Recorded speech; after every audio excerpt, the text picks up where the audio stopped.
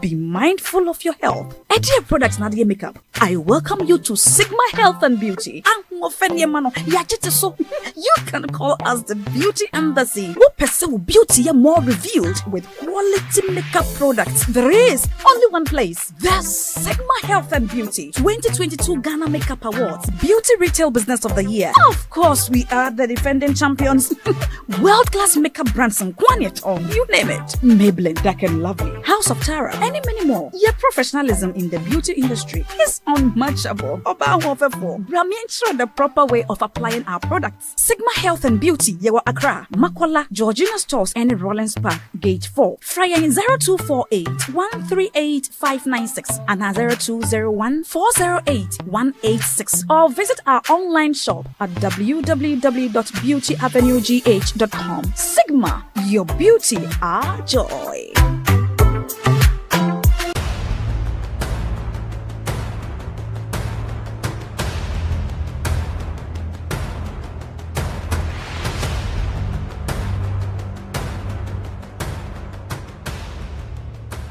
Kwalebu was, I think, 380.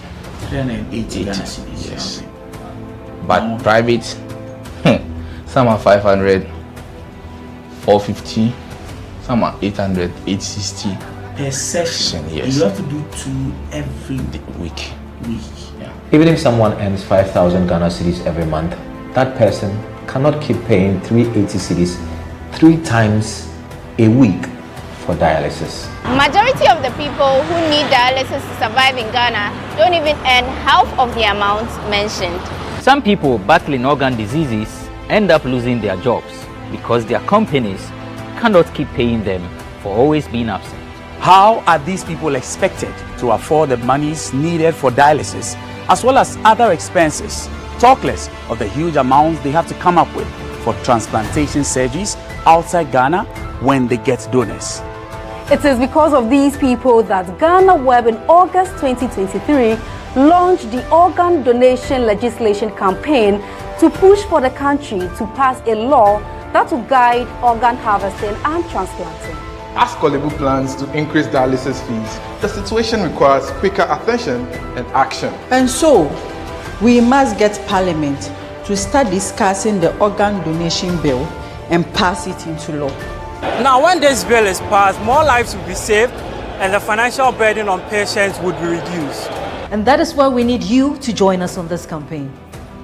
Join the campaign by sending a 1-minute video of yourself sharing why Ghana needs a legislation on organ donation now to editor@ghanaweb.com or via WhatsApp 0552 699 625. Alternatively, you can share the video directly on your social media handles with the hashtags #PassOrganDonationLaw and #LegalizeOrganDonationNow. Organ failure should not be a death sentence.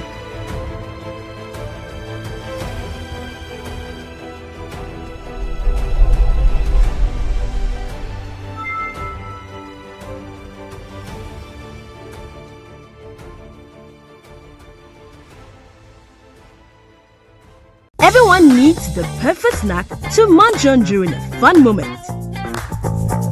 Wow. Enjoy the tasty McBerry Twist Cupcakes, deliciously baked and packaged for a sweet treat. Premium quality cakes baked with love for all, enriched in butter and milk. Yummy.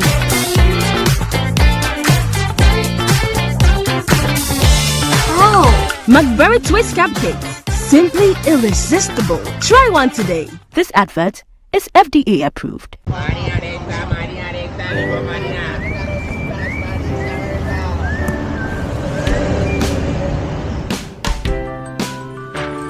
I want you so bad, Alpha Cracker. I want you. I wanna say yes, I can't resist. I want you.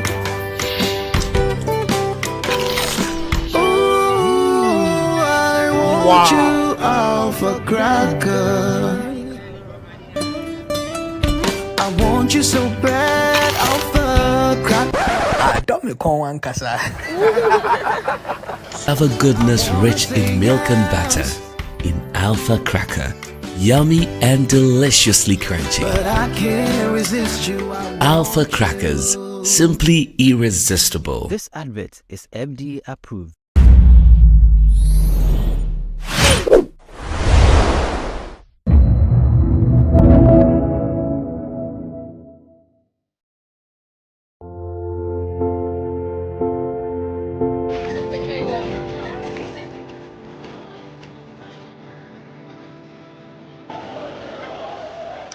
Every year, thousands of people around the world fall victim to online fraud. From investment fraud, romance scam, recruitment scam, to online shopping fraud, criminals have developed various ways of using the internet to dupe people of their monies all around the world. Investment fraud, okay, where people create various businesses on social media and ask people to deposit some amount of money with them, and within a short period of time they guarantee you very high returns.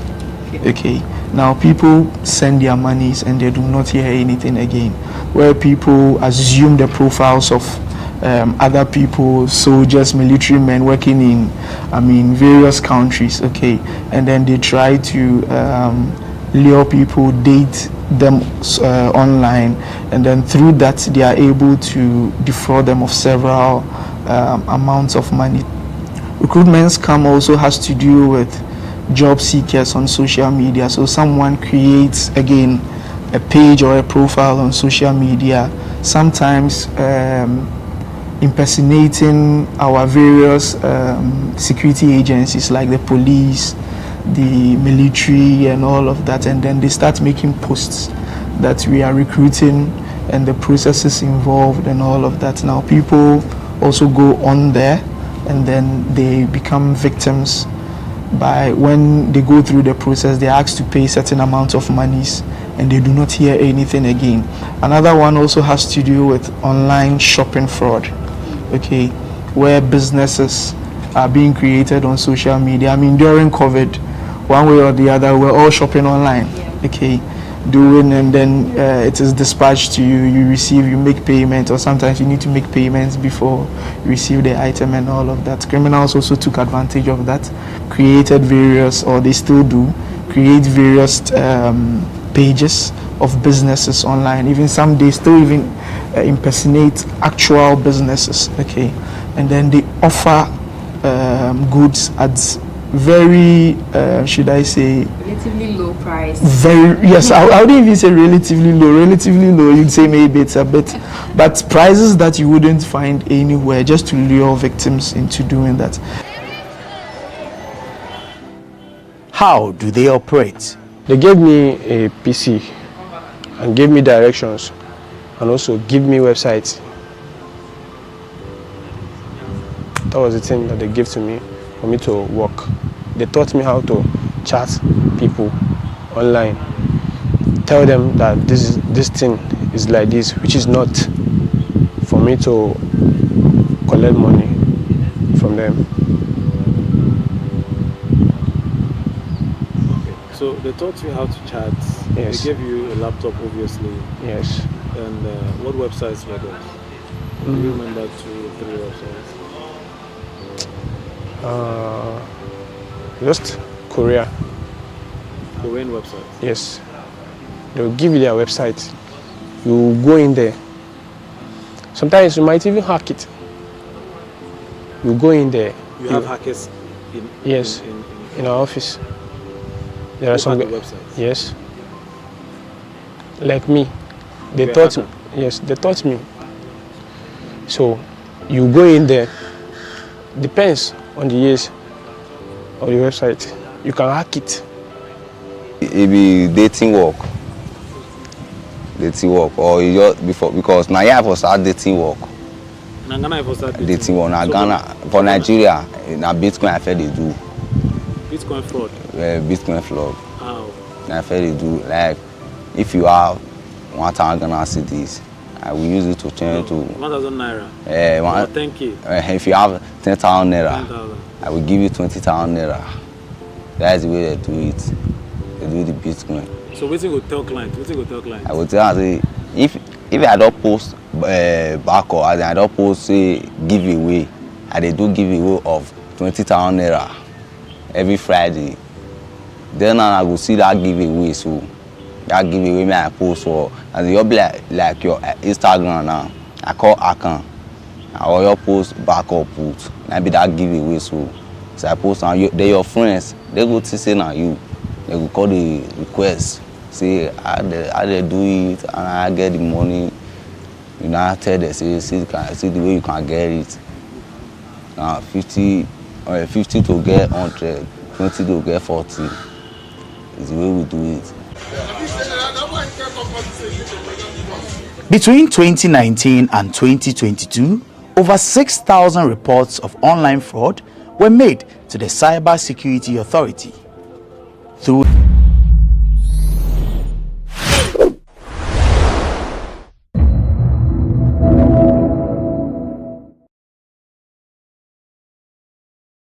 on the need to institute measures that will safeguard the territorial integrity and security of our nation, so as to guarantee the peace Ghana continuously enjoys in the region.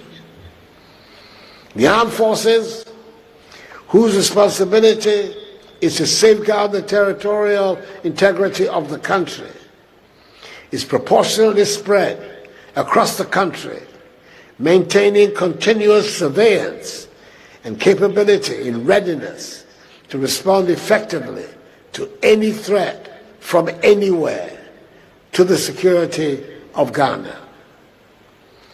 In supporting this mandate, I have in recent times approved a number of measures for the expansion of our nation's armed forces. The newly promulgated establishments and units include the National College of Defense Studies, 12 mechanized battalion units, and the Sergeant Major's Academy. Similarly, the Directorates of Military Records and Public Relations have been upgraded to departments. The Air Force, Headquarters Support Services Brigade Group in Burma Camp, and the Armed Forces Medical Corps have also been expanded. Additionally, I have approved the promulgation of the Ghana Armed Forces Central Band, Armed Forces Musical School, Armed Forces Fire Service, the School of Ordnance, and the Artillery Training School after they were reviewed. The latter are expected to enhance the armed forces' capabilities to deal decisively with contemporary threats within and outside the country. The imminent threats in the northern part of Ghana have necessitated the establishment of forward operating and logistics bases along our entire northern border. So far, government has awarded contracts for the construction of 12 forward operating bases and 3 logistic bases to help contain the threats emanating from across our northern frontiers. These operating bases, which are at various stages of completion, will be resourced with adequate personnel and logistics to deal with such threats that have the potential to disrupt the peace and stability of our country. Ladies and gentlemen, the recently established National College of Defense Studies is in fulfillment of the pledge I made in the 2022 General Headquarters, Wasa. To date, the Armed Forces Staff Command and Staff College has offered the highest level of professional military education in Ghana. That is the Senior Staff Course. The course prepared officers for operational level command and staff appointments. Training for strategic level appointments and staff responsibilities, on the other hand, was provided by partner countries abroad.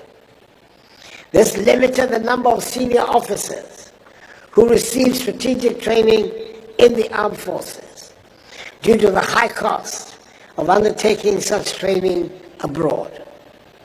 In view of this, and pursuant to Section 29(1) of the Education Regulatory Bodies Act 2020, Act 1023, I directed the Ministry of Defense and the Military High Command to establish a National College of Defense Studies, equivalent to a war college, and the National Defense University. Consequently, the Armed Forces initiated the process for the grant of a presidential charter for the establishment of the National Defense University, which is at an advanced stage.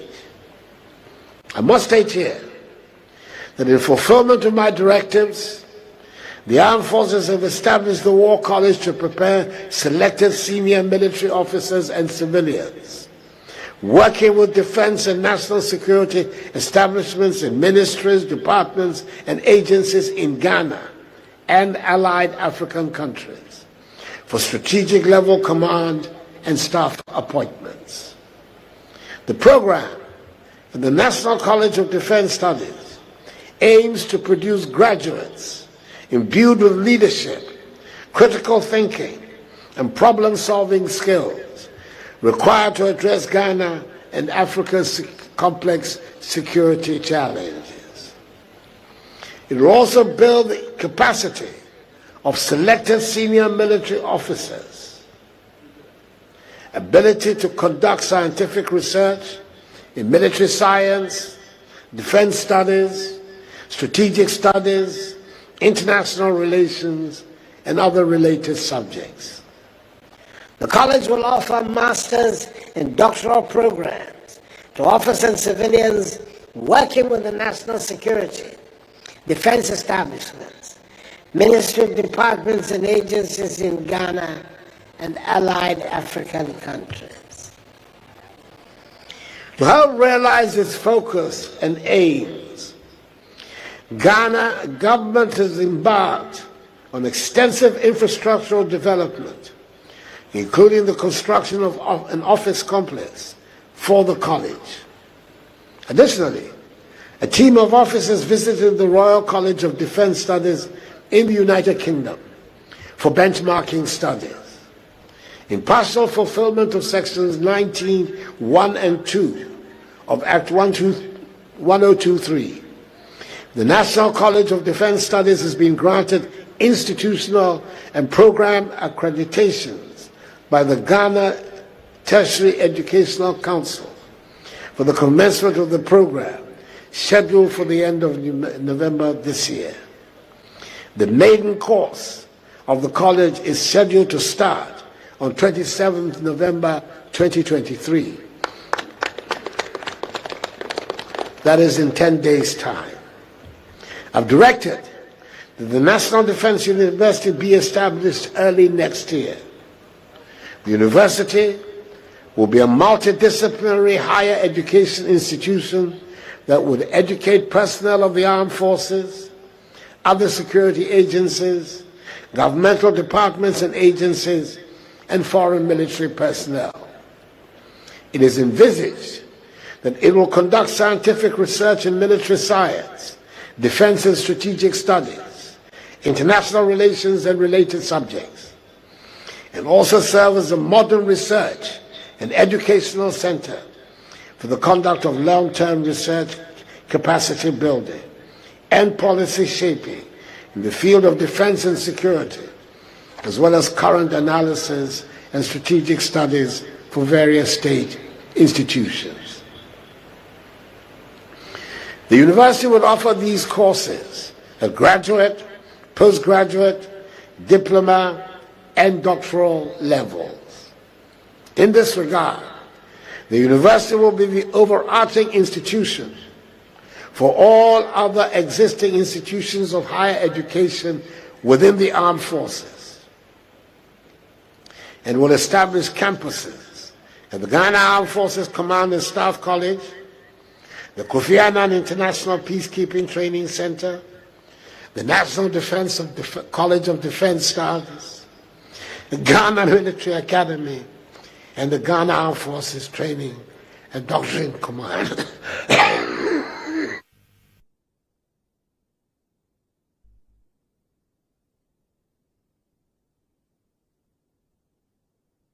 To announce that the Ghana Tertiary Educational Council is in the final stages of preparing the necessary documentation for a presidential charter for the establishment of the university to be granted by the end of this year.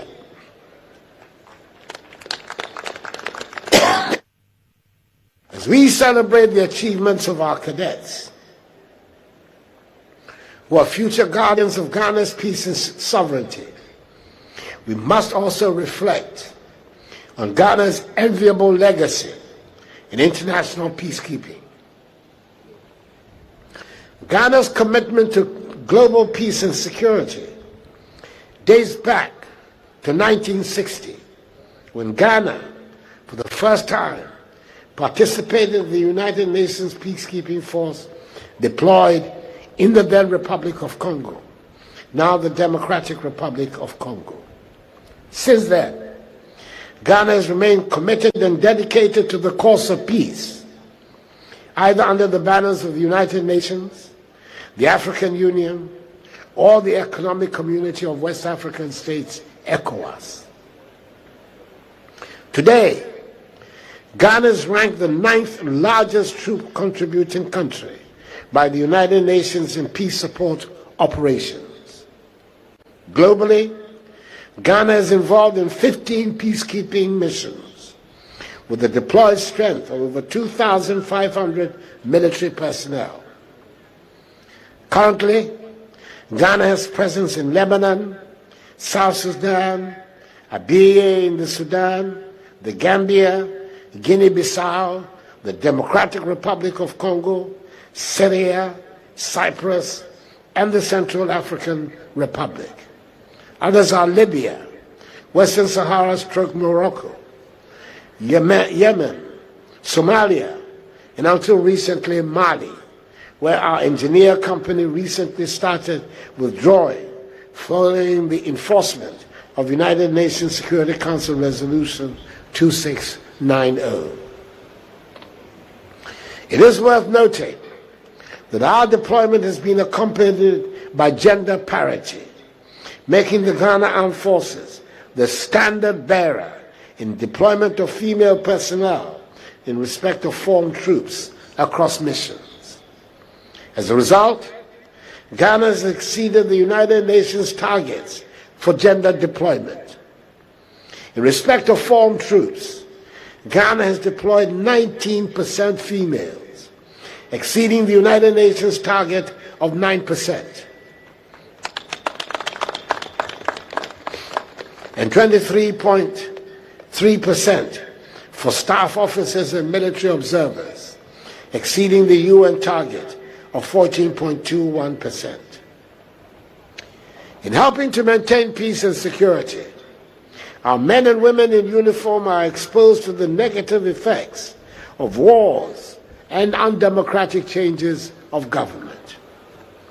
It is therefore praiseworthy that the armed forces continue to pledge their support to our democratic system of governance in the face of coups d'etats across the region. I commend the continuing dedication of our armed forces to upholding constitutional rule in our country. The sacrifices and efforts they have made have imprinted Ghana's name globally in the history of peacekeeping. To our graduating cadets, you're being commissioned at the time that the region is facing heightened security threats that have the tendency to erode the gains made. I challenge and encourage you to be committed in maintaining the democratic legacy that your predecessors have set. You must resolve to carry on with it with pride. Ladies and gentlemen, last year I communicated my government's resolve to upgrade and expand the infrastructure of the academy to bring it to world-class standards. I'm pleased to say that we have not reneged on this commitment.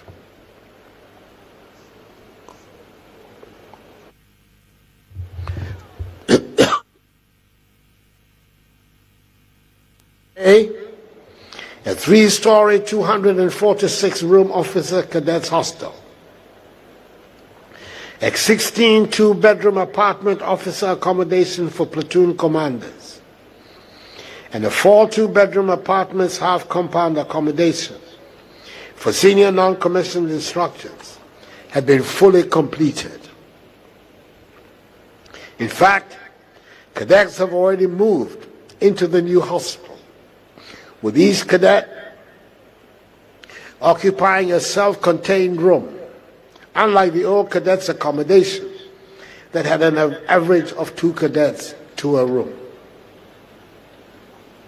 The completion of the hostel has eased significantly cadet accommodation challenges and also paved the way for increased enrollment.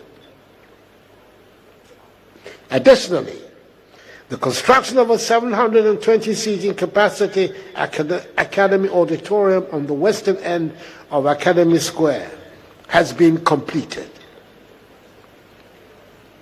Notwithstanding these completed projects, government is not oblivious of other infrastructural needs of the Academy.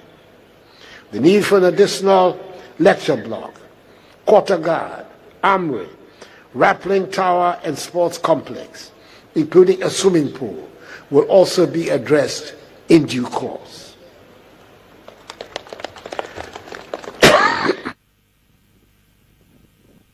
Government has not limited infrastructure development to the Academy alone. We have assured equitable and fair distribution of resources across the armed forces. Units have seen upgrades as well as retooling of facilities to ensure that personnel are equipped to perform their duties efficiently. I must perforce announce that through government's efforts, a delegation from the European Union paid a courteous call on the Military High Command in September this year to deepen collaboration with and support for the Ghana Armed Forces.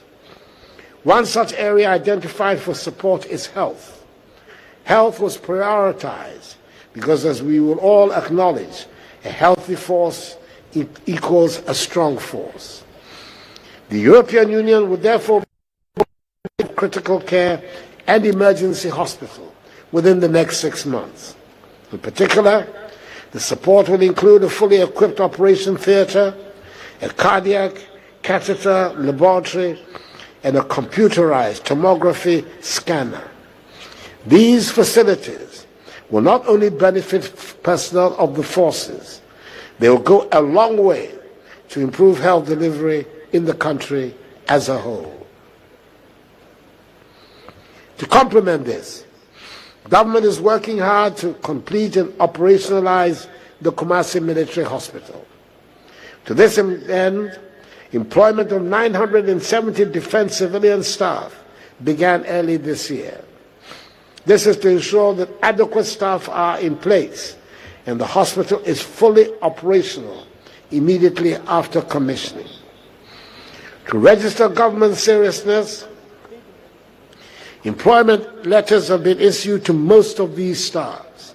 Others are at various stages of recruitment. With respect to equipment, government has also immensely improved on equipment holdings both within and outside Ghana.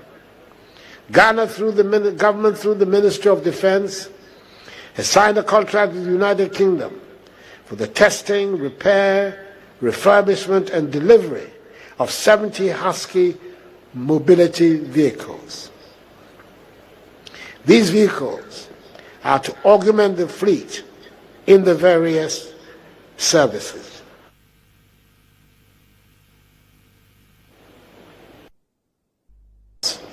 Government has retooled some of the peacekeeping missions abroad by enhancing their logistics. With respect to the United Nations interim force in Abyei, Government has procured and supplied state-of-the-art armored personnel carriers, troop carrying vehicles, engineer equipment, and special purpose vehicles. The United Nations Interim Force in Lebanon, UNIFIL, Ghana was adjudged the first nation to meet the new statement of unit procurement. Government has also enhanced the resources of UNIFIL Gamba by purchasing 52 Terrier LT-79 high mobility light tactical vehicles, 15 Toyota Land Cruiser Mark II, and other critical specialist equipment. These efforts will not only enhance our operational capabilities, but also cement Ghana's reputation as a dedicated and well-equipped contributor to global peacekeeping missions.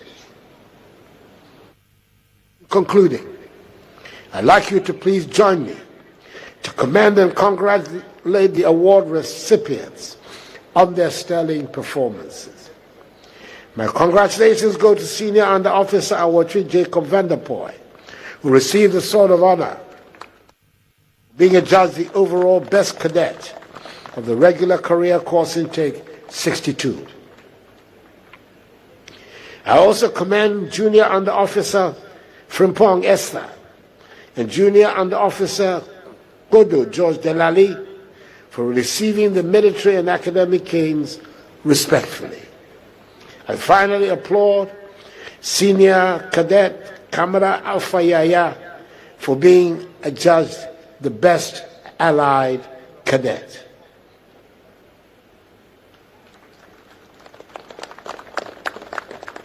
On vous doit beaucoup de félicitations, Monsieur Kamara Alpha Yaya.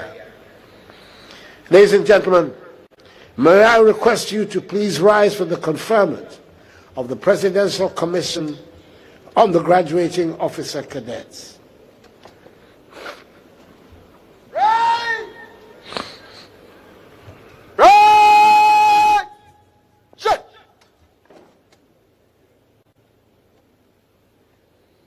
By the powers vested in me by the Constitution of the Republic, I, as President of the Republic and the Commander-in-Chief of the Ghana Armed Forces, do hereby grant you the Graduating Officer Cadets of Regular Career Course 62 and Short Service Commission Special Duties Intake 60, the President's Commission into the Ghana Armed Forces.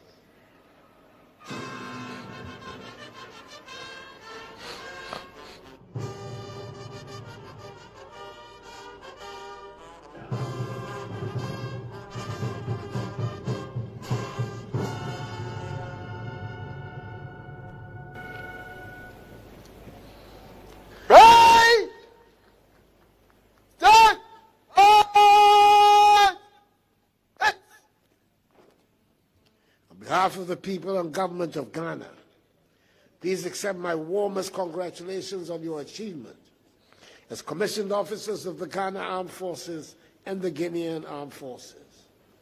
I wish each one of you all success in your careers. I charge you to be patriotic, disciplined, and responsive at all times. May God bless the Ghana Armed Forces and us all, and may God bless our homeland Ghana and make her great and strong. I thank you for your attention. That was the address and conferment of the Presidential Commission by the reviewing officer.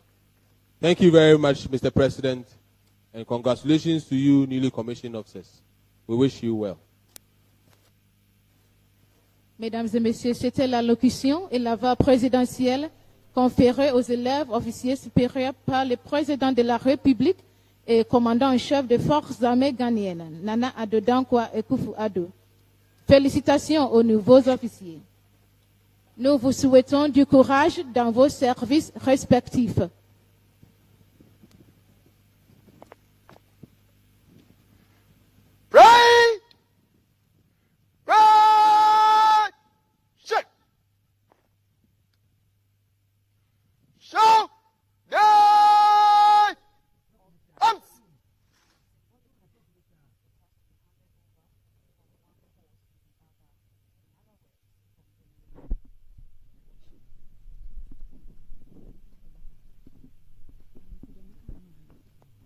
the parade commander is now marching to seek permission from the reviewing officer to hand over the colors and march off the graduates. Distinguished viewers, having received the President's commission, these newly commissioned officers will march off to be decorated with the appropriate presentation officer of ranks. awards and delivery of speech over. May I have your permission to hand over the colors and march off the graduates, Mr. President.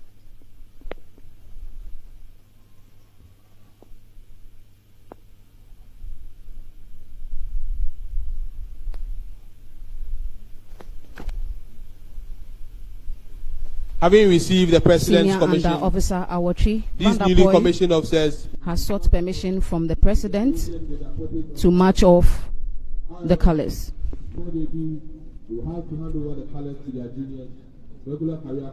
As mentioned earlier, the President's commission of these commissioned officers will be sent to the officer cadet mess to be dressed appropriately with their officer ranks.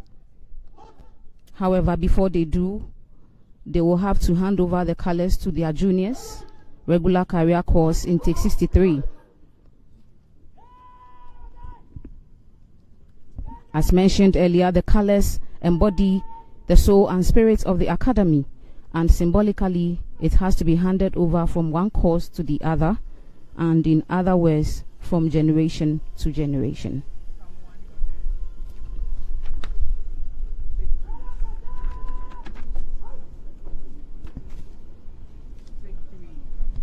the graduates will now hand over the colors.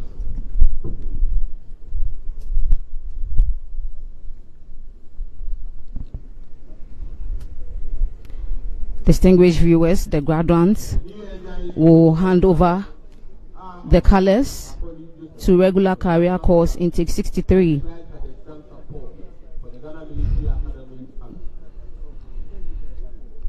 The new ensigns to take over the colors are Officer Cadet Akoli Joseph for the national color and Flight Cadet Damsa Paul for the Ghana Military Academy color.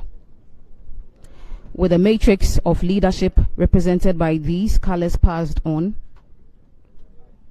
I am certain that come next year, God willing, regular career course intake 63 will look forward to passing on this mantle to their juniors if they meet the required standards to join the ranks of the officer corps.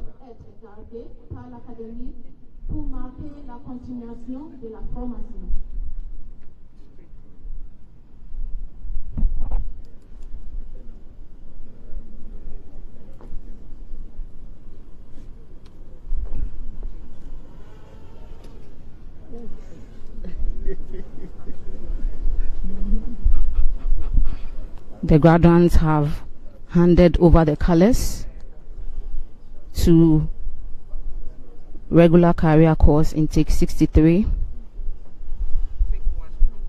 and are marching off to take their positions on parade.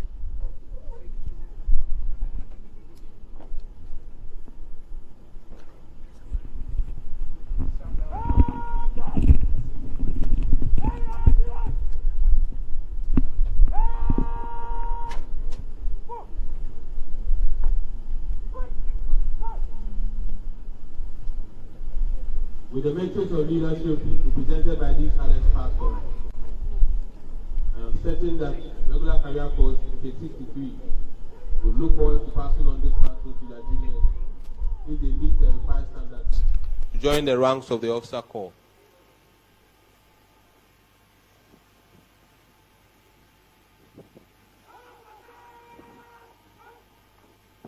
Of leadership represented by these colors passed on, I am certain that come next year, regular career course intake 63 will look forward to passing on this mantle to their juniors should they meet the required standards to join the ranks of the officer corps.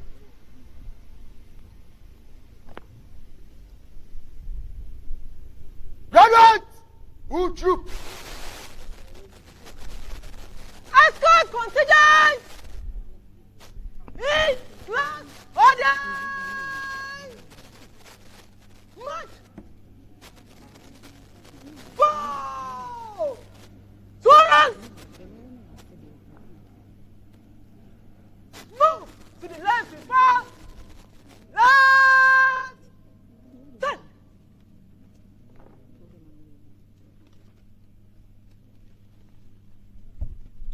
Graduates! In South Adage! March! Whoa! Students!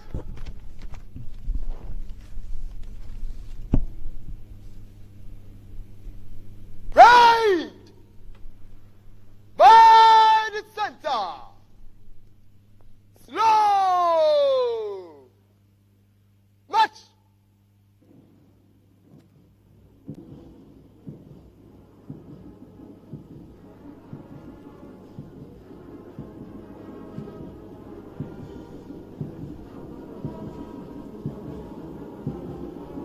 Distinguished guests, ladies and gentlemen,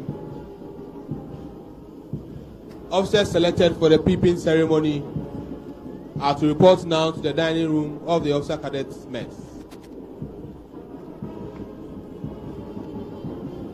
Mesdames et messieurs, les nouveaux officiers ayant reçu l'homologation présidentielle vont procéder aux messes des élèves officiers pour l'attribution de leur propre grade.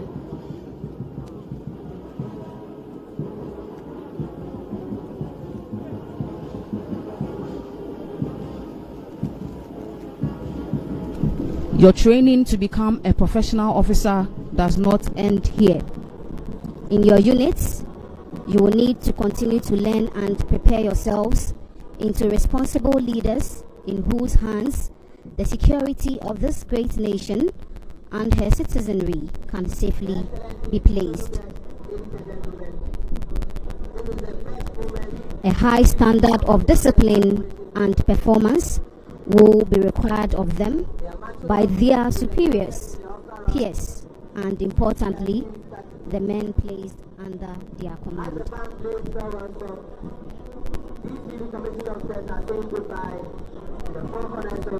Distinguished viewers, today these young officers will take up the mantle to sit on the proverbial wall of life to defend it from all ills.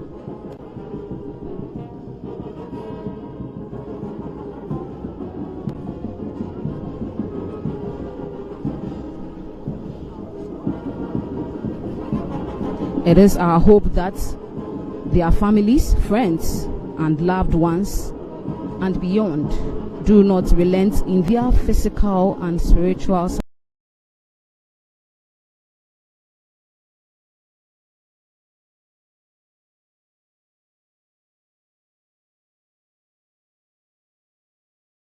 support for them. Hence, they cannot fail. They should not fail. Hopefully, they will know they will never fail.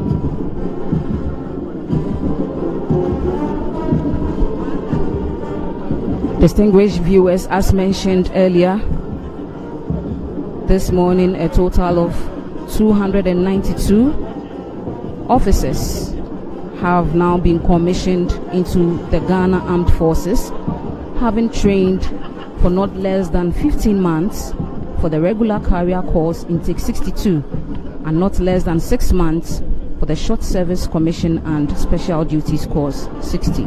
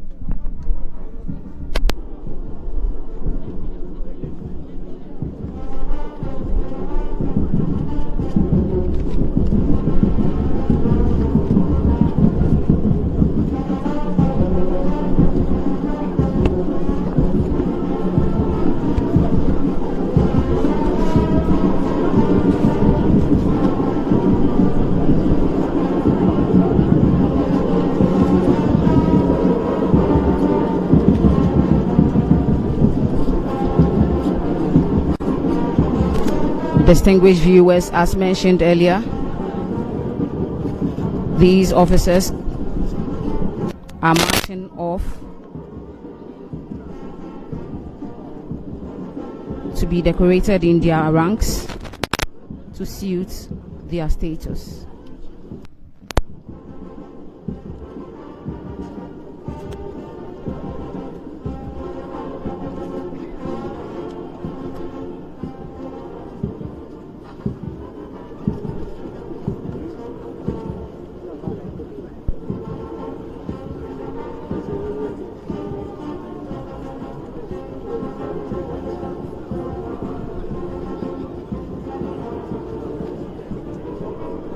They are marching off to say goodbye to the four corners of the Ghana Military Academy. And indeed, the journey has been very hectic, demanding, and tortuous.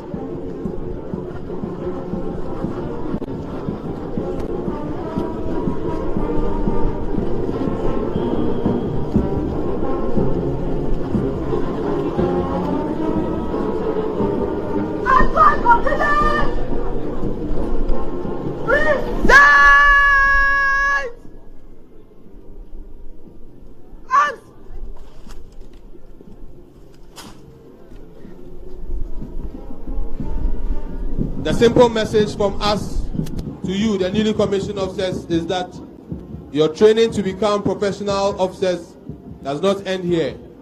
In your unit, you need to continue to learn and prepare yourselves into responsible leaders in whose hands the security of this great nation and her citizenry can safely be placed. A high standard of discipline and performance will be required of you by your superiors, peers, and most importantly, the soldiers placed under your command. Distinguished guests, ladies and gentlemen, today, these young officers will take up the mantle to sit on the proverbial wall of life and defend it from its ills. We beseech your families, friends, and loved ones, here and beyond, to never relent in their physical and spiritual support for them. By far, the task they have gallantly taken up for the country, the soldiers they will command, and for themselves is an arduous one. Hence, they cannot fail. They should not fail, and hopefully, they will never fail.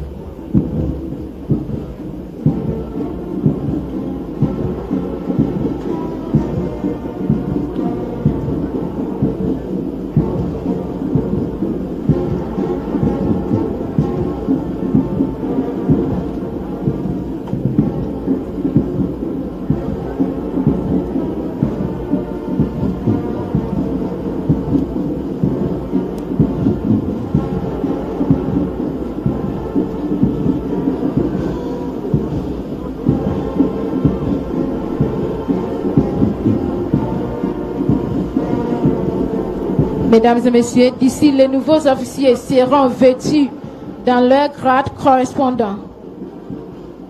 Au centre du balcon du mess des élèves officiers se trouve l'adjudant-chef supérieur de l'Académie, Gani Frederick, avec le soutien de ses subordonnés compétents, à s'en relâcher, aider à former ses officiers à ce niveau élevé, comme nous l'avons vu ce matin. Avec un grand sentiment de fierté et d'une grande réussite, il adresse ses premiers compliments à ses nouveaux officiers. At the center of the stairway to the balcony of the New York Star Cadets Mess is the Academy Sergeant Major, Master Warrant Officer Gani Frederick, who, with the support of his able non-commissioned officers, have tirelessly helped to bring these officers to the high standards we have witnessed this morning. With a high sense of pride and great achievement, he will pay his first compliments to these newly commissioned officers. Distinguished guests, ladies and gentlemen, permit me now to give you a brief profile of the parade adjutant's horse. The first evidence of horses in warfare dates from Eurasia between 3000 and 4000 BC. Many different types and sizes of horses were used in war, depending on the form of warfare. The type used varied with whether the horse was being ridden or driven, and whether they were being used for reconnaissance, cavalry charges, raiding, communication, or supply. Throughout history, horses played a crucial role in providing support to armies in the field. A horse gave extra height to its rider during battles, and this allowed war generals and their staff to observe a wider area, and additionally providing the necessary mobility required to direct the battle. Today, many of the historical military uses of the horse have evolved into peacetime applications, including exhibitions, historical reenactments, and ceremonial parades. The ceremonial parade adjutant's horse goes by the name Fire. Fire was born in the year 2002 in KwaZulu-Natal, South Africa. He is 20 years old. He was brought to Ghana in 2012. Fire has solid hooves, which enables him to cope with our terrain. He performs duties like cross-country, wedding escorts, and military parades. He has been on several national parades. He has also served as a ceremonial parade adjutant's horse and parade commander's horse for Independence Parade celebrations. Today marks his 7th time as the adjutant's horse for the Ghana Military Academy graduation parade. Riding the horse Fire is the ceremonial parade adjutant, Captain Sadiq Yusuf. He is one of the course officers of these newly commissioned officers. He has played a pivotal role in their training right from their inception to date. He is proudly seeing these newly commissioned officers off to be decorated in the appropriate officer ranks. Symbolically, he is behind the parade commander, Senior Under Officer Awatrin Jacob Vanderpoy. This is to show his loyalty and full support for them in their chosen unknown path. Mesdames et messieurs, le cheval qui participe au défilé aujourd'hui est Fire, c'est-à-dire Feu. Il est né en 2002 à KwaZulu-Natal, en Afrique du Sud. Il a été amené au Ghana en 2012. Fire a des sabots solides qui lui permettent de s'adapter à notre terrain. Il a participé à nombreuses cérémonies militaires au Ghana. Montant le cheval est l'adjudant du défilé des cérémonies, le capitaine Aboubakar Sadiq Youssef. Il est l'un des chargés de cours de ces nouveaux officiers. Il a joué un rôle central dans leur formation depuis le commencement de leur formation jusqu'à aujourd'hui. Fièrement, il voit ces officiers nouvelles commissionnés être décorés dans le grade d'officier approprié. Symboliquement, il soutient le major de la promotion, Awatri Jacob Vanderpoy, pour leur montrer sa loyauté et son plein soutien dans le chemin inconnu qu'ils ont choisi.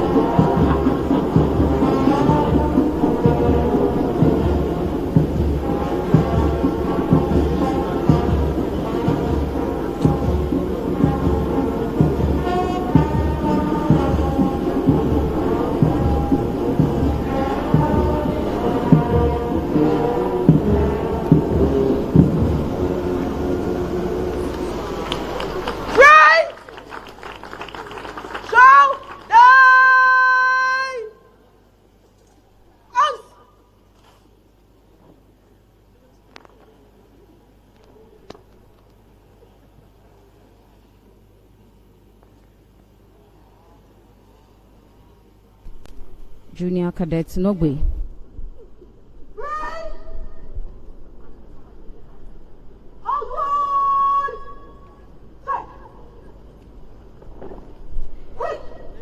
She will soon ask permission from the reviewing officer to march off the colors and remainder of the parade. Junior Cadet Nogbe.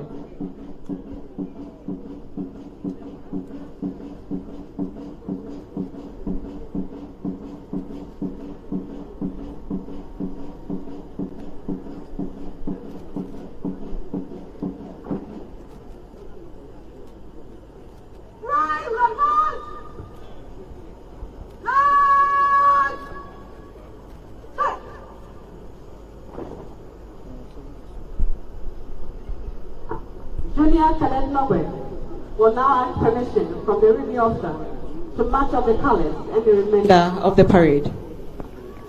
Junior Cadet Nogbe is marching majestically to ask permission from the reviewing officer and the President of the Republic, as well as the Commander-in-Chief of the Ghana Armed Forces, Nana Addo Dankwa Akufo-Addo, to march off the colors and remainder of the parade.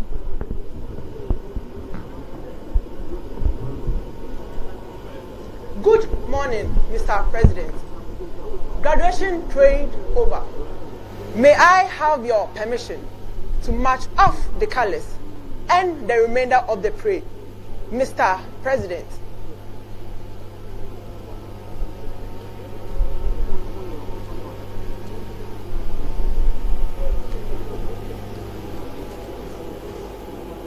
The Junior Parade Commander, has been Junior granted. Cadet Nogbe, has just asked permission from the review officer to march off the colors and the remainder From the of the reviewing parade. officer Certainly, this young woman is having an early to the taste of Junior command. Parade Commander. She will, however, have to work really who hard to maintain this status. will soon take over command of the remainder of the parade.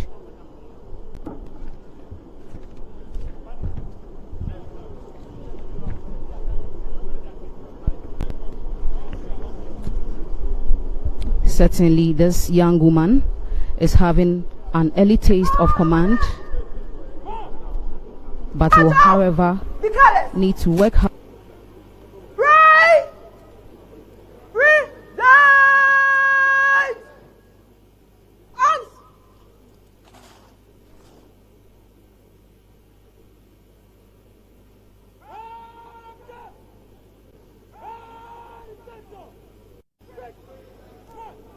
May I respectfully remind all to pay the appropriate compliments as the colors march off the square.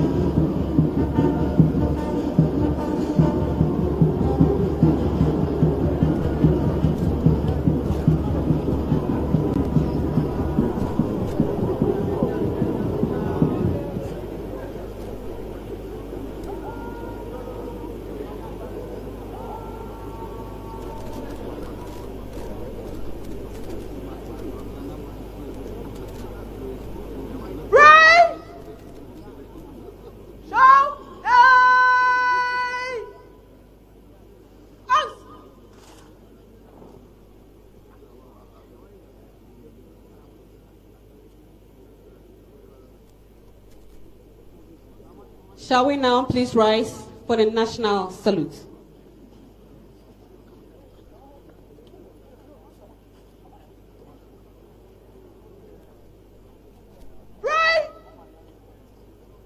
National salute! Present! Arms!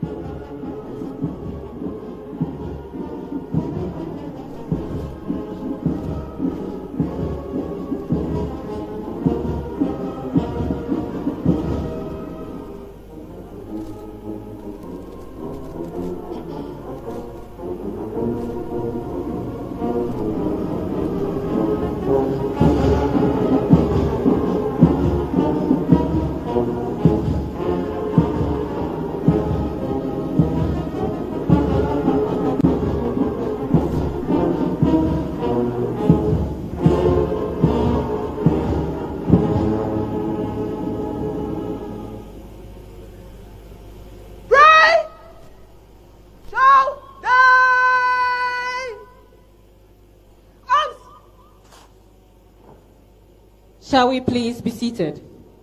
The reviewing officer, distinguished guests, ladies and gentlemen, all too soon we have come to the end of the first part of this morning's graduation ceremony.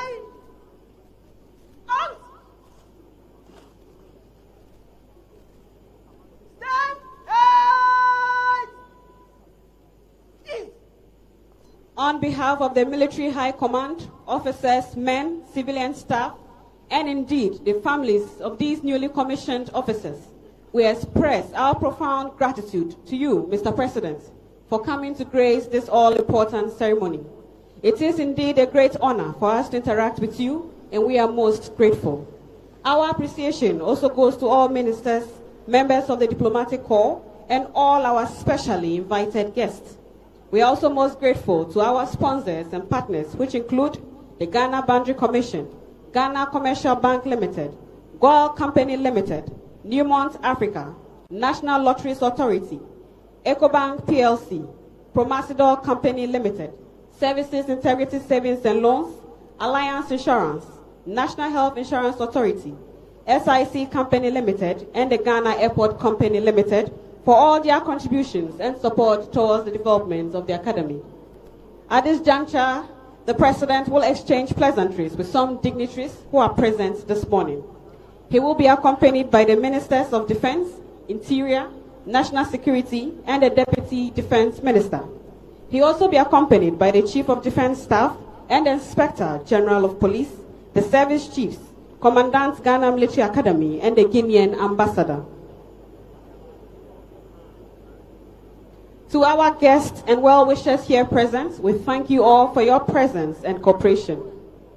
The second part of the parade is the presentation of the commission parchments to the newly commissioned officers by the reviewing officer. This will take place at the anteroom of the Officer Cadet's Mess. The mess is a restricted area, and so all are humbly requested to cooperate with security and protocol officers. All are also reminded that only special guests invited for the parchment ceremony will be permitted to enter the Officer Cadet's Mess. It is our hope and prayer that the good Lord will keep us safe till we meet again on this sacred square, God willing, next year.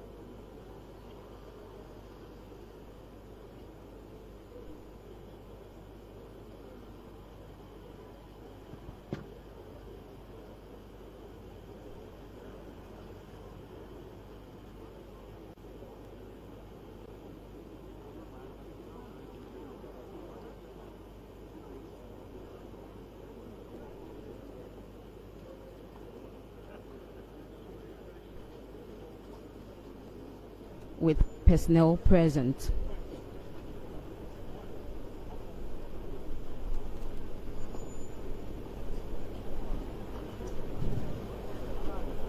Once again, we have been your commentators, Squadron Leader Elizabeth Fadlatu Salifu, Flight Lieutenant Carl Achu Olaboye, Once again, and Miss Rosemary. you were watching us. We thank you all for being present today, and we wish you safe journey mercies as you go back to your various destinations.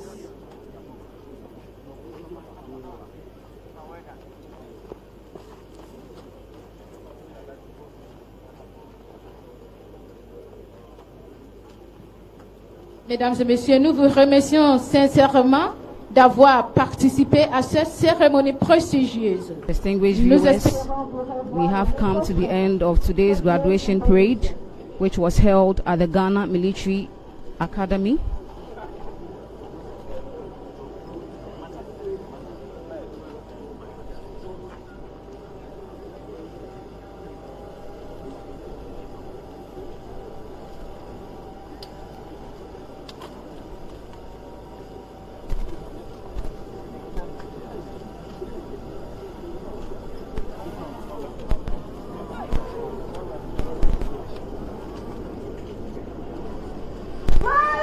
Junior Parade Commander will now from Major Junior Newson, Parade Commander, the Corps Commander, to march off the square.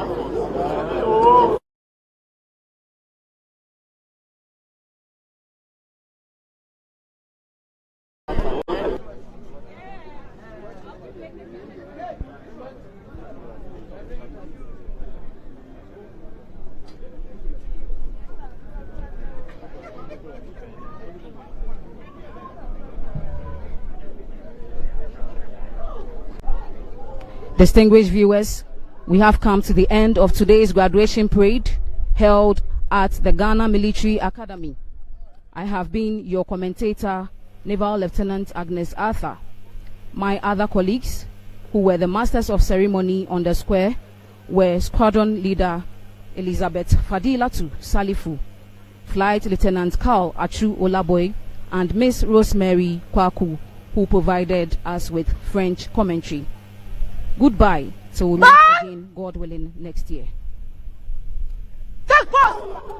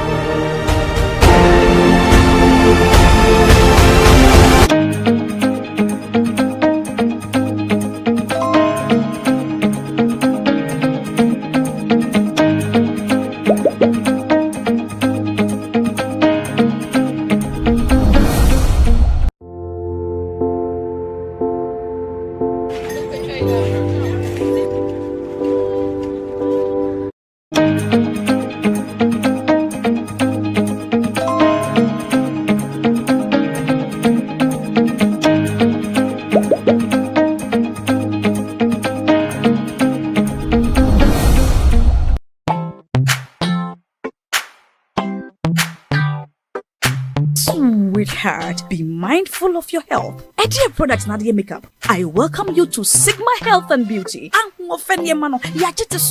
You can call us the Beauty Embassy. We pursue beauty more revealed with quality makeup products. There is only one place. The Sigma Health and Beauty 2022 Ghana Makeup Awards Beauty Retail Business of the Year. Of course, we are the defending champions.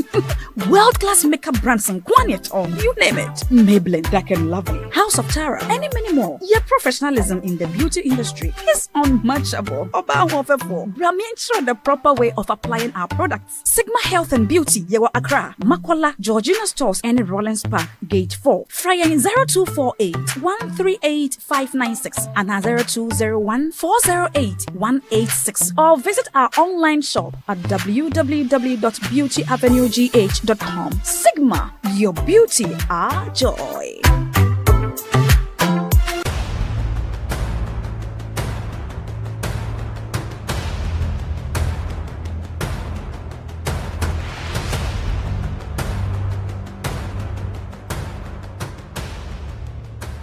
Kwalebu was, I think, 380. 380 Ghana cedis. Yes. But private, some are 500, 450, some are 800, 860. Per session, yes. You have to do 2 every week. Yeah. Even if someone earns 5,000 Ghana cedis every month, that person cannot keep paying 380 cedis 3 times a week for dialysis. Majority of the people who need dialysis to survive in Ghana don't even earn half of the amount mentioned.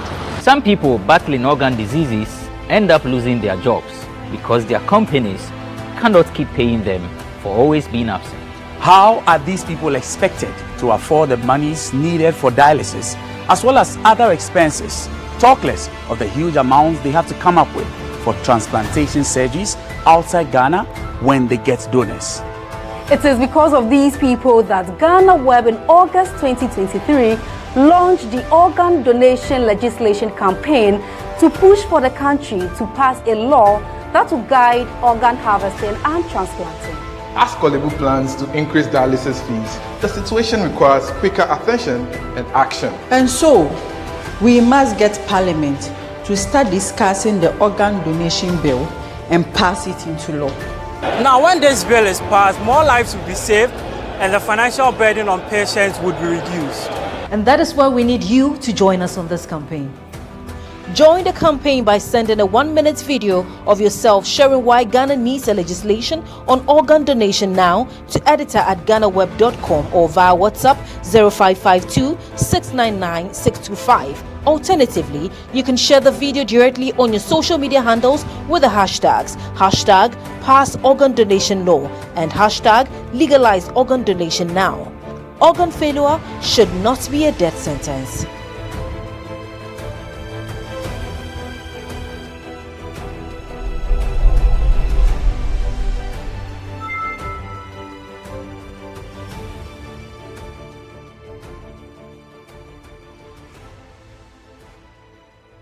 Everyone needs the perfect snack to munch on during a fun moment. Wow. Enjoy the tasty McBerry Twist Cupcakes, deliciously baked and packaged for a sweet treat.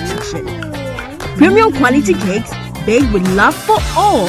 enriched in butter and milk. Yummy.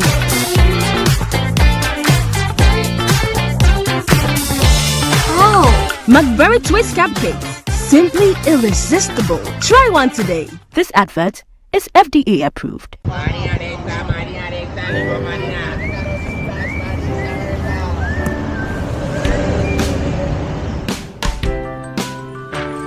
I want you so bad, Alpha Cracker. I want you. I wanna say yes, I can't resist. I want you. Ooh, I want you, Alpha Cracker. I want you so bad, Alpha Cracker. I don't make one Kasua. Have a goodness rich in milk and butter in Alpha Cracker. Yummy and deliciously crunchy. But I can't resist you. Alpha Crackers, simply irresistible. This advert is FDA approved. Mrashebejani edema omanfo a omo bosome frɛ ho eye akwesi dakon boaten ede nchechemu abasa ane eyampa video bi ebeto odwa se ebeto odwa na etire mu se emre okoye so kwakochia eye Kennedy Japan ewo mrashebejam no papa no man showdown wenchia no ochirema eyampa yi ankasangasa omanfo ebeka ya eye 15th November 2023 emra eye oswafo his kasem so kenu foriata ekokan 2024 budget no video sahodo na ebeto odwa ba ko ebeto odwa ne san ne omuchirema dom kese wo mrashebejam ebi mo koye se no moni eye asin central mrashebejani Kennedy Japan ekwakotu nchia na nampo no omo kwakochia no so kokko wiem na chese bi mu ho no ma Kennedy chema we ana omu chirema Kennedy enchi omu kra ofichu nani kra no nipa na ne ho bom ye pa eye bosome frɛ ho MP no e na chese ya frɛ no ebisa ne se papa ayampa se na se video na ye hu no ayampa na ochema ayampa se etrudo okoye a otene ne nsa so ni Kennedy ekwa akochia no Kennedy efichu nani chese o se wo mema o showdown pa wo kwaye na akọ campaign against me na de oba be chia me masa pe obaby ne fafa ho honom kra.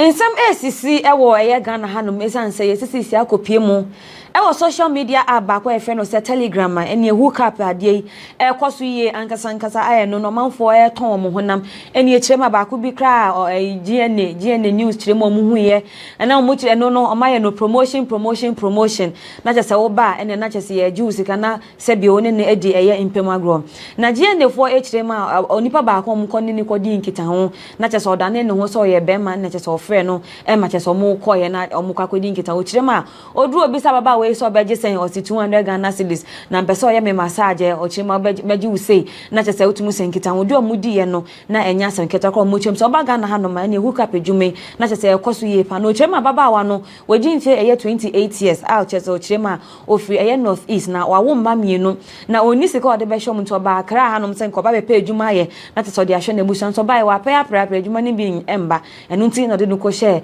eye sa edwuma ni mu.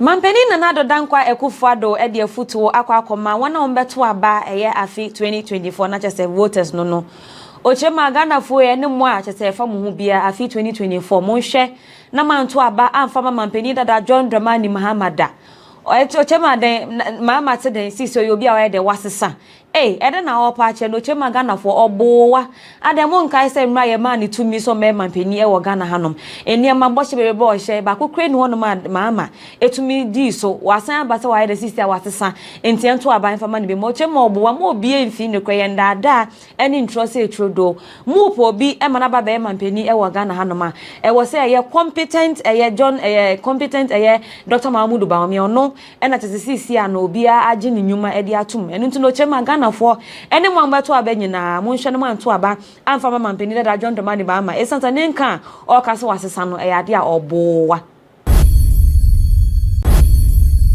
enrada 16th November 2023 enachese ye ede mama mpeni dada John Ajekonkofo ne wo kania wonya ne baby ko mama Theresa Kofo na otumu se mpanimfo ahodo na ne kopie mu ewa asie bi na obaako a yen camera se ko capture omo anampo na omo teso mu jomudin ewo social media ye pa mampani dada John Dramani Mahama na fe Vice President Dr. Mahmoud Bawumia mu mienu obia ene ne ho kani na teso mu kohie mu ewo eye na sibi na teso mu jinchia ene oba ne oba ye hage na bema ne bema nso eltu nchia na video ni mu no na abete so manfo e kasa ai wo Bawumia se wehu wo mampani na aba na we ma wo show down otumo se nkofo ke kansem ewo video ni mu ankasa Delegation be a free Ashanti Regional Muslim Leadership on Eddie Cupcakes pa Eddie Abre Mampeni dada John Dramani Mahama won semfo bia Omankasa Ashanti Regional Chief Imam aye friend say Sheikh Abdul Mumin Harun eka edefa ye mampeni dada ho na omanfo enim say nanse ntemu na Sheikh Haruni ekotena dwumade bia se de koto dwasa an sisia ono nti ase nyenti a ningo pampam rahye bedwani edi semfo bi ebeto dwa efa Bawumia ho se Bawumia religious prostitute emrekwa yinim se Mahama mpo nansen okoko pie mu mosque bi yekoko hwe na cheso wo hwehwu emedani deje ye pa Ghana no na ba beto jasa na nsem no kan no enye no kreda na emom no video ni na picture ni mu kire mu se mampani dada John Dramani Mahama mosque no okoko remu no oro ni shoes na emom ne socks na ehye no enam so na delegation ni kire ma ade ni omupani no chief imam ne kan no chese bibia ensem fatani nto no omo de Cupcakes pa kwa John Dramani Mahama Efia poko avim lady nsenchweni ewo Ghana hanom no eno de photo kese pa akwa the showdown asin central mahye bedwani Kennedy Japan vim lady ma Kennedy nke ya asisi ya no sani ho ababe dimu ye ba no politics mu asisi ada obi a wuji udi ye panti ngani manimia bo homodia na pepa onfum so ahodo na wona wedidi o matem wona wakeka wadwen atro mu nyina bo homodia na sankofo ni nyina kwapa o mache o trema asisi ama me Charlotte say de wa homa so bebrebe na ewo so no bo homodia na chese ahoma so ni nyina kegu ne kokko maami nanim ne fa Cupcakes pa ekoma no omafo be kaya eni ansa na 2016 abato no be kono ebeba so no ewo Ghana hanom no na Kennedy Japan edi semfo bi etu dwa efa maami Charlotte say wana o chemu san onu wenya ne ntie san maami de tete ode to kese ede kwakọ ewia abemu ne fan ne koti san sem ne dok kan bi ye pa emeko wiem na omafo e chemu sa anakasa ben ena pape ka ede afa maami hu no na vim lady e chemu sa sisia de Kennedy pepenso a wo kono e wo so bon homodia na chese wotumi pepa efi ene nkikan bi a ewo ho ewo Ghana hanom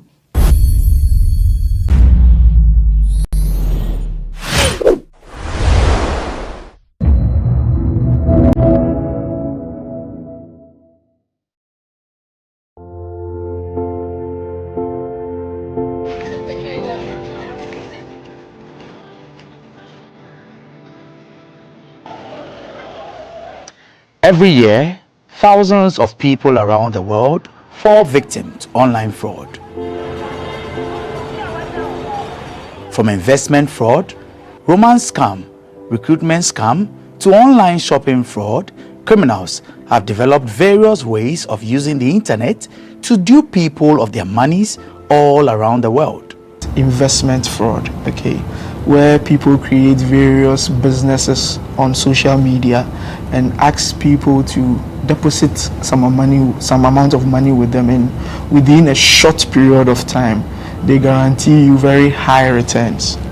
Okay, now people send their monies and they do not hear anything again, where people assume the profiles of other people, soldiers, military men working in various countries, okay, and then they try to lure people, date them online, and then through that they are able to defraud them of several amounts of money. Recruitment scam also has to do with job seekers on social media. So someone creates, again, a page or a profile on social media, sometimes impersonating our various security agencies like the police, the military and all of that, and then they start making posts that we are recruiting and the processes involved and all of that. Now people also go on there and then they become victims. By when they go through the process, they are asked to pay certain amounts of monies, and they do not hear anything again.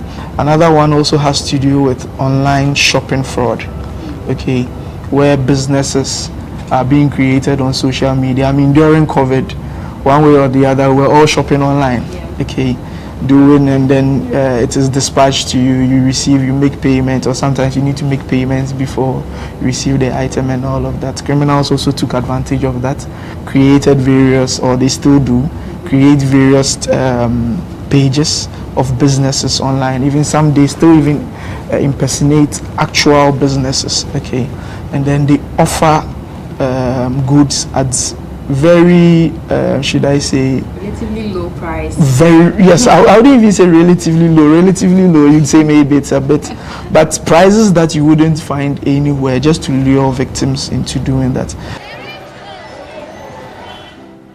How do they operate? They gave me a PC and gave me directions and also give me websites. That was the thing that they gave to me for me to work. They taught me how to chat people online, tell them that this thing is like this, which is not, for me to collect money from them. Okay. So they taught you how to chat. Yes. They gave you a laptop, obviously. Yes. And what websites were those? Do you remember 2 or 3 websites? Just Korea. Korean website? Yes. They'll give you their website. You go in there. Sometimes you might even hack it. You go in there. You have hackers in? Yes. In our office. There are some websites? Yes. Like me. They taught me. Yes, they taught me. So you go in there. Depends on the years of the website. You can hack it. It be dating work,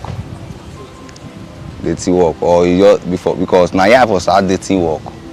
Ghana for start dating work. Now Ghana for Nigeria, now Bitcoin I feel they do. Bitcoin fraud. Bitcoin fraud. How? I feel they do. Like if you have 1,000 Ghana cedis, I will use it to change to 1,000 naira. 10K. If you have 10,000 naira, 10,000. I will give you 20,000 naira. That's the way they do it. They do the Bitcoin. So what you go tell clients? I will tell them, if I don't post back or I don't post say giveaway, I do giveaway of 20,000 naira every Friday. Then I go see that giveaway. So that giveaway me I post for, and you'll be like your Instagram now. I call account. Or your post back or put. Maybe that giveaway. So I post on you. They your friends. They go to say now you. They go call the request. Say how they do it, and I get the money. You now tell them see the way you can get it. Now 50 to get 100, 20 to get 40. Is the way we do it. Between 2019 and 2022, over 6,000 reports of online fraud were made to the Cyber Security Authority. Through investigations, the authority confirmed about 3,000 of these reports to be truly cases of online fraud. According to the authority, perpetrators thrive on the weakness of their victims, which is trust. The criminals are using what we call social engineering, okay? Ghanaians naturally we are gullible, okay, so we tend to trust easily. That is what they use. So social media is more of playing on our minds, okay, to do or to commit crime. So we are seeing cybersecurity as more of a technical problem, but it is equally a very social problem. So our trusting nature is what is being used. The next thing that is being used is greed. So when you look at the various investment scams that are happening, okay, give me 500, I'll give you 5,000 in a week time. These are some of the things, and also we are very trusting. So social engineering has been the main form of modus, okay, through which these criminals are using. For instance, there is a new observed type of cybercrime that we are seeing, okay, or fraud that we are seeing, in which the victims or the criminals, right, are calling in the names of financial institutions, okay, telling the victims that you need to link your Ghana card with your bank account. So I'm calling from this financial institution. We realized that you had not linked your Ghana card, right, with your bank account, and I would want to help you go through the process to do that. In that process, they inquire certain information from you, and if you do not know or you are not aware how to protect yourself, they go even as much as getting your ATM card. They will take the numbers on it, the CVV number behind it. They take very detailed information that they can even use your card to purchase things online. In dating, we have stages that we chat before you put someone on consignment. First, you chat that person. You chat the person's friend. Once you people are friends, you chat that person. Care. After you have chatted the person care, you chat them love. If you chat them love, you chat them trust. Then after trust, because that's the final place, that's the final thing that you chat the person, then you place the person on consignment. In Ghana, hundreds are arrested for engaging in online fraud annually. Most of them young people under age 30. Areas like Kasua, Tafo, and East Legon have been identified as hubs for such crimes, with many perpetrators often being arrested in Kasua. Residents say though they agree the area is a crime zone, the perpetrators are mostly foreigners. Yeah, we had here, we say be anybody, but we go on more, we go do anybody now. No, if baby na aba, if na, or the Kasua dina apesa. But here we had here. Bonibia any year, and I say so. No, you can't minimum. So you want to plan be home. I've been from Kasua 30 years now. There's no any problem in Kasua here. But those from outside, that Liberia peoples and Nigeria peoples who come enter now, they are giving problems and all they call it. So if you are fighting, then you fight about that peoples. Utimusa who wants to okron pa.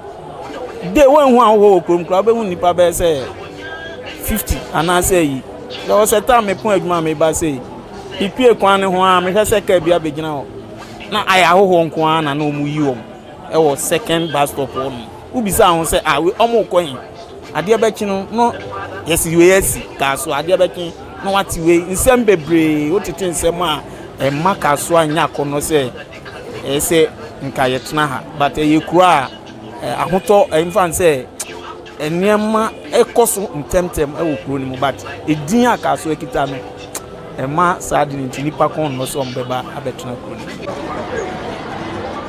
Could this assertion be true? This is not anything new in the system. For some time now, this has been going on, and we have even, in times without number, we have came into contact with some of them who have escaped from their masters. So, and then we have been able to repatriate some of them back to Nigeria. So it's no news. It has been in the system, and we are trying our efforts to see what we can do about it. These people are in the hiding places. They will go and hire a place. We wouldn't know until maybe some of them are no longer comfortable with the treatment their masters meting on them. That is when you see some of them who escaped. When they escaped, and maybe they might, fortunately, to get contact of one of our executives or any Nigerians that they think they can talk to. So through those people, then they bring them to us. So then we do the needful. We have been in these activities of curtailing the nefarious activities of our young boys and girls in the country. Actually, it's not an issue that is very healthy and interesting at all to hear that our young, our children the new generation involve themselves in this kind of negative, adventure. A good father or parents will not be happy seeing young children, involving themselves in cyber crime or cyber crime and every other, bad activities.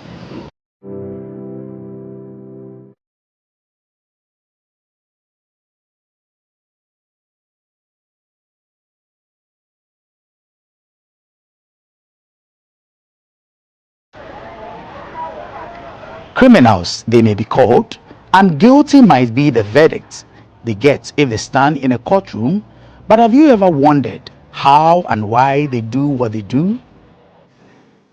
Imagine being locked in a room with phones or computers 24 hours in a day, but these gadgets are not to be used for your pleasure, instead for work. This is the story of many young Nigerians who come to Ghana to make money through any means possible. Victory, Austin, and Victor are three of these young men. I met a friend in the company where I work. So his brother is in this Ghana.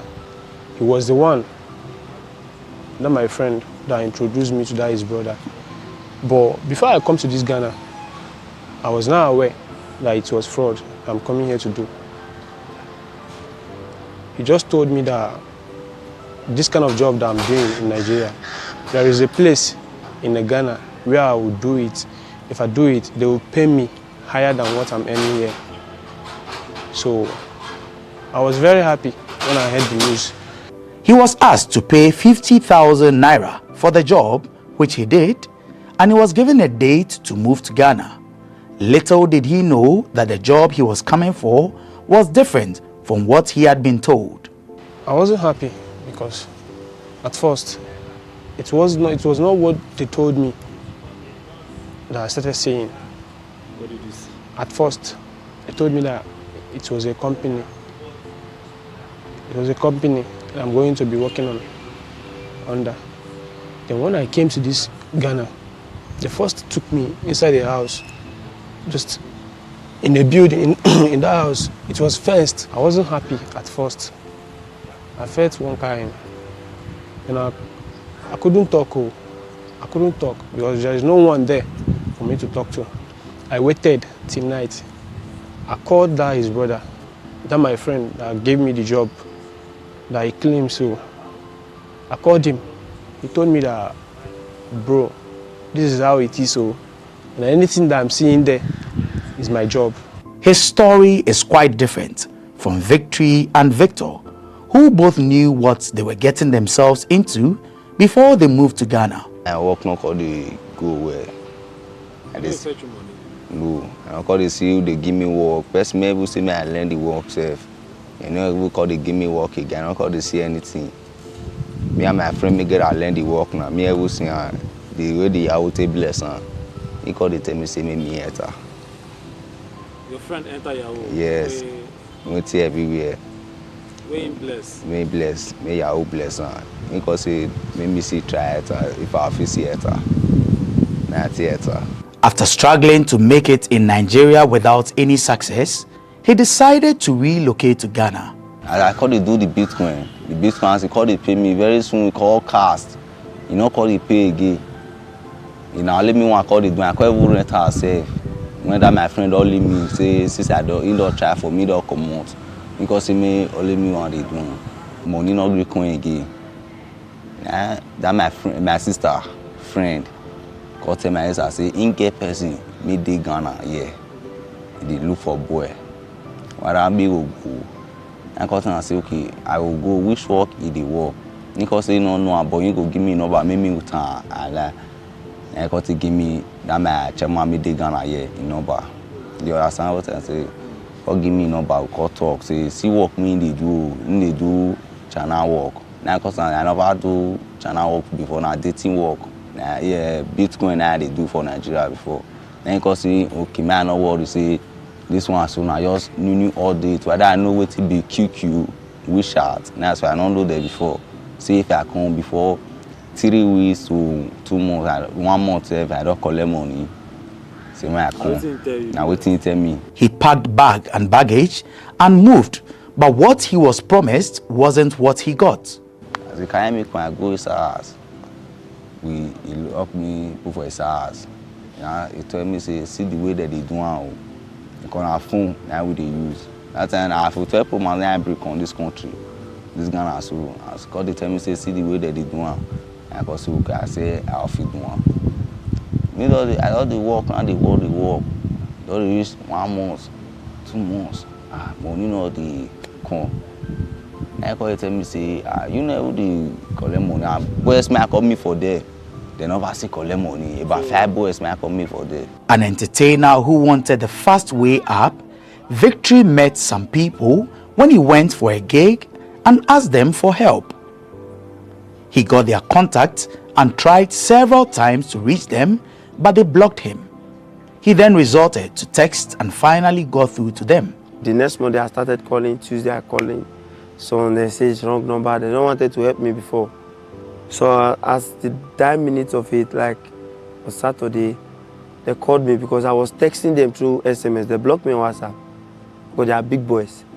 So I was texting them on WhatsApp. So they go through my texting, like they say, like this person will be intelligent and know how to chat with women. So let them just give me a try if they can carry me along. So at the 9 minutes, they put me on call. Hello, is this Victor? I say, yes, I'll be waiting for your call. Okay, come and meet me so and so estate. So I'll be waiting for you there. So that is how I left.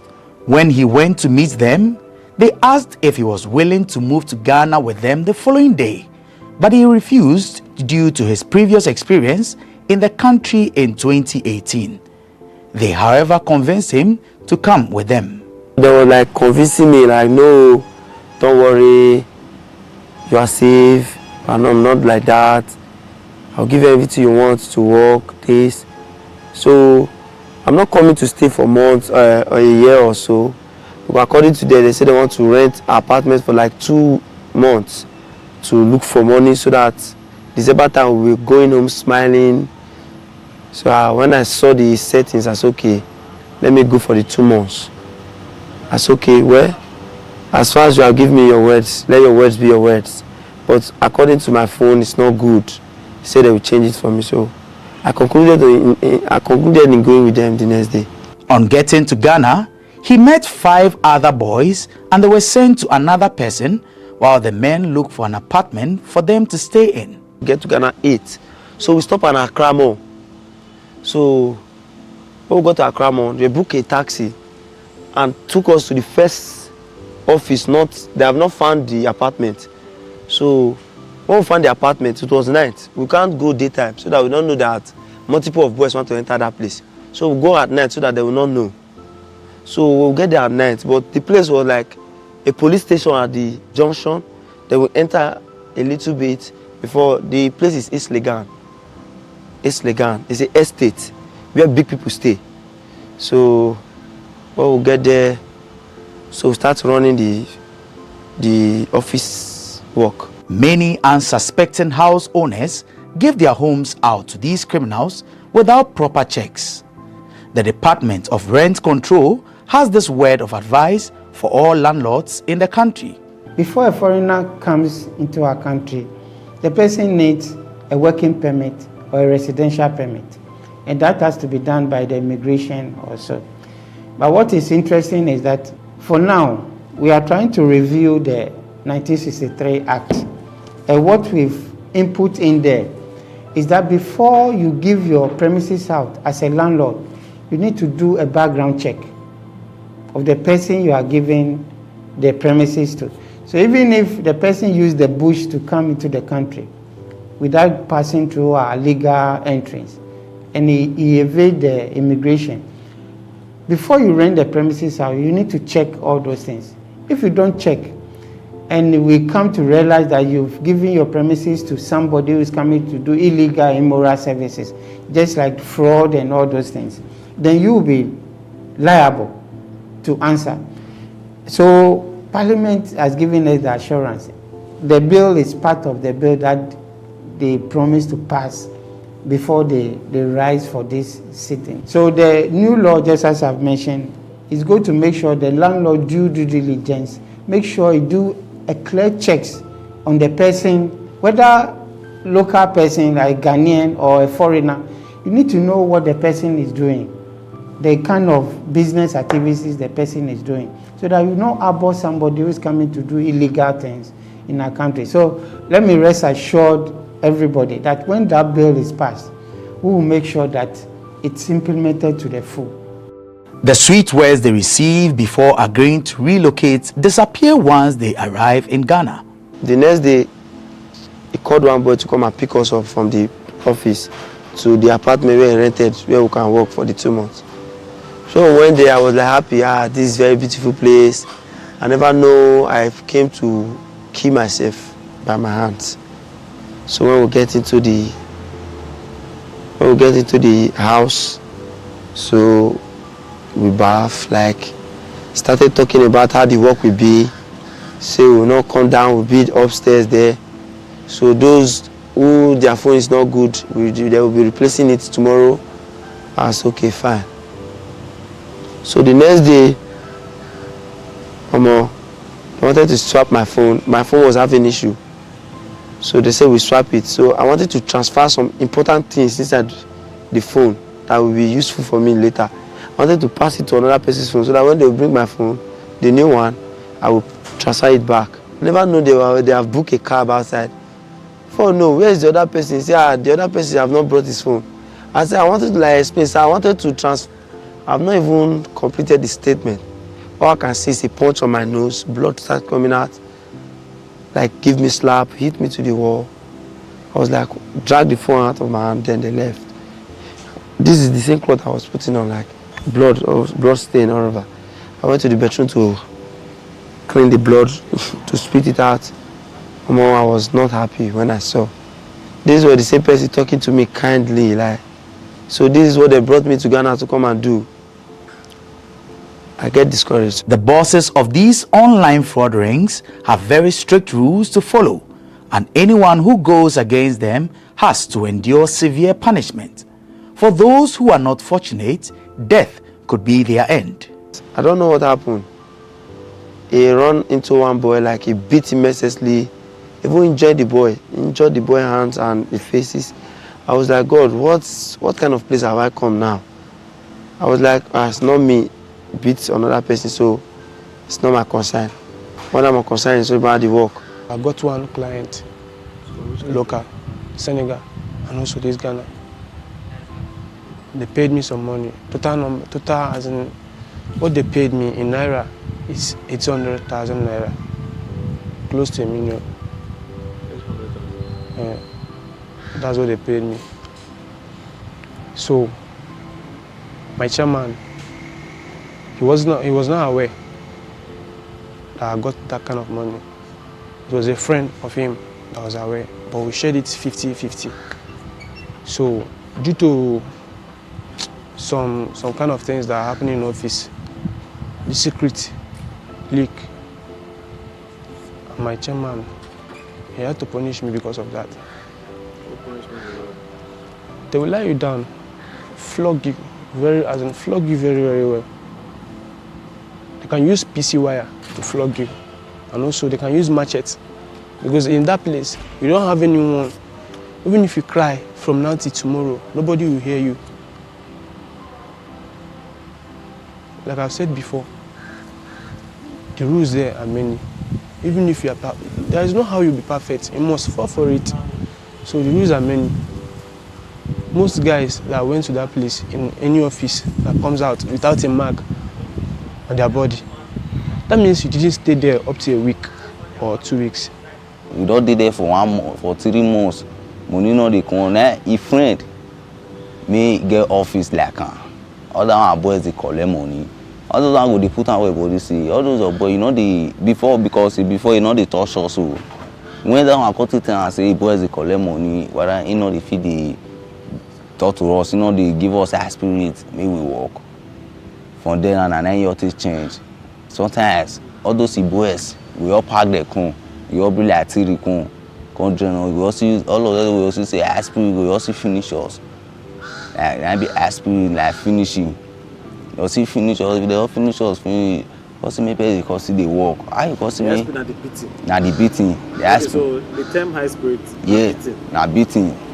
We all come. We all give us all of us aspirin. We all beat to we all do. Isn't it take beating now? Also like wire. This all boy wire. That strong wire. This TV wire. So. And they repeat us. Even chairman ever have that small bottle, but when we in Nigeria, we call it bottle ass. Bottle ass. That's small axe. You have to say. That's very bad.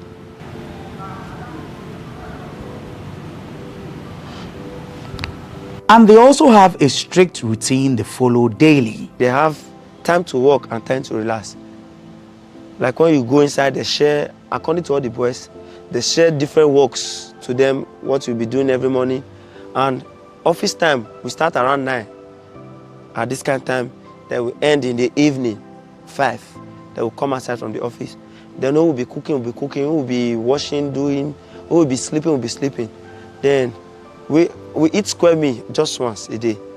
So we eat around 9 in the night. Before that, we will go on from 6 to prepare food. We take 8, 9, then we eat again. Then we not even have time to rest. Then we go up again to start coming online again to chat or to start looking for who to talk to. That is how they were running their personal entanglement in the office, and it was very stressful. Chairman brother, he's not good. He's not a good person. Okay. He's very, very God. He's very, very wicked to the extent that he doesn't give boys at the office food. Before you eat 2 days, 3 days, still yet you will be doing your morning duty and also working. Why do they choose to relocate to Ghana to commit this crime, you may ask? Because me not call the girl money to the buy so be give the girl this one. Because if I already also Ghana now they know the city light, steady light, the steady soap, the network they very good. I take on. They can't carry Ghanaians now. Like they know it's just we in Nigeria. They carry us here to work based on the free electricity. Everything is current here, so they tell us to come and work here so that the work will be faster here. Because everything we need is being provided here already in Ghana. So that is how they brought us from Nigeria to here to work. Unable to withstand the harsh conditions any longer, they each planned their escape, uncertain of what the outcome might be. They had a fight in the office and they bust his head and also used machete to butcher his face here. From this place to this place. This now looks like he has 2 mouths. So some people that the guy was nice to had to pick call, as in had to pick phone, snap the picture of the guy's face when he was lying on the floor and call chairman that he should come to us, he should come online on WhatsApp. Let them show him something. When he came online, they forwarded the pictures to him. He saw it. He got very, very upset. Then he said that everybody at the office should leave the office, else he's going to put everyone in jail, as in give everybody that is inside our office to police. So some people, not some people like me, I had to look for my way one time. But I didn't look for my way that particular minute. I waited till next day. And that next day was the day that police people came to the office. They arrested 28 boys in that office. They took 28 boys with them. So the rest of the boys had to fly fence and run for their lives. Not just that they arrested them, they were beating them, hitting them with a stick. They broke some of them, their heads here. Yes, beating them. So that's it. Me, I escaped through fence. So I jumped fence. I had to run for my life. I don't have to wait till I will say the police will put handcuff on my hands before I will know that I had to look for my way. So that's how I escaped. Call lock the door, call go short. And we call say okay, I will cut it one. Call follow again one mile, made the day up of ceiling.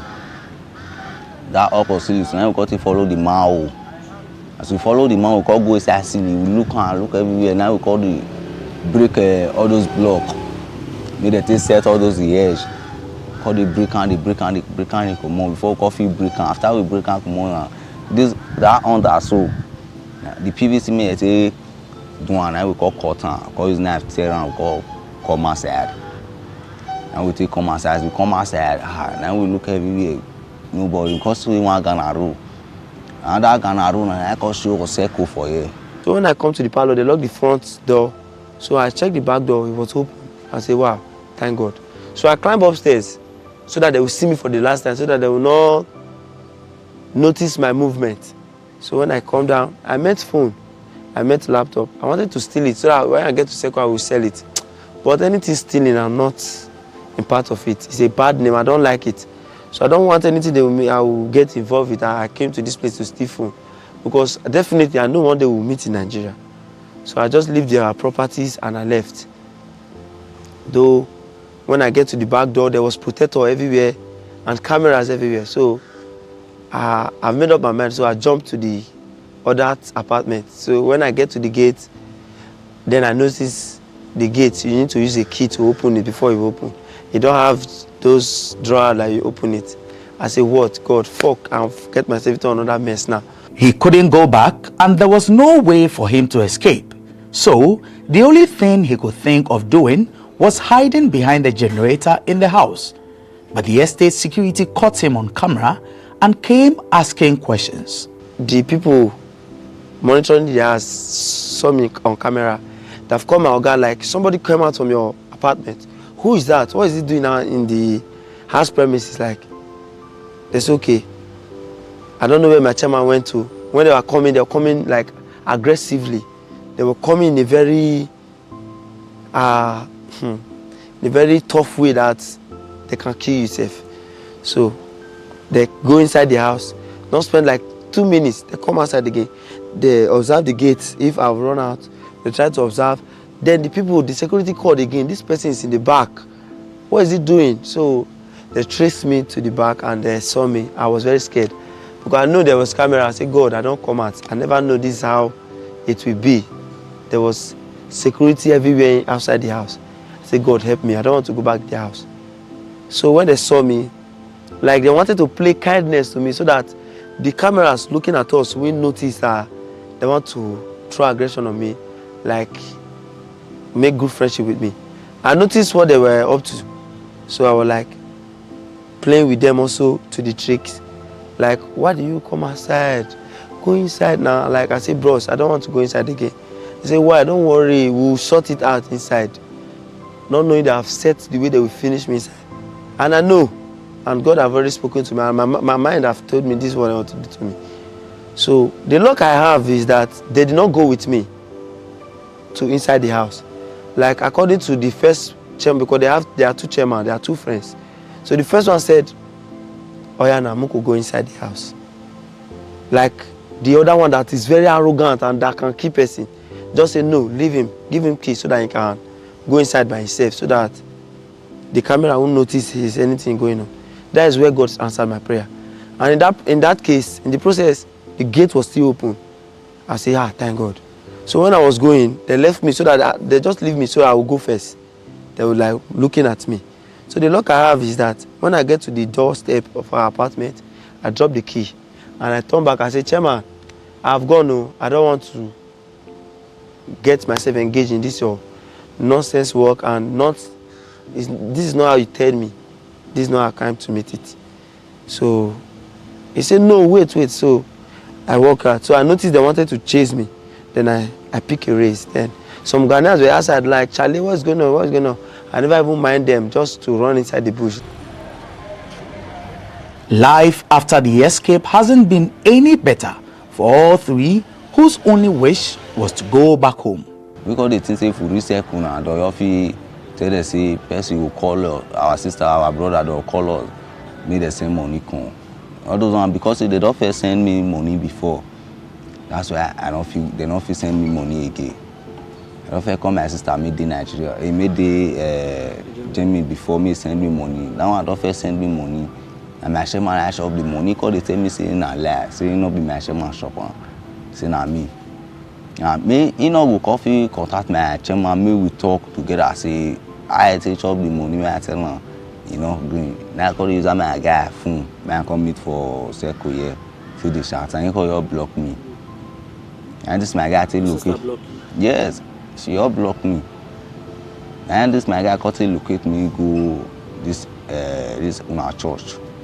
This So church. right now you sleep for circle. I sleep for circle How the for that experience part. take be since you escape? How the experience take be? You dey sleep. I dey- How you dey chop? When I did that circle, so like but now I don't complete 2 weeks now. Now those Ghana, sometimes I figure meet Ghana road say CIB they pursue me for Ghanaians. I figure meet the sit out to the say CIB they pursue me for which I don't know anybody for here. If you say okay, if you give me money to go Nigeria, see what I do it. If you give me 50 cedis, 20 cedis, 10 cedis, I go see give me a season the shop. That park man they sleep so. Now that park man go now I can't sleep. But now they don't say they know they give me the sleep inside again. Now inside we be the sleep before. They know they give me the sleep and outside we can't sleep now. Right now you want to go back to Nigeria? Yes, now I go back to Nigeria. Many believe that these online fraud rings, as well as other criminals, use black magic, or what you may refer to as juju. This assertion was confirmed by these young men who said their leaders use juju for different purposes. These things we are doing is not, sometimes there's something we call grace. You can just jam a helper, he will come just help you. And some that they are forming stubborn and you see they have money. You can't just let go of them like that. You can just go and tie them. That's where they are in juju part is being involved. Not the juju to rescue us. Anything juju, we are not doing it for our own self. We are using it to lock those people there to favor us. I don't know if you are getting what I'm saying. So that is where the juju aspect is being involved. Maybe chairmen are not protecting themselves that, like not juju, they are not doing the juju to protect themselves. To achieve the client they are talking to themselves, so that they will not run, they will not block, they will not go. When I ask you money, you will give me. When I ask you only this, you will provide it for me. That is when I know you have the money, because you are not stupid. I will just be in with my ordinary eyes, just be asking for money, just be giving always. That is where grace speak. Maybe they will just be giving you, but it's get where you go reach, you know, go give you again. Your update will become complicated to him. Like, these people they don't fraud me. So before you get that idea, our chairman, if he's the one auto is juju, because some believe on grace. They work, depends. And what thing will make them work now based on your chairman. Your chairman, if you go that juju, then that baba will give them condition. And generally, as in the general condition they mostly give to all the chairman in this Ghana is that they should stay away from sex. So the chairman stay away from sex? Yes. Yes. So that's how they. That means that if your chairman have sex, the juju the thing will spoil. And they used to renew that juju. I think like I don't know. It's them that knows. But all I know is that they used to renew that juju. So once they tell them to stay away from sex, it's them that knows whether if they can do it or not. But most of the chairmen, they won't. And that is the reason why boys are not collecting money from the office.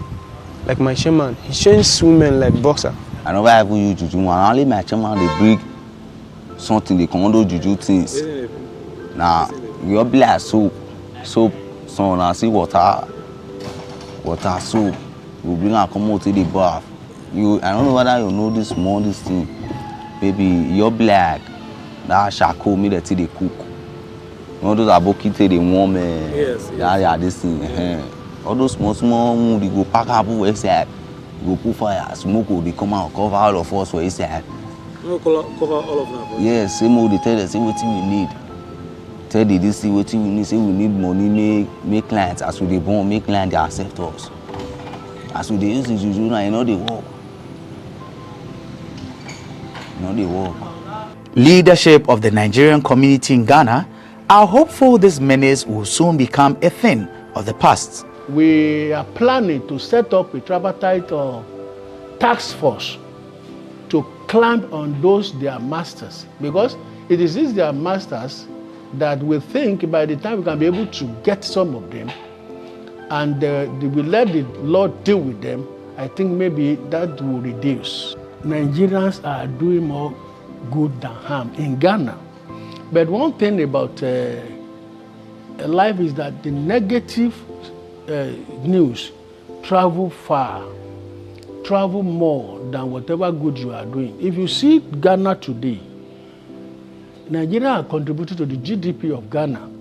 You cannot be overemphasized that in Ghana today, if you want to talk about foreigners who are doing great to the economy of Ghana, Nigeria will be number one.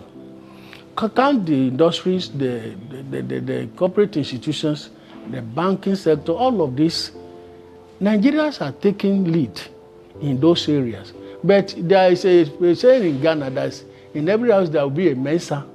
So the issue is that the only news that is traveling far is the mention they are mentioning more than the good ones.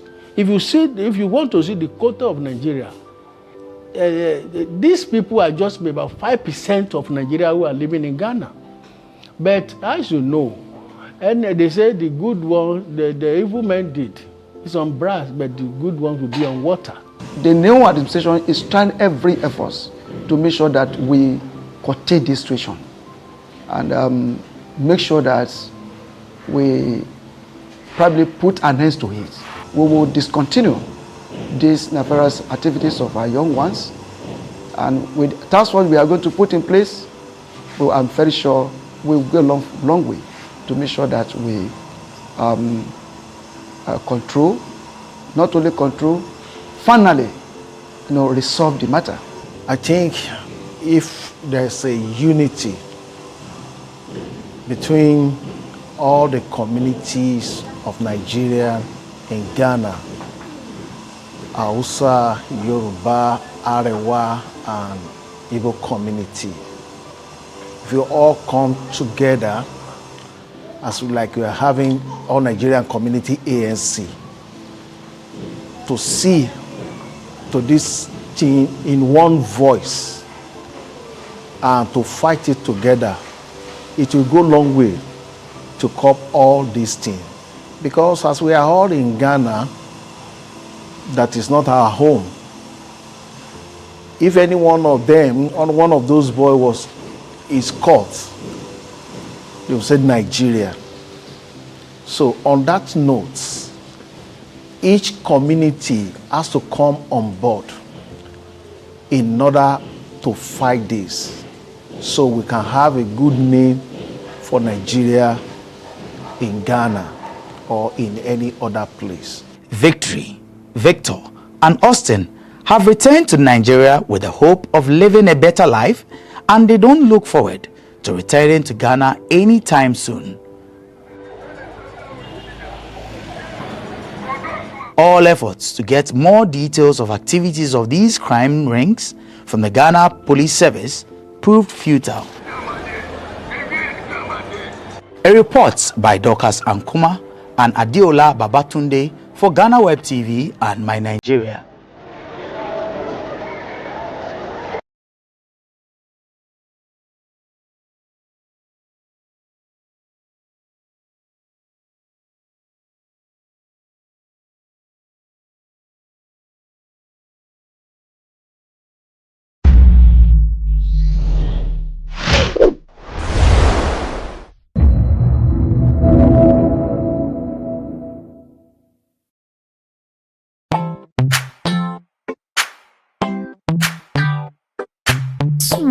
heart, be mindful of your health. Dear products Nadia Makeup, I welcome you to Sigma Health and Beauty. You can call us the Beauty Embassy. Who pursue beauty more revealed with quality makeup products. There is only one place. The Sigma Health and Beauty 2022 Ghana Makeup Awards Beauty Retail Business of the Year. Of course, we are the defending champions. World-class makeup brands and Kwanyet, you name it. Maybelline, Dark and Lovely, House of Tara, and many more. Your professionalism in the beauty industry is unmatchable. Ensure the proper way of applying our products. Sigma Health and Beauty, Yewa Accra, Makwala, Georgina Stores, and Rollins Park, Gate 4. Fryer in 0248 138 596 and 0201 408 186. Or visit our online shop at www.beautyavenuegh.com. Sigma, your beauty, our joy.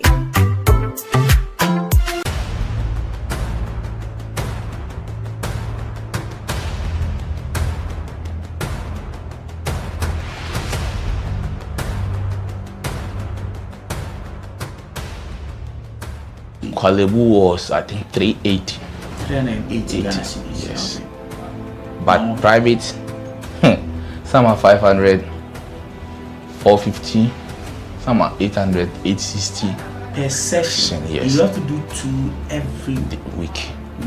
Yeah. Even if someone earns 5,000 Ghana cedis every month, that person cannot keep paying 380 cedis 3 times a week for dialysis. Majority of the people who need dialysis to survive in Ghana don't even earn half of the amount mentioned. Some people battling organ diseases end up losing their jobs because their companies cannot keep paying them for always being absent. How are these people expected to afford the monies needed for dialysis as well as other expenses, talk less of the huge amounts they have to come up with for transplantation surgeries outside Ghana when they get donors? It is because of these people that GhanaWeb in August 2023 launched the organ donation legislation campaign to push for the country to pass a law that will guide organ harvesting and transplanting. As Kolebu plans to increase dialysis fees, the situation requires quicker attention and action. And so, we must get Parliament to start discussing the organ donation bill and pass it into law. Now, when this bill is passed, more lives will be saved and the financial burden on patients would be reduced. And that is why we need you to join us on this campaign. Join the campaign by sending a 1-minute video of yourself sharing why Ghana needs a legislation on organ donation now to editor@ghanaweb.com or via WhatsApp 0552 699 625. Alternatively, you can share the video directly on your social media handles with the hashtags #PassOrganDonationLaw and #LegalizeOrganDonationNow. Organ failure should not be a death sentence.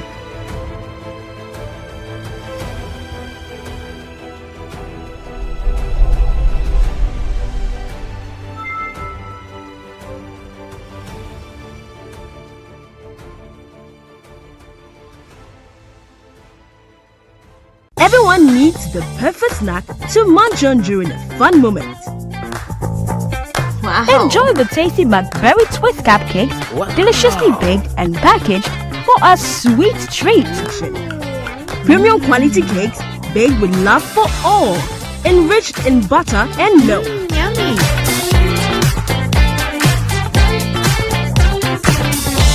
Oh, McBerry Twist Cupcakes.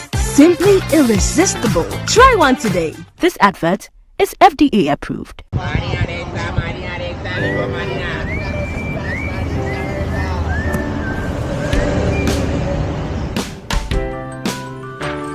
I want you so bad, Alpha Cracker. I want you. I wanna say yes, I can't resist. I want you.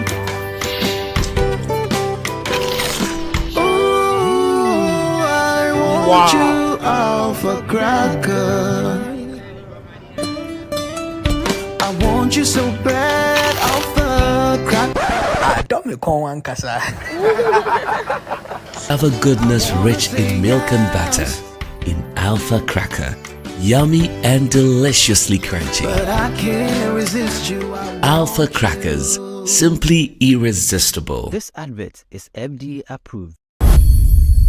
Mrashebejani edema omanfo a omo abosome frɛ ho eye akwesi dakon boaten ede nchechemu abasa ane eyampa video bi ebeto odwa se ebeto odwa na etire mu se emre okoye so kwakochia eye Kennedy Japan ewo mrashebejam no papa no man showdown wenchia no ochire ma eyampa yi ankasangasa omanfo ebeka ya eye 15th November 2023 emra eye oswafo his kasem so kenu foriata ekokan 2024 budget no videos ahodo na ebeto odwa ba ko ebeto odwa ne san ne omuchire ma dom kese wo mrashebejam ebi mo koye se no moni eye Asin Central mrashebejani Kennedy Japan ekwakotu nchia na nampo no omo kwakochia cha no so kokko wiem na chese bi mu ho no ma Kennedy chema we ana omu chirema Kennedy enchi omukra ofichu nani kra no nipa na ne ho bom ye pa eye bosome fre ho MP no e na chese ya fre no ebisa ne se papa ayampa se na se video na ehu no ayampa na ochema ayampa se etrudo okoye a otene ne nsa so ni Kennedy ekwa kochia no Kennedy efichu nani chese o se wo mema o showdown pa wo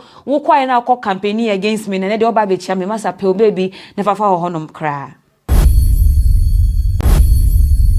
In some ACC, ewo eye Ghana hanom esan say sisi akopie mu ewo social media app ba kwa efre no se Telegram ene hook up ade ekoso ye ankasa aye no manfo e ton mo honam ene echirema ba ko bi kra GNA news chirema mo hu ye na mo chire no omaye no ba eno nti no de no ko share eye sa adwumani mu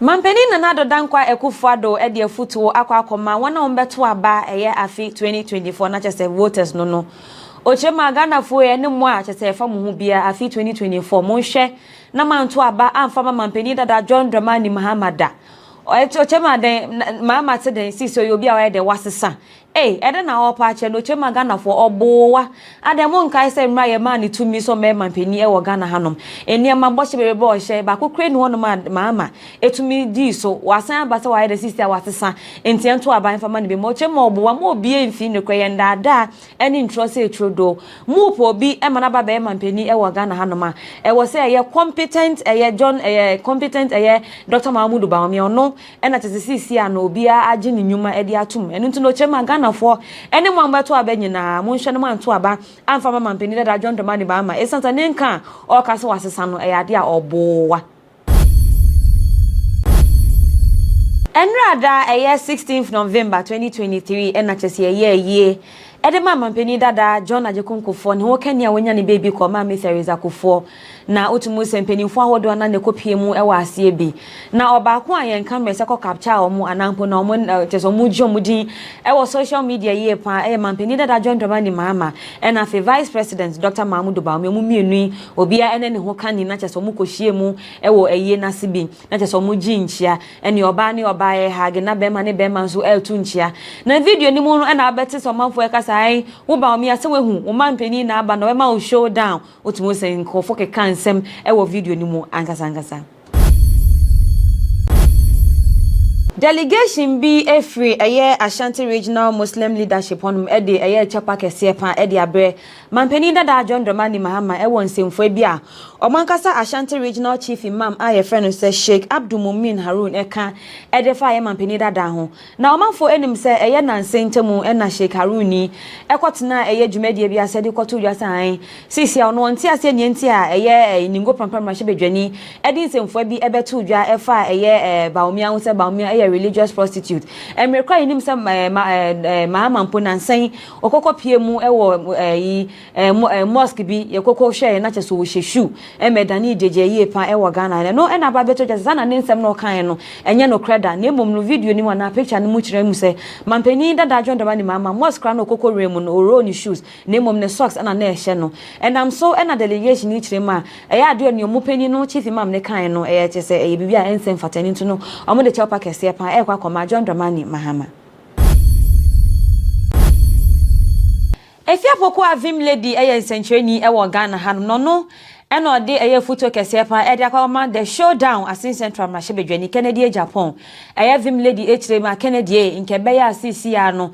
Senya who ababe dimu ya bano politics mo asisi ada obi a wuji udi pant ngani menimia bo homadia na pepa onfum so ahodo na wona wedi di o matem wona wakeka wadwen e de atro mu nyina bo homadia na sankofo ni nyina kwapa o mache o chema asisi ama me Charlotte say de wa homa so bebrebe na e wo so no bo homadia na chesesa homa so ni nyina kegu ne kokko ma mi nanim na fa cha pakese pa ekoma no amafo be kaya eni ansa na 2016 abato no be kono e beba so no e wo Ghana hanom no na Kennedy Japan edi semfo bia tu dwa efa ma me Charlotte say wana o chemu san onu wenya ne ntie san ma mi de tete o de to kese e de kwakọ ewia abemu na fa ne koti san sem de kan bi ye pa e me ko wiem na manfo e chemu sa anakasa ben e na papa e ka e de afa ma mi hu no na vim lady e chemu sa sisia de Kennedy pepen so a wo kono e wo so bon ho modian na chese otumi pepa efi ene nkikan bia e wo ho e wo eye Ghana hanom.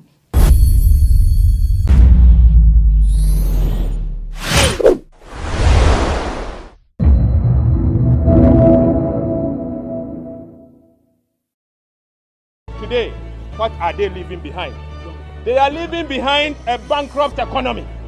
We believe in lower taxes as a government for industry, and we are working others aggressively with the GRA and to be cemented with the Standing Committee of the Mutual Prosperity Dialogue.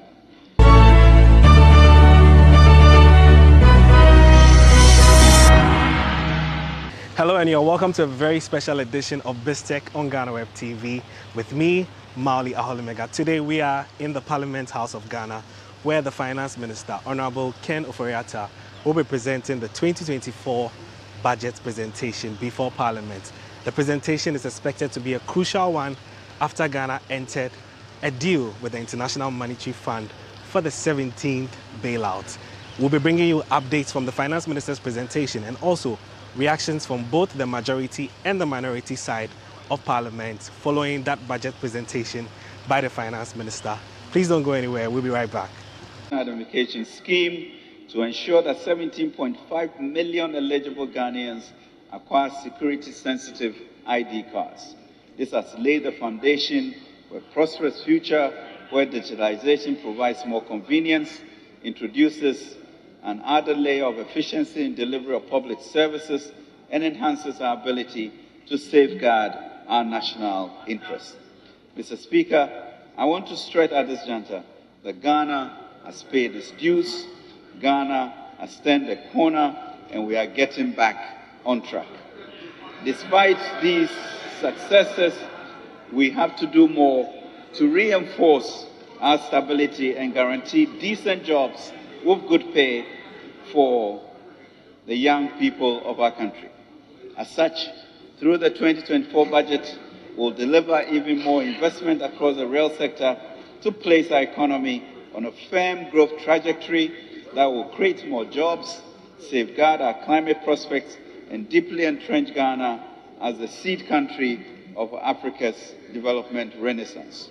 Mr. Speaker, we'll continue to invest in ongoing projects, and on the external front, we'll conclude negotiations with the Official Creditor Committee to ensure that the work on eligible externally funded projects resume. We will, through the Ghana Mutual Prosperity Dialogue, be intentional about collaboration with the private sector and our development partners to support local businesses, attract FDI, and enhance the economic prospects of our people. Indeed, given the potential to upscale and the multiplier effects that our small and medium-sized businesses possess, government intends to scale up support to young entrepreneurs and fledgling businesses with a singular aim to create sustainable jobs across all communities. In this view, the Ministry has teamed up with MEDA and is committing 1 billion Ghana cedis to ensure that our enclave projects in developing our productive capacity for exports.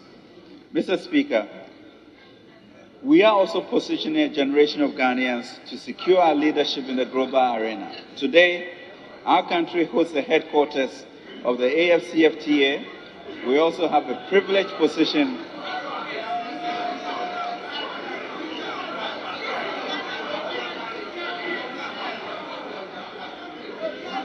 Mr. Speaker,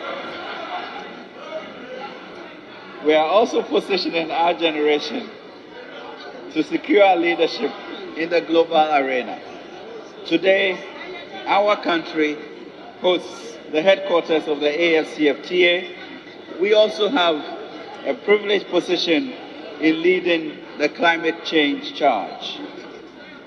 As the agreed host of the Climate Vulnerable Forum Secretariat, we are galvanizing a coalition of 68 nations and 1.7 billion people to shape the climate discourse and secure resources for a just energy transition.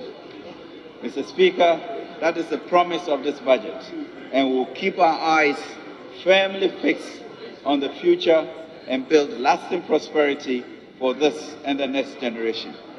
Mr. Speaker, as members recall, we came into government in 2017 in a period of grave despondency, meager resources of 2 fish and 5 loaves. Today, we can only marvel at how the Lord has multiplied these resources. I'll now proceed, Mr. Speaker, to update the House on the macro-fiscal performance of the economy. Mr. Speaker, please permit me to present the macro performance of the first 3 quarters of 2023 within the context of the targets that were set in the 2023 Mid-Year Fiscal Policy Review. Before I proceed, it's important that I restate the targets we set in the 2023 Mid-Year Fiscal Review. These include overall GDP growth of 1.5%, non-oil real GDP rate of 1.5%, end period inflation of 31.3%, overall balance commitment of overall primary balance commitment of minus 5.7% of GDP, primary balance commitment basis of minus 5% of GDP, and gross international reserves, excluding oil funds, encumbered assets and pledged assets, sufficient to cover at least 0.8 months of imports of goods and services by end 2023. Mr. Speaker, provisional macroeconomic data on the performance of the economy for the periods Q1 to Q3 2023 demonstrated government's relentless commitment to keep us on the high road to recovery.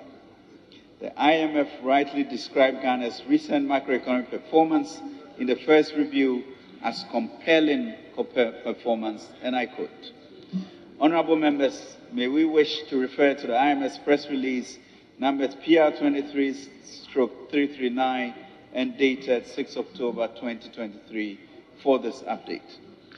Mr. Speaker, I'll now update the House on the performance of our macroeconomic indicators. Real GDP growth averaged 3.2% in the first half of 2023, compared to 2.9% in the same period in 2022, signaling a strong rebound. Robust growth in services averaged 6.3%, and agriculture also averaged 6.2%. Sectors were the key drivers. It is instructive to note that the average growth of 3.2% for the first 2 quarters of 2023 is higher than 2023 revised growth target of 1.5%. Price developments indicate that inflation is on a declining path in response to ongoing fiscal consolidation, appropriate tightening of monetary policy, and relative stability in the exchange rate. Headline inflation declined by over 16 percentage points from 34.1% in December 2022 to 38.1% in September 2023 and 35.2% as of October 2023. The cedi has stabilized against the US dollar since early 2023. With a year-to-date, Mr. Speaker, a year-to-date cumulative depreciation of 25% compared to 54% in 2022. Specifically, Mr. Speaker, the cedi has only depreciated by 6.4% on cumulative basis since February 2023, compared to, Mr. Speaker, 53.9% over the same period in 2022. The stability of the cedi largely reflects the positive impact from the restoration of economic activity, including robust economic growth, improvement in the current account position, improvement in forex liquidity following the IMF ECF inflows, Bank of Ghana's domestic gold purchase program, reduced speculative forex demand as market confidence rebounds. Gross international reserves as of September 2023 stood at 5 billion, 2.3 months import cover, compared to 6.3 billion, 2.7 months import cover at the end of 2022, but expecting only a 0.8 months at mid-year when we stood here to pronounce where we were heading to. We are yet, Mr. Speaker, to reflect IMF, World Bank, and Cocoa Bank indications of approximately $2 billion by year-end. The current account turned positive at 1.1% of GDP at end June 2023, a monumental turnaround from the deficit of 2.1% of GDP at end December 2022. Likewise, the trade balance improved to a surplus of 2.6% of GDP as of end August 2023, from 0.7% of GDP surplus at end December 2022. Though interest rates moderated from December 2022 to the first quarter 2023, they picked up again as T-bills remain the key debt instrument in the debt market after the DDEP. For instance, the 91-day Treasury declined from 35.5% in December 2022 to 18.5% in March 2023, but increased to 29.8% as of Monday, 13th November 2023. The overall budget deficit on commitment basis as of end August 2023 was a deficit of 3.0% of GDP, outperforming the targeted deficit of 4.6% of GDP. The outturn largely reflects improvements in revenue mobilization and slower execution of expenditure. The corresponding primary balance on commitment basis was a deficit of 0.7% of GDP, also outperforming the target surplus of 0.9% of GDP. Public debt accumulation has slowed down significantly as government continued to consolidate its public finances, and also reflects the impact of the domestic debt exchange program and the ongoing external debt restructuring. Total public debt has declined from 73.1% of GDP at the end of 2022, Mr. Speaker, to 66.4% of GDP as at September 2023. The completion of external debt restructuring is expected to further improve Ghana's debt to GDP ratio.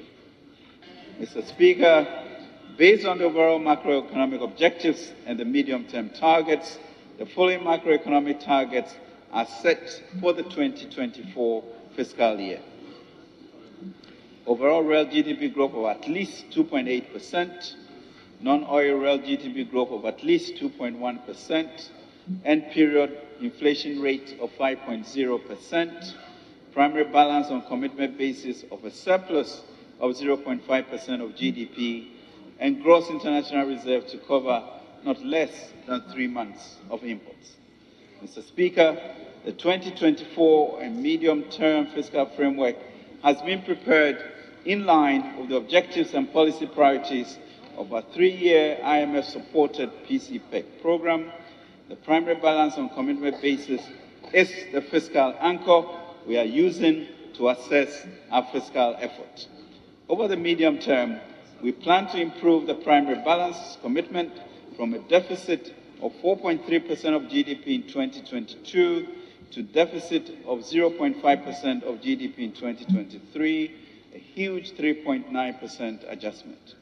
The primary balance is expected to improve further to a surplus at 0.5% of GDP in 2024 and 1.5% of GDP from 2025 onwards.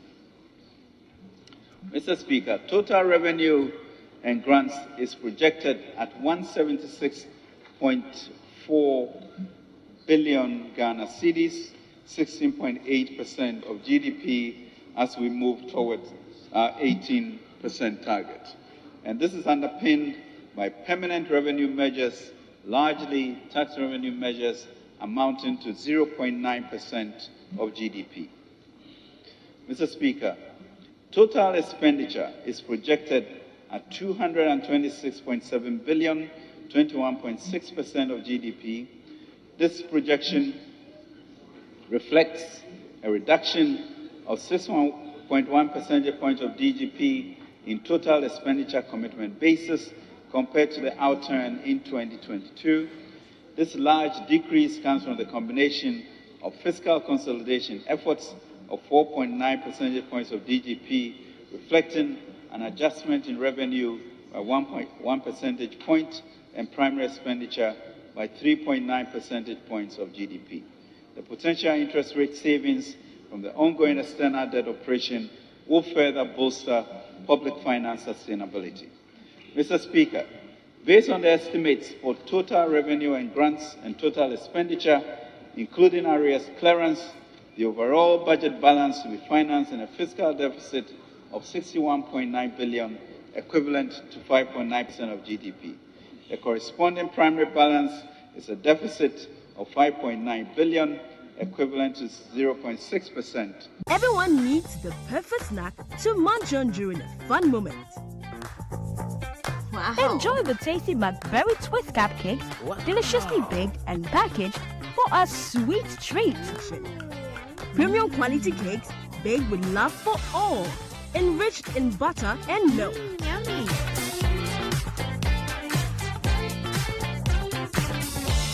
Oh, McBerry Twist Cupcakes, simply irresistible. Try one today. This advert is FDA approved. Mr. Speaker, tax reliefs. Our approach to tax policy since 2017 was to give significant relief to the private sector until expenditure pressures from 2020 required a more aggressive approach.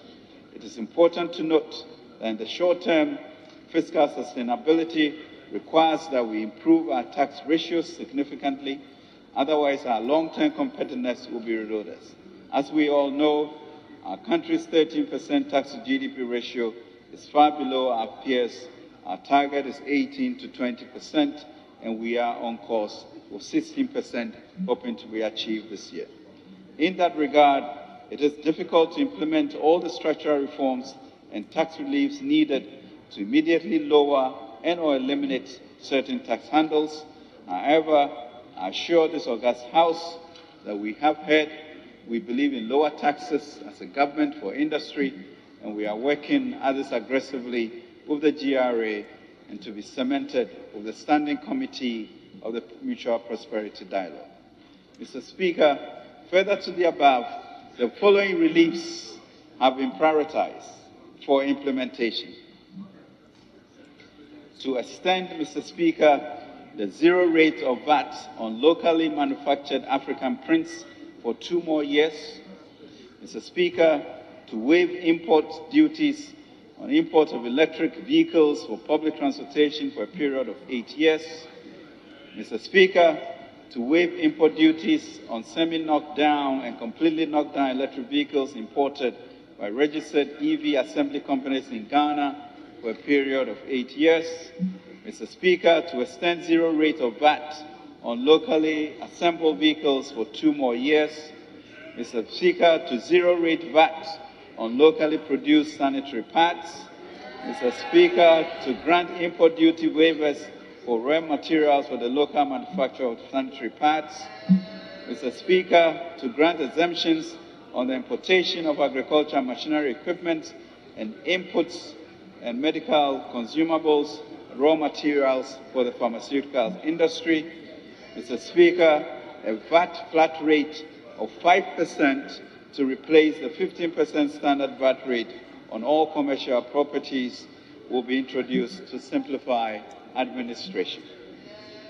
To address the negative externalities of plastic waste and pollution, government will review and expand the environmental excise duty to cover plastic packaging and industrial and vehicle emissions. Mr. Speaker, the Stamp Duty Act 2005, Act 689, has not been reviewed since an enactment in 2005. To realign the rate with current economic realities, government in 2024 will review the rates and fees for stamp duties. The bands subject to ad valorem taxes will be expanded, while the specific rates will be reviewed. Mr. Speaker, a simplified tax return will be introduced as a means of promoting voluntary compliance as part of the modified taxation scheme for individuals in the informal sector. This approach will make it easier for taxpayers to fulfill their tax obligations to the state. Mr. Speaker, the Tripartite Committee has concluded negotiations on the national daily minimum wage. The tax-free portion of the individual income tax rate will accordingly be adjusted to take care of the change. Government recognizes the constraints our medical personnel face in providing health care for our citizens.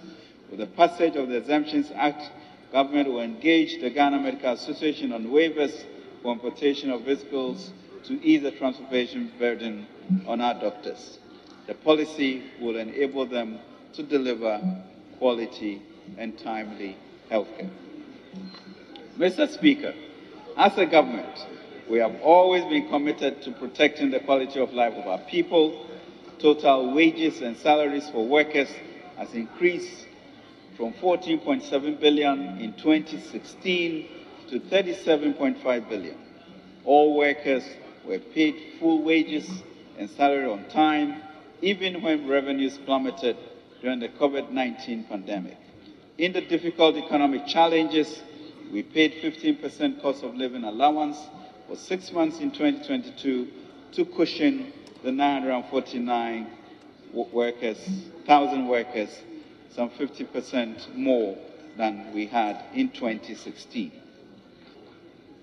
Mr. Speaker, in the rail sector, we expect overall rail GDP growth to increase from an expected 2.3% in 2023 to 2.8% and reach 5% in 2027.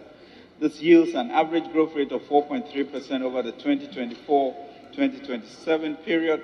Non-oil rail GDP is projected to slow down from an estimated 2.8% in 2023 to 2.1% in 2024 and pick up to 5% by 2027, giving an average growth rate of 4.1% over the 2024-2027 period.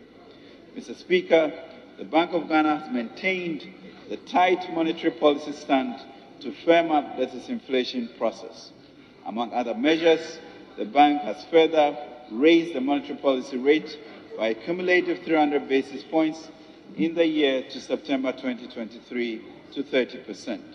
In the outlook, monetary policy in 2024 and at the medium term will aim to regain price stability.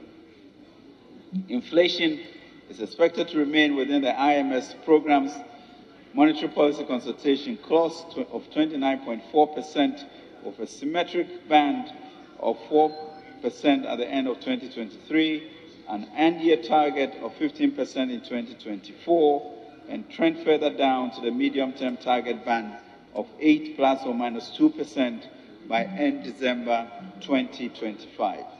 A tight monetary policy stance, favorable base drifts, relative stability on the foreign exchange market, and a favorable food harvest are expected to outweigh inflationary pressures over the near term. Mr. Speaker, part of PFJ2's program strategy is to support the private commercial agriculture under the Economic Enclaves project.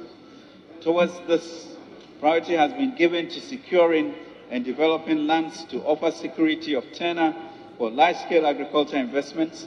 The focus on large-scale commercial agriculture is to harness the benefits of scale and scope of economics, promote the adoption of technology for efficiency and standardization, as well as support price stabilization efforts.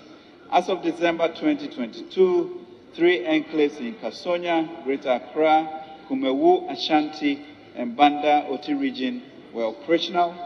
5 out of 5 other enclaves are planned in 2024 to promote value addition, integration, and deepening aggregation and value chain systems to serve as economic growth goals.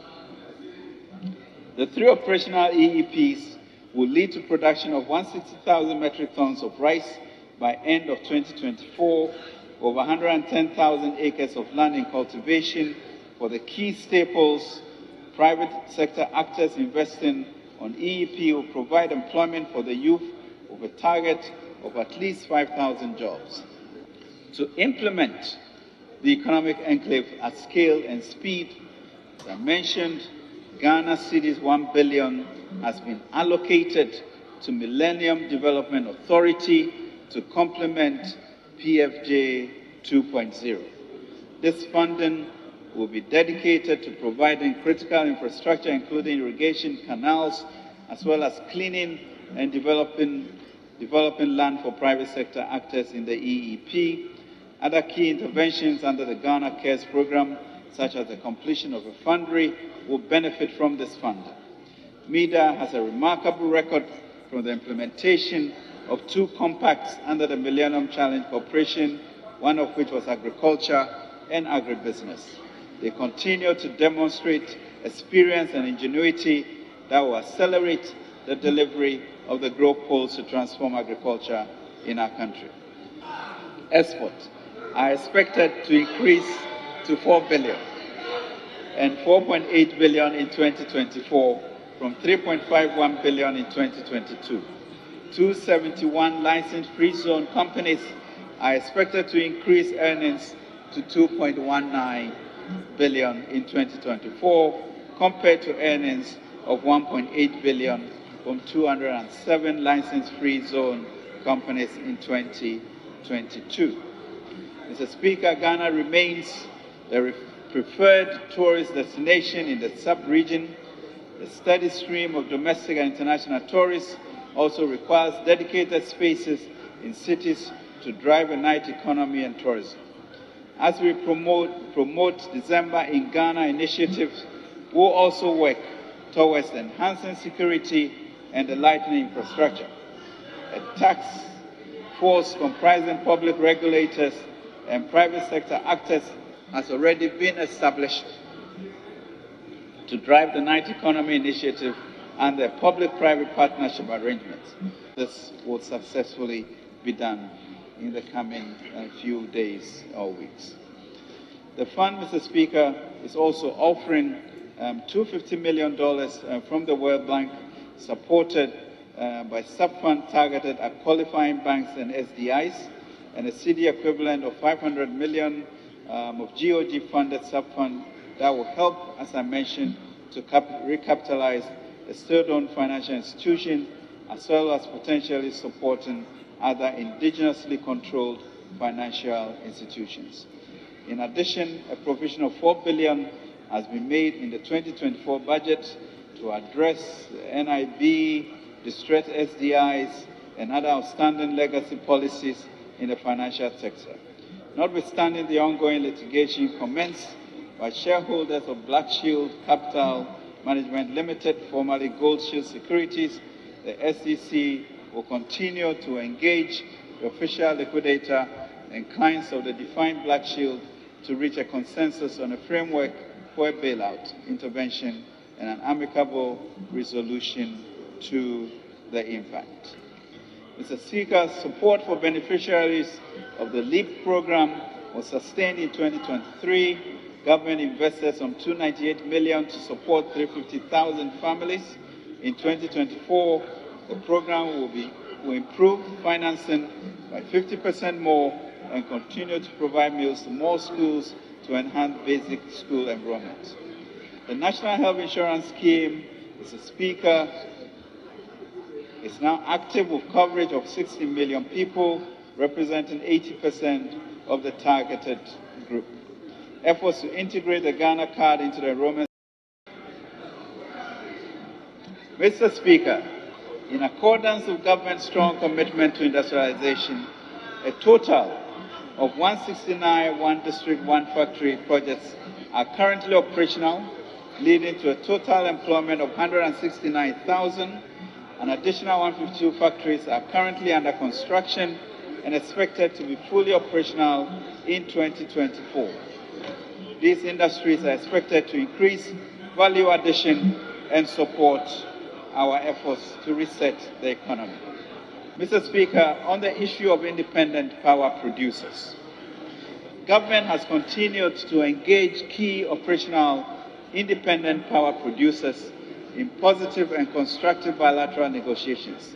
Engagements have centered on the sustainability of Ghana's energy sector, as well as the restructuring of legacy IPPs and power purchase agreements, future-proofing timely payment to IPPs going forward, and the implementation of critically needed energy sector reforms. Government aims, Mr. Speaker, to finalize commercial agreements with key IPPs in the coming weeks.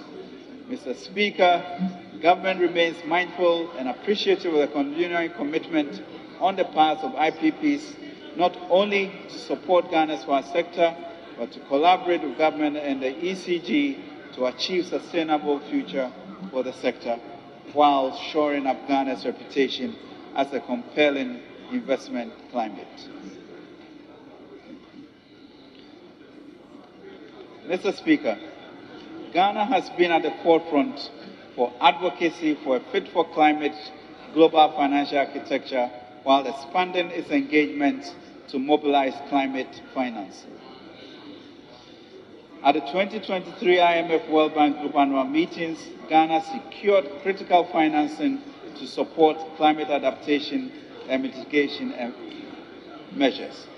These include $54 million to establish a Ghana Share Landscape Emission Reduction Project, $4.8 million successfully earned by reducing nearly 1 million tons of carbon emissions through forestry conservation. We expect to earn over $45 million in 2024. Additionally, government has signed 6 MOUs with Switzerland, Singapore, Sweden, South Korea, as well as some public and private entities in line of Article 6 of the Paris Agreement. Mr. Speaker, our leadership as chair of the Climate Vulnerable Forum and the Vulnerable 20 Group is a prime example directed by our Ministries of Finance, Environment, Science and Technology, and Innovation, and Foreign Affairs. Mr. Speaker, we are in a better place than we were before. The nation has been positively impacted and positioned to harness its prospects. We must move forward courageously, for as 2 Timothy 1 says, God has not given us a spirit of fear, but, Mr. Speaker, a spirit of courage and of love and of a sound mind, and we must press on. It is in this same vein, Mr. Speaker, of courage and power that we have forged a resilience since 2017. It's important to recall that despite, Mr. Speaker, the poly-crisis of 2019, the poly-crisis in 2020, we have together taken, Mr. Speaker, all of us, a GDP of 219 billion to 1 trillion GDP this year.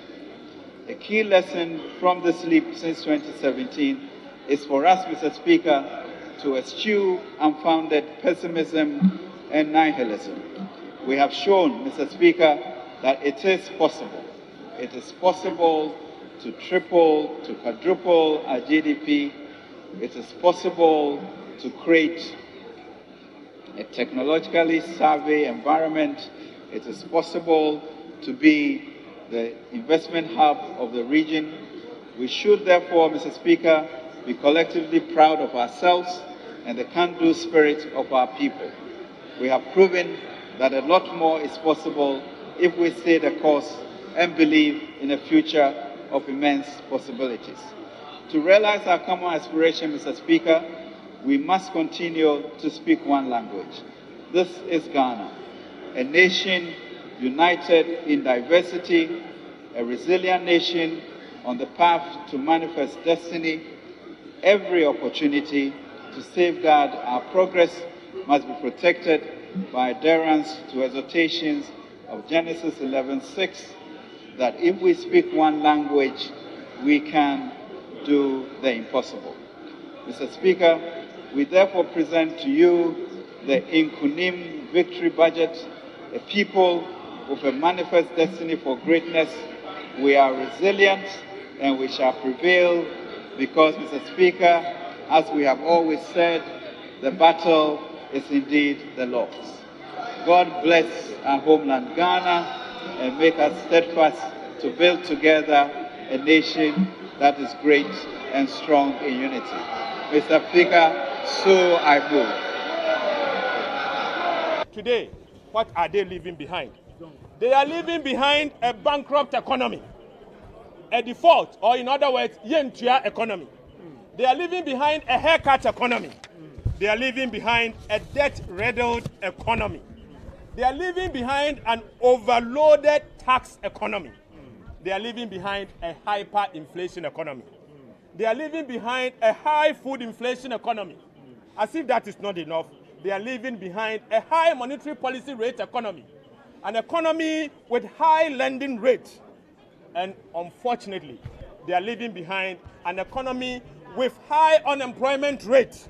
For me, one key thing was the removal of taxes on sanitary pads. It's something that we've been agitating and lobbying for a long time. So I'm happy that the government, a tax it's inherited, it is taking steps to remove it and to bring relief to our adolescents and our young people. So that's a good thing for me. We are now gaining traction after that. We are building it. We have a year to go. You would see wonders what happens. Watch the space from now to December, whatever date the election is called. See the economy. Look for the details of the monies. Look for the details of the growth. Look at the platform that we are going to mount our campaign going into the next election. Honorable, so the budget has been presented. Obviously, your colleagues on the minority side are not excited. What are your initial thoughts? Did you ever expect that they will be excited about a budget that demonstrates clearly that their chances of returning to power in 2024 is diminishing? They will never be excited because their hope and prayer is that inflation will keep rising to 100%, but it's dropped to 35%. It will keep dropping. So this brings us to a very special episode of BizTech on GhanaWeb TV, where the Finance Minister has been in Parliament to present the 2024 budget and economic policy of government. And the Finance Minister made a number of announcements bordering on tax reliefs for the business community. And we've also been bringing you some reactions from the minority side of Parliament and also some key persons in the majority caucus of Parliament. This has been this week's edition of BizTech. Before we go, don't forget to log on to our website, www.ghanaweb.com. Don't forget to follow us on all our social media platforms, Facebook, Instagram, and Twitter. And also subscribe to our YouTube channel, GhanaWeb TV. Once again, I am Mauli Aholmega.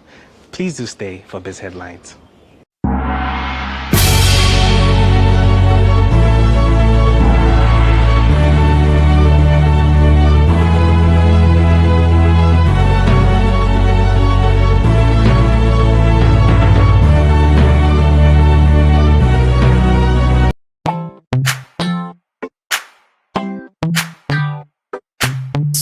Sweetheart, be mindful of your health. Dear products na dear makeup. I welcome you to Sigma Health and Beauty. You can call us the Beauty Embassy. Who pursue beauty more revealed with quality makeup products. There is only one place. The Sigma Health and Beauty 2022 Ghana Makeup Awards Beauty Retail Business of the Year. Of course, we are the defending champions. World-class makeup brands and Kwanyet, you name it. Maybelline, Dark and Lovely, House of Tara, and many more. Your professionalism in the beauty industry is unmatchable. Bramian the proper way of applying our products. Sigma Health and Beauty, Yewa Accra, Makola, Georgina Stores, and Rollins Park, Gate 4. Fryer in 0248 138 596 and 0201 408 186. Or visit our online shop at www.beautyavenuegh.com. Sigma, your beauty, our joy.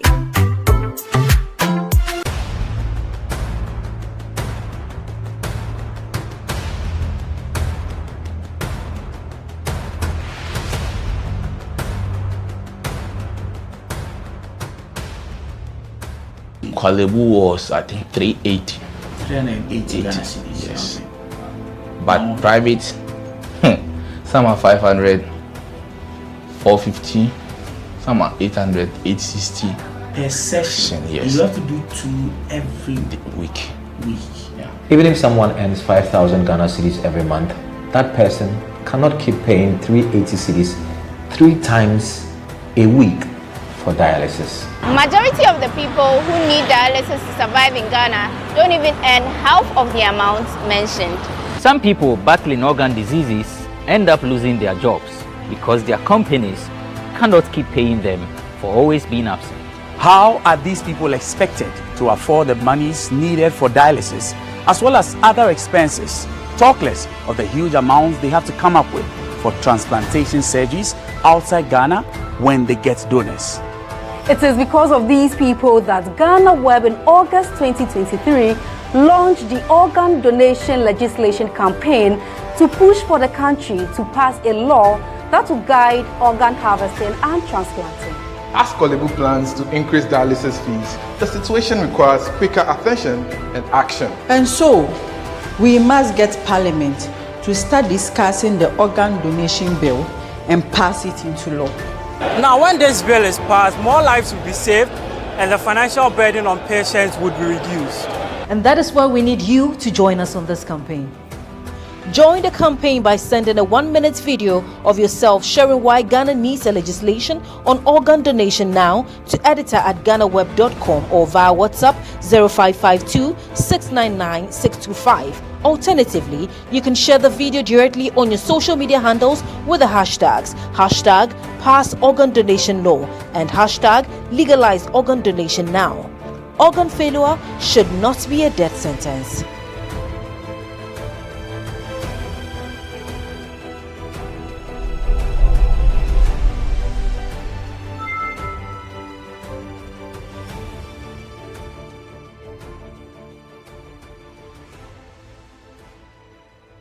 Everyone needs the perfect snack to munch on during a fun moment.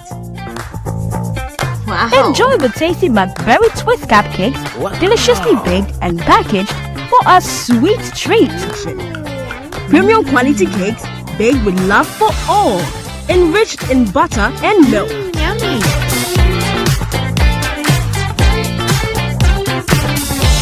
Oh, McBerry Twist Cupcakes, simply irresistible. Try one today. This advert is FDA approved.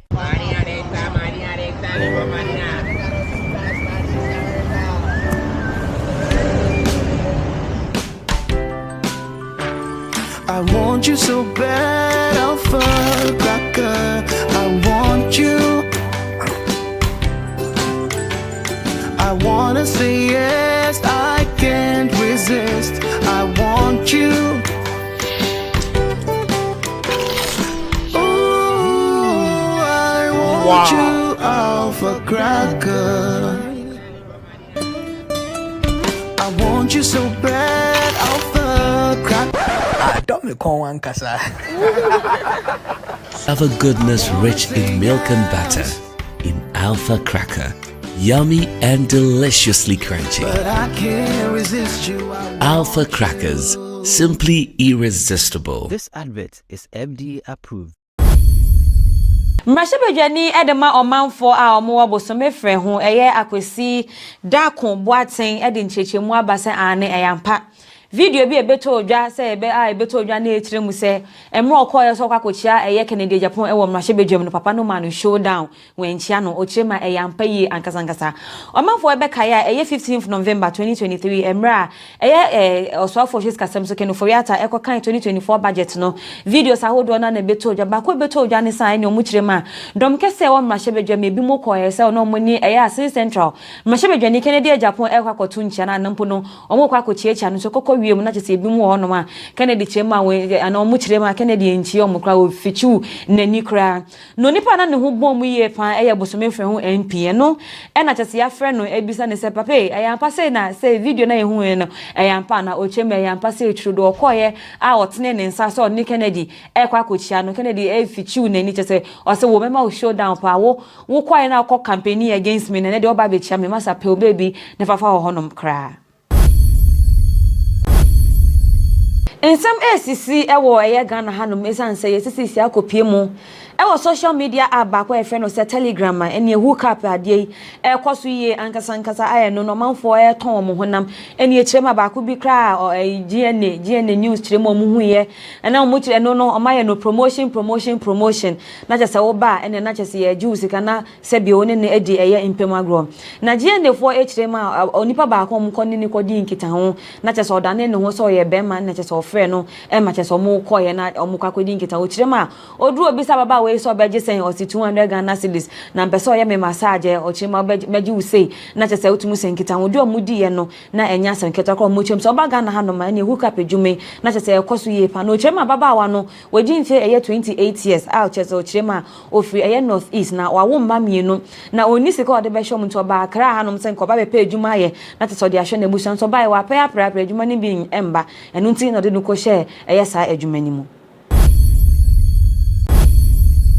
Mampeni na nado dankwa ekufuado edi efutuo akwa akoma wana ombeto aba eye afi 2024 na chese voters no ochema Ghana fo ye ne mo a chese fa mo hu bia afi 2024 mo hwe na manto aba amfa mampeni dada John Dramani Mahamada ochema den mama te den siso yo bia wa de wasesa ede na opa che no chema Ghana fo obowa ademo nkai se mra ye ma ni tumi so me mampeni e wo Ghana hanom eni ma boche bebe bo hye ba kokre ni hono mama etumi di so wasan abasa wa de sister wasesa entiento aba infama ni be mo chema obowa mo obi emfi ne kweye ndada eni ntro se etrodo mu po obi e mana ba be mampeni e wo Ghana hanom e wo se ye competent John competent Dr. Mahmudu Bawumia ono e na tesisi a no obi a age ni nyuma e di atum enu nti no chema Ghana for any member to abanyina monhwe man to aba amfa mama mpeni da John Dramani ba ama esanta nenka o kase wasesa no eyade a obowa enrada 16th November 2023 enachese ye ede mama mpeni dada John Ajekunkwofo ne ho kania wonya ne baby ko mama Theresa Kufo na otumu sempenifo ahodo na ne kopie mu e wa ase bi na obaako ayen camera se ko capture omo anampo na omo teso mu jomudi e wo social media ye pa e mampeni dada John Dramani mama e na fe vice president Dr. Mahmudu Bawumia mu mienu obia ene ne ho kani na teso mu kohie mu e wo eye na se bi na teso mu ji nchia ene oba ne oba e hage na bema ne bema so e tu nchia na video ni mu no e na abeti so manfo e kasa ai wo Bawumia se wehu wo mampeni na aba no e ma o show down otumu se nkofo ke sem ewo video ni mu ankasa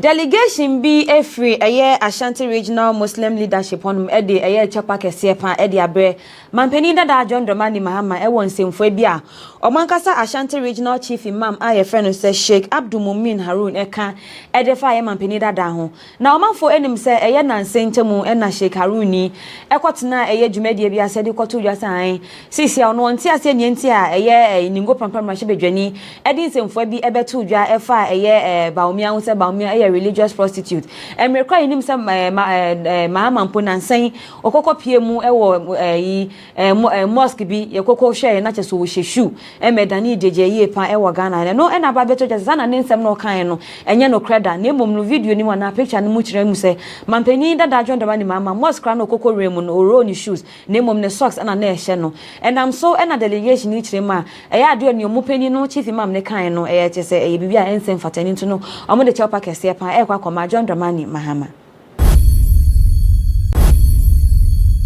Efia poko avim lady sentreni ewo Ghana hanom no eno de foto kese pa akwa the showdown asin central mashebedwani Kennedy Japan vim lady ma Kennedy nke be ya asisi ya no senia ho ababe dimu ye ba no politics mu asisi ya do obi a wuji udi ye pant nke ni menimia bo ho modia na pepa onfum so ahodo na wona wedidi o matem wona wakeka wadwen akro mu nyina bo ho modia na sankofo ni nyina kwapa o mache o trema asisi ya ma me Charlotte say de wa homa so bebrebe na ewo so no bo ho modia na chese ahoma so ni nyina kegu ne kokọ maami nanim ne fa cha pakese pa ekoma no omafo be kaya eni ansa na 2016 abato no beko no ebeba so no ewo Ghana hanom no na Kennedy Japan edi semfo bi etudwa efa maami Charlotte sen wana o chemu san onu wenya ne ntie san maami de tete ode to kese ede kwakọ ewia abemu ne fa ne kosi san sem ne dok kan bi ye pa emeko wiem na omafo e chemu sa anakasa ben ena pape eka ede afa maami hwe no na vim lady e chemu sa sisia de Kennedy pepenso a wo kono e so bo ho modia na chese otumi pepa efi ene nkikan bia ewo ho ewo eye Ghana hano.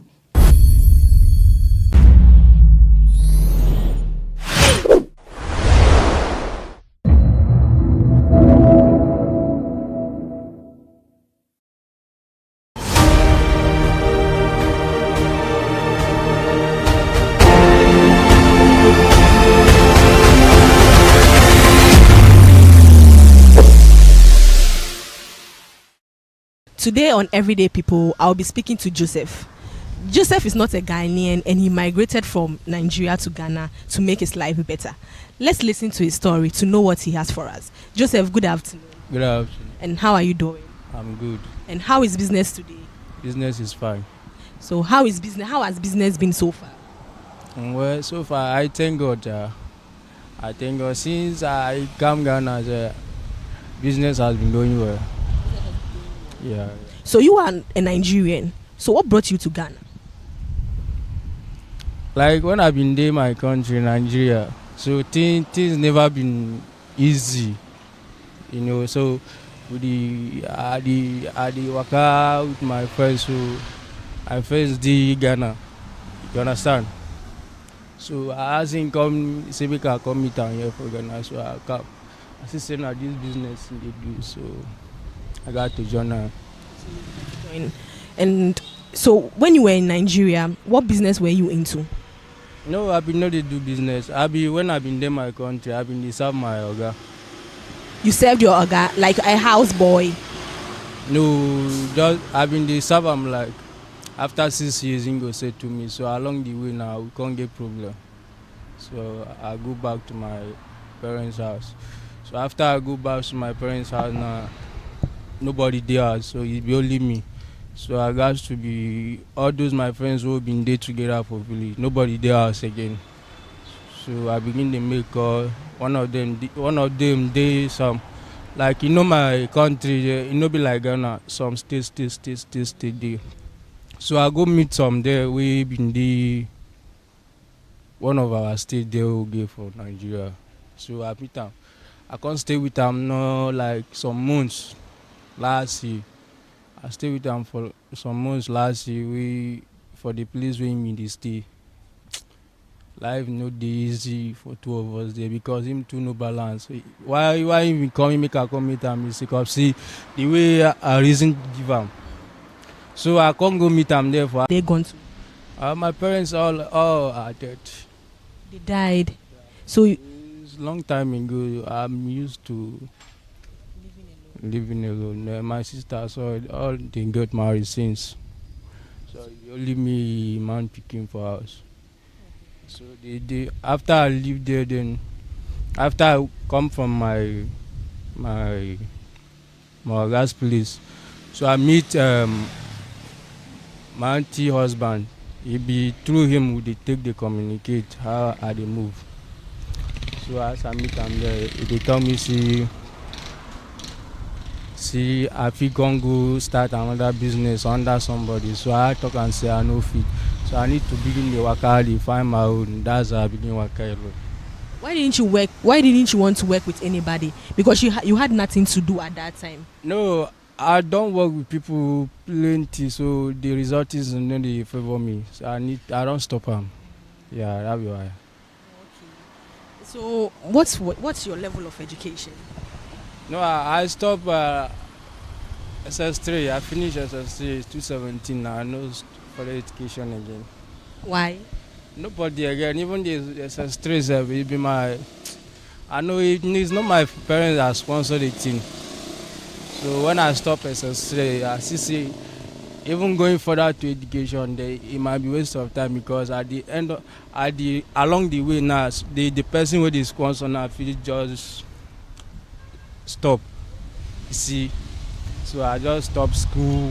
Anything in school, no, they come my mind again since 2017. So did your parents die before you stopped schooling, or they were alive before you stopped schooling? My parents died.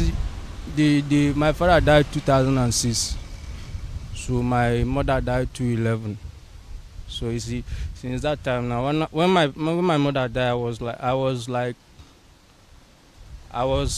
at the primary school. Yeah, primary school that time. So they died that time. Then my auntie's sister, my auntie, the family she got married to. So now began to raise somebody. Then I go with them to the person. I stay with them. Then I finish primary school to secondary school. After then I come out. Decided not to continue again. I decided to continue school again. I stopped school. Anything school, not really go my mind again. But while you were going to school, you had a dream, like maybe I wanted to become this person in future. What was yours? I always want to be a businessman. I always want a transaction, anything business. That's what I'm after too. And it looks like you are doing the business. Yeah. And how has it been? See, that's why I'm thank God for this one. So you said you were just moving around in Lagos, in Nigeria, after you left your boss's place. So what were you doing to survive? No, I wasn't doing anything there. So when I came back from my boss' place, then I stay at my father's house and our house. Anytime I want to eat, I always go to my sister's home to eat. So he stays. She now give me 20,000 naira to just use it and go anywhere I want to go. You understand? 20,000 naira. Then I added it to the ones I have already at my hand. So I now went to meet my friend. I told you, I went to meet my friend at one of our states we have there in Nigeria. So when I got there, I meet him there for the state. Him no balance. You see, life no balance for him. So we begin the hustle with the feet. So I get to the point where the money I catch up that place, it no be anything. So we migrate to Lagos. And after we stay in Lagos, stay in Lagos, and the life for Lagos they began miserable. Life just be like see. Life wasn't really okay for Lagos. You understand? So already I have a friend here. I never wanted to come Ghana. Why? Why didn't you want to come to Ghana? Since that day my boss police there, they told you this my friend. I they talk with him since. So he tell me see me they come, but it's never my wish to come Ghana since day one. So it's just the day where the place where they work for Lagos, the man they way the owner of the hotel, the way they do housekeeper. See, you read the money where they feed on there, it don't finish like around 25th. So I just survive on last car 200 naira. I just survive that each customer come then he as he won't go now, he tip me small thing. That's why I just survived till reach 30 a day. Where the man no gree pay us. You see, everybody just hungry. So at that point now I begin to change another plan. You see, because I don't stay there, I stay in Lagos now. I can't think whether if I come home again now, nobody in the house. You see, I got to the hustle, just go anywhere again. I begin to put call, I can't call this my guy, tell him see I go lab. I will come Ghana. So he begin to make way for me, begin to make way. He asks me how much I have already. The money they pay me that month, they supposed to pay me 30,000 naira. So they reduce 5,000 naira. See, I too stubborn.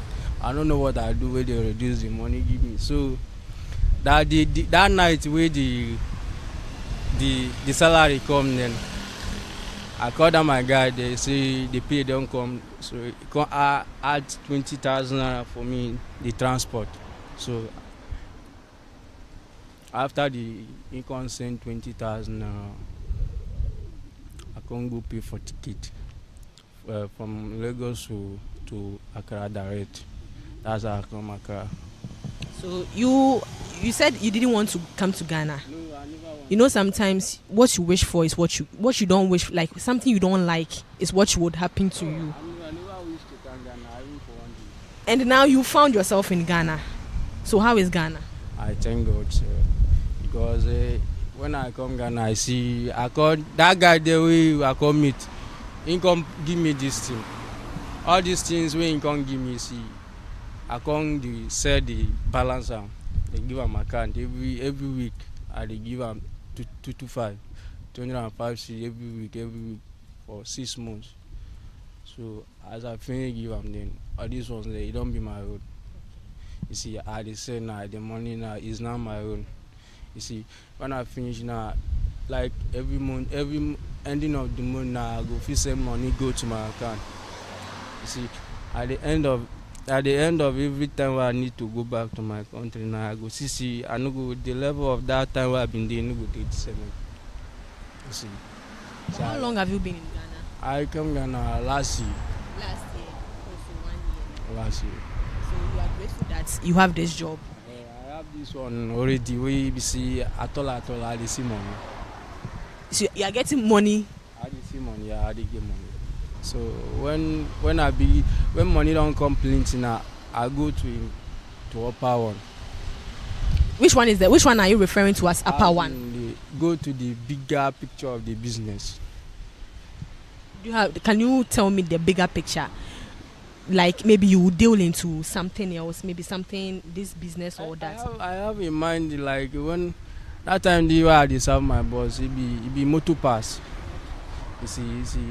It be motor pass as they say. So I have those type. I have the experience as in I want to be selling that type of business. You see, everybody just they gather money. Once the money just come up a little bit like this now, I have some already, but I need to. So it's like the things what I go need to do when I go there. So the money when it come to a little bit, then I go start. So it's motor parts. To sell motors or the parts of the parts. So motor parts. Okay, thank you for speaking with us. We've listened to Joseph's story, and according to him, he's grateful he has this business, and he has a big dream, which is to sell motor parts, and he's gathering money to venture into that business. This is Diaba Eugenia reporting for GhanaWeb TV.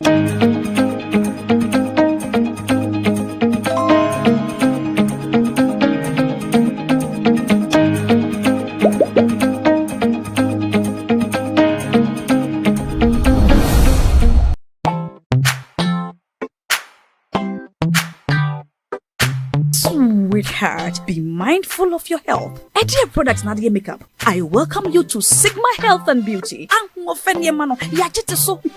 can call us the Beauty Embassy. We pursue beauty more revealed with quality makeup products. There is only one place. The Sigma Health and Beauty 2022 Ghana Makeup Awards Beauty Retail Business of the Year. Of course, we are the defending champions. World-class makeup brands and Kwanyet you name it. Maybelline, Dark and Lovely, House of Tara, and many more. Your professionalism in the beauty industry is unmatchable. Bramientra the proper way of applying our products. Sigma Health and Beauty, Yewa Accra, Makwala, Georgina Stores, and Rollins Park, Gate 4. Fryer 0248 138 596 and 0201 408 186. Or visit our online shop at www.beautyavenuegh.com. Sigma, your beauty, our joy. Luckiest, luck is everywhere, for everyone, yeah. how to play and win online. Step 1. Go to the URL or website www.theluckiestafrica.com. Step 2. Click on Ready to Play and register. Step 3. Fill out your valid details to register. Step 4. Enter and confirm the OTP sent to your email. Step 5. Purchase your ticket or generate a random ticket. Step 6. Enter the ticket amount you want to buy. Step 7. Follow the steps to buy tickets for yourself or someone. Step 8. Confirm your ticket and choose your payment option. Step 9. Follow the steps to make payment. Step 10. Verify your phone number. I am Mr. Good Luck and I'm on a mission to spread luck all around. Papa, driver, bouncer, friends, teacher, banker. Star 712 hash. You could be the luckiest.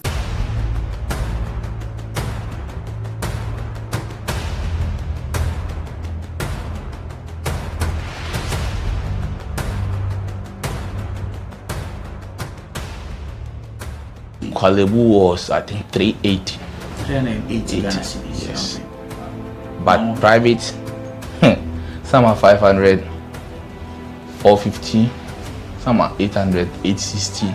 Per session, yes. You have to do 2 every week. Yeah. Even if someone earns 5,000 Ghana cedis every month, that person cannot keep paying 380 cedis 3 times a week for dialysis. Majority of the people who need dialysis to survive in Ghana don't even earn half of the amount mentioned. Some people battling organ diseases end up losing their jobs because their companies cannot keep paying them for always being absent. How are these people expected to afford the monies needed for dialysis as well as other expenses? Talk less of the huge amounts they have to come up with for transplantation surgeries outside Ghana when they get donors. It is because of these people that GhanaWeb in August 2023 launched the organ donation legislation campaign to push for the country to pass a law that will guide organ harvesting and transplanting. As Kwalebu plans to increase dialysis fees, the situation requires quicker attention and action. And so, we must get Parliament to start discussing the organ donation bill and pass it into law. Now, when this bill is passed, more lives will be saved and the financial burden on patients would be reduced. And that is why we need you to join us on this campaign. Join the campaign by sending a 1-minute video of yourself sharing why Ghana needs a legislation on organ donation now to editor@ghanaweb.com or via WhatsApp 0552 699 625. Alternatively, you can share the video directly on your social media handles with the hashtags #PassOrganDonationLaw and #LegalizeOrganDonationNow. Organ failure should not be a death sentence.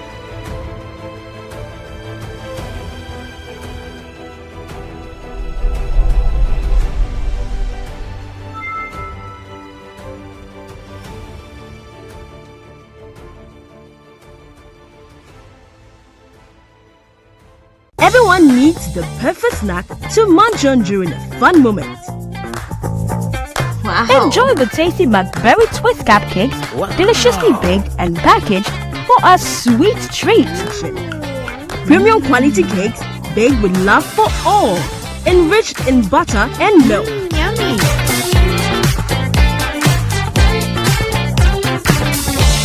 Oh, McBerry Twist Cupcakes. Simply irresistible. Try one today. This advert is FDA approved.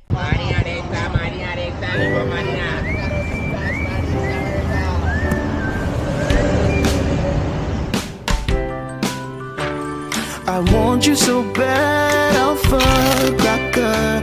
I want you. I wanna say yes, I can't resist. I want you.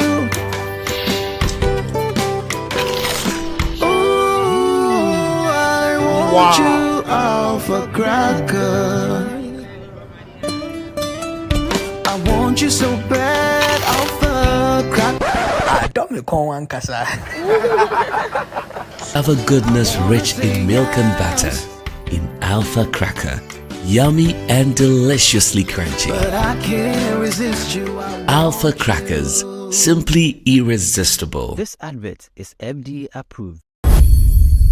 Mashebejani edema omanfo a omo abosome frɛ ho eye akwesi dakon boaten ede nchechemu abase ane eyampa video bi ebeto odwa se ebe a ebeto odwa na etire mu se emre okoye so kwakochia eye Kennedy Japan ewo mashebejam no papa no man showdown wenchia no ochire ma eyampa yi ankasa omanfo ebe kaya eye 15th November 2023 emra eye oswafo hwes kasem so kenu foyata ekokan 2024 budget no videos ahodo na ebeto odwa ba ko ebeto odwa ne san ne omuchire ma dom kese wo mashebejam ebi mo koye se no moni eye asin central mashebejani Kennedy Japan ekwakotu nchia na nampo no omo kwakochia cha no so koko wiem na chese bi mu hono ma Kennedy chema we ana omu chirema Kennedy enchi omukra ofichu nani kra no nipa na ne ho bom ye pa eye bosome frɛ ho MP no na chese ya frɛ no ebisa ne se papa ayampa se na se video na ye hu no ayampa na ochema ayampa se chudo okoye a otene ne nsa so ni Kennedy ekwa kochia no Kennedy efichu nani chese o se wo mema o showdown pa wo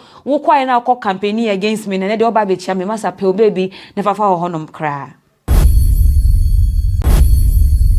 Ensam ACC ewo eye Ghana hanum esanse yesisi akopie mu ewo social media app ba kwa efe no se Telegram ene hook up ade ekoso ye ankasa aye no manfo e ton mo honam ene echirema ba ko bi kra GN news chirema mo hu ye ena mo chire no omaye no promotion na chese wo ba ene na chese ye juice kana se bi one ne edi eye impem agro na GN fo echirema onipa ba ko mo ko ni ko di nkita ho na chese odane ne ho so ye be man na chese ofre no e ma chese mo ko ye na omukwa ko di nkita ho chirema odru obi sa baba we so beje sen o 200 Ghana cedis na mpese o ye me massage o chima beje usei na chese otumu senkita ho do omudi ye no na enya senkita ko mo chem so ba Ghana ha no ma ne hook up edwume na chese ekoso ye pa no chema baba wa no waji mfe eye 28 years out chese o chema ofri eye north east na wawo mmamie no na oni sika o de be shom nto ba kra ha no senko ba be pe edwuma ye na chese o de ahwe na busan so ba wa pe apra edwuma ni bi emba enu nti no de no ko share eye sa edwuma ni mu. Mampeni na nado dankwa ekufuado edi efutuo akwa akoma wana ombeto aba eye afi 2024 na chese voters no ochema Ghana fo ye ne mo a chese fa mo hu bia afi 2024 mo hwe na manto aba amfa mampeni dada John Dramani Mahamada ochema den mama te den sisi obi a de wasesa ede na opa che no chema Ghana fo obowa ademo nkai se mra ye man tumi so me mampeni e wo Ghana hanom eniema bohye bebe bohye ba ko kre ni hono mama etumi di so wasan abase wa de sisi a wasesa entiento aba infama ni be mo chema obowa mo obi emfi ne kwe ndada eni ntro se etrodo mo po obi e mana ba be mampeni e wo Ghana hanom a e wo se ye competent John competent Dr. Mahmudu Bawumia ono e na tese sisi a no obi a age ni nyuma e di atum enu nti no chema Ghana for any one beto abenyina mo nhwe no man to aba amfa mama mpeni da John Dramani ba ama esanta nenka o kase wasesa no eyade a obowa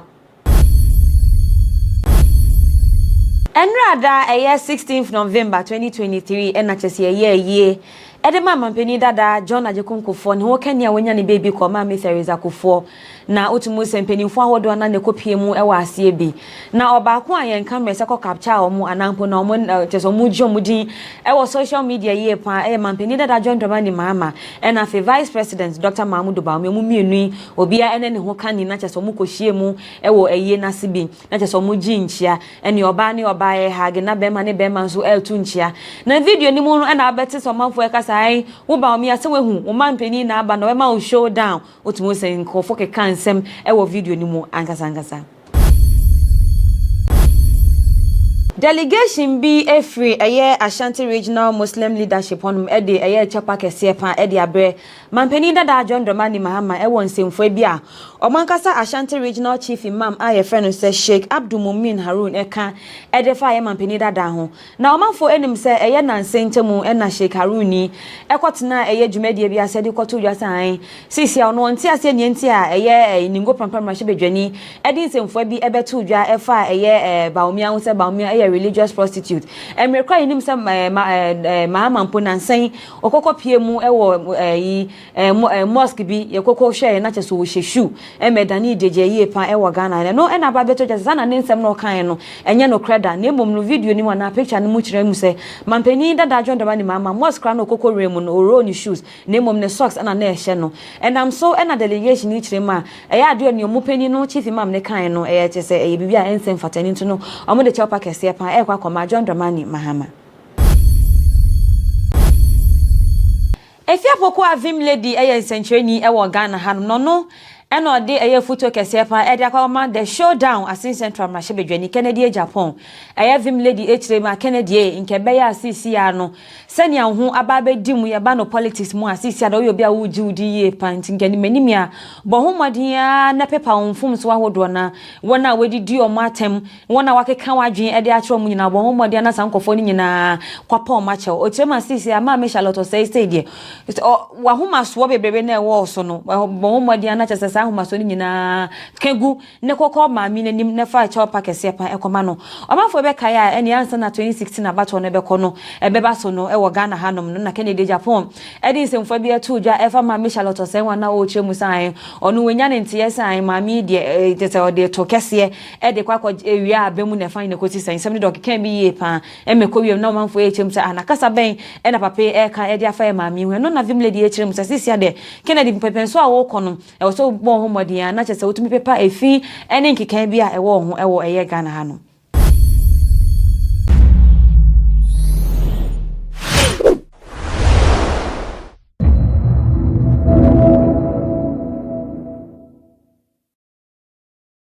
A round of applause. I have to make sure that I get his title right, otherwise I'll be unemployed for the next few years. Pardon me.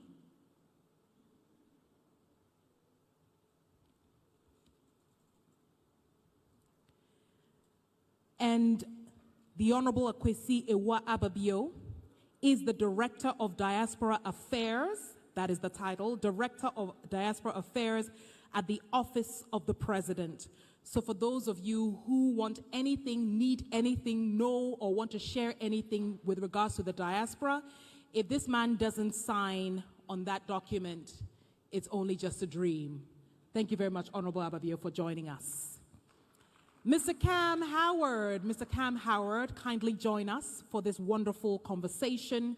Mr. Henry Mangle, please join us. Dr. Hilary Brown, whom I saw. Dr. Hilary Brown is over there. Thank you so much, Dr. Hilary Brown, for joining us.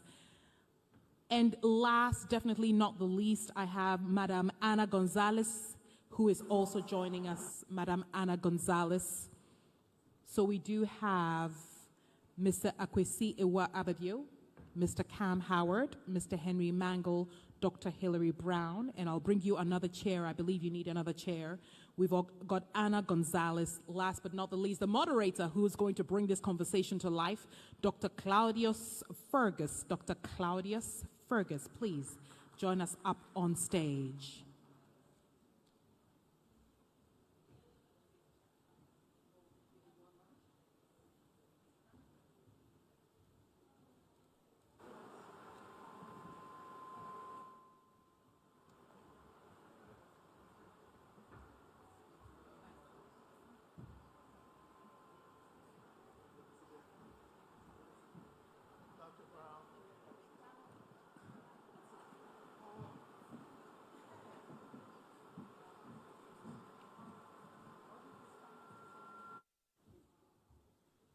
Yes, time is really moving fast. I did not even realize that our facilitator had stepped down.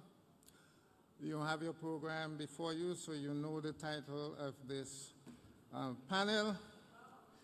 Greetings to everyone, brothers and sisters.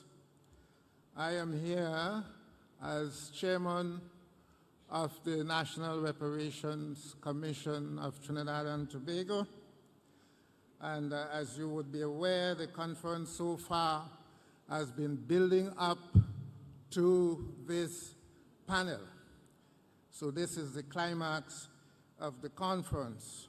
We have had a number of proposals before, and I want to suggest to the organizing committee that a team be set up, tasked with the responsibility of extracting the recommendations proposed so far, with the achievements, the successes, and even some of the criticisms over the past 3 days. So that's a request and a recommendation. Some of the highlights in terms of recommendations which we need to incorporate into our roadmap, I will just highlight a few of them. We have heard of the importance of integrating reparations into the national schools curriculum. I think that's a fundamental idea, very, very deep idea. We have heard of the importance of working with our artistic community, and that would include, of course, our songwriters and singers, our dancers, our film producers, and I would want to emphasize, because of the significance of youth that we have heard about, the social media, which is mainly driven by youth in terms of content creation. We need to mobilize them as well. There was also a call for activist intellectuals to ground with the grassroots, and particularly the youth. There was an appeal whether decisions taken here at this conference, whatever decisions are taken, should be actionable and deliverable. I think Dr. Chen made that proposal and emphasized it from time to time. And finally, a call was made, or references, in fact, were made to the problem of language and decolonizing the language. I want to go a little step further and propose, instead of decolonizing, we should be talking more about exorcising, because what you would be doing is still decolonizing the colonizer's language. And so we have to think very seriously about really making African languages the lingua franca of conferences such as these over a period of time. And it does not make sense that we have the major colonizers, 5 or 6 of them, and those languages are the languages that have become official languages of almost every region, or all of the regions in Africa. If an African language is developed as a lingua franca and official language for at least each region in Africa, there would be a sort of impetus and momentum in the Caribbean and other diasporas to also teach those languages in the schools, which will also help to bring a certain sense of pride and liberation to us as well. We have mentioned Haiti from time to time. I see Haiti as the mother of African emancipation in the Western Hemisphere. And I want to throw out a suggestion that perhaps the case of Haiti be made a priority in the reparations movement going forward. Haiti, I'm not going over the details because we have heard of what France did to Haiti. But when Jean-Baptiste Aristide returned to power in the early 2000s, he began the process of making a case for the return of the ransom. This wasn't exactly reparations, but the ransom that France had demanded of it, which it had paid from 1825 to 1947. Now that was the easiest case to win if that case was allowed to go forward. But we know that he was ousted with the conspiracy of the United States and France in particular, perhaps other European powers as well, because they knew the significance of Haiti succeeding in such a case, which would have a domino effect and would make it much more difficult for the other European powers to defend against reparations. So I want to say that we should come to the aid of Haiti, which in a sense will be coming to the aid of our own cause in furthering the reparations movement. I'm sure my brother David would perhaps something he would want to say about that later. Without any further ado, because we are really stressed for time, I want to invite the members of my panel to make their presentations, and we would do so in the order in which they are seated. So we begin with one of our female intellectuals, and we end with another one. So Dr. Brown, you would introduce yourself, because I can introduce some, but I don't have even a brief bio for some, so I would not be partial in that. So you would just introduce yourself and go ahead with your presentation. If you would like to come towards the microphone, please feel free to do so.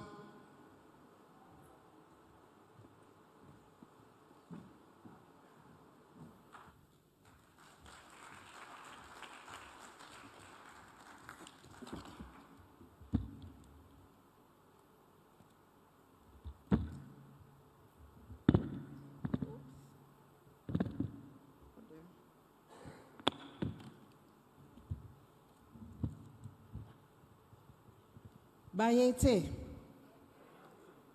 This is the Zulu royal greeting. Bayete. So I hope I'm going to be taught the Ghanaian royal greeting so that I can use that one as well. Thank you, Mr. Moderator. It really is a pleasure, an honor, a privilege. What a wonderful gathering this has been of the committed to this reparations agenda. And it's really wonderful to be here representing CARICOM. And I really want to thank the organizers for the wonderful, warm hospitality, the government, the people of Ghana. We have felt so welcome, so at home. It looks so much like Jamaica. So it really has been fabulous being here. And so here we are almost at the close of our conference, and we are now looking at building and sustaining a global advocacy movement for reparations. And I think the CARICOM Reparations Commission is very well placed to do that, having for the last 10 years been actively engaged in this very important mission for liberation and justice for our people. I would like to convey warm greetings from Professor Sir Hilary Beckles. He had conveyed to me that he really regretted not being able to attend, and that I should give his greetings and say that he's here in spirit.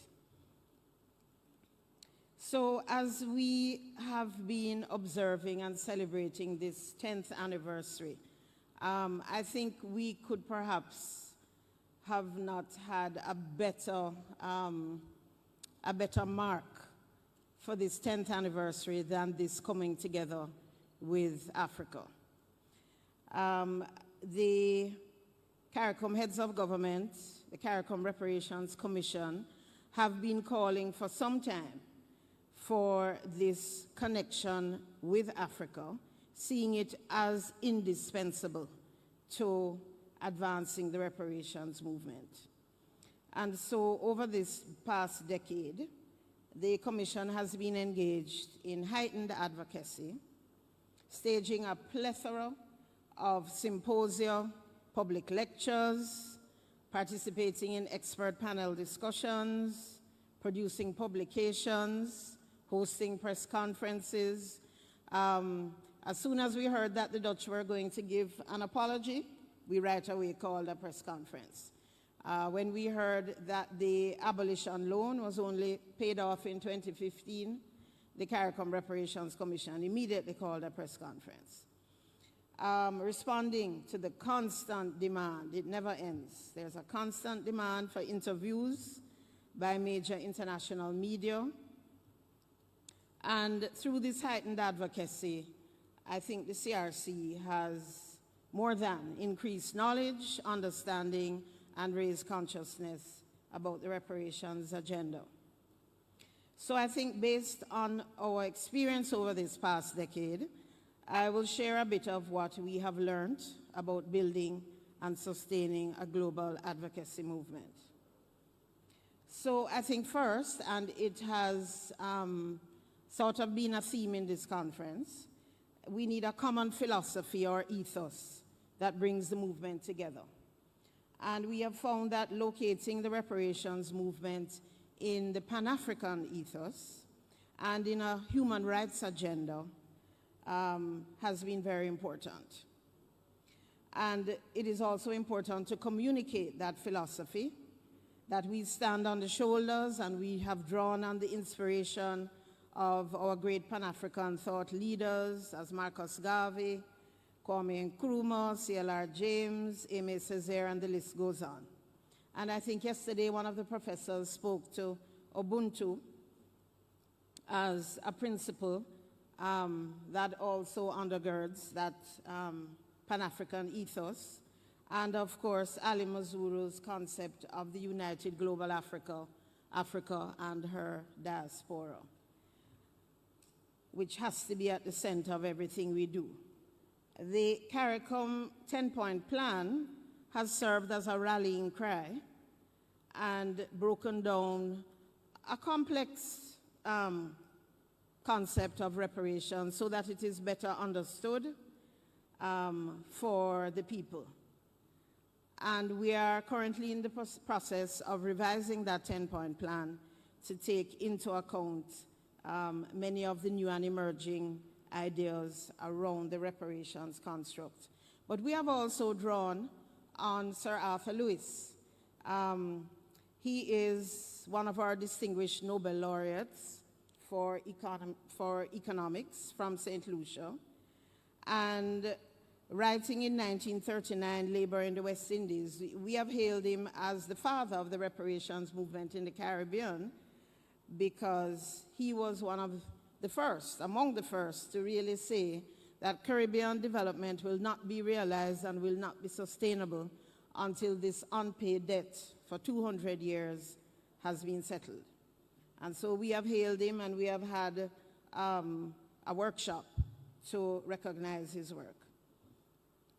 Secondly, I would say to sustain a global movement, you need a clearly defined strategy with strong political support.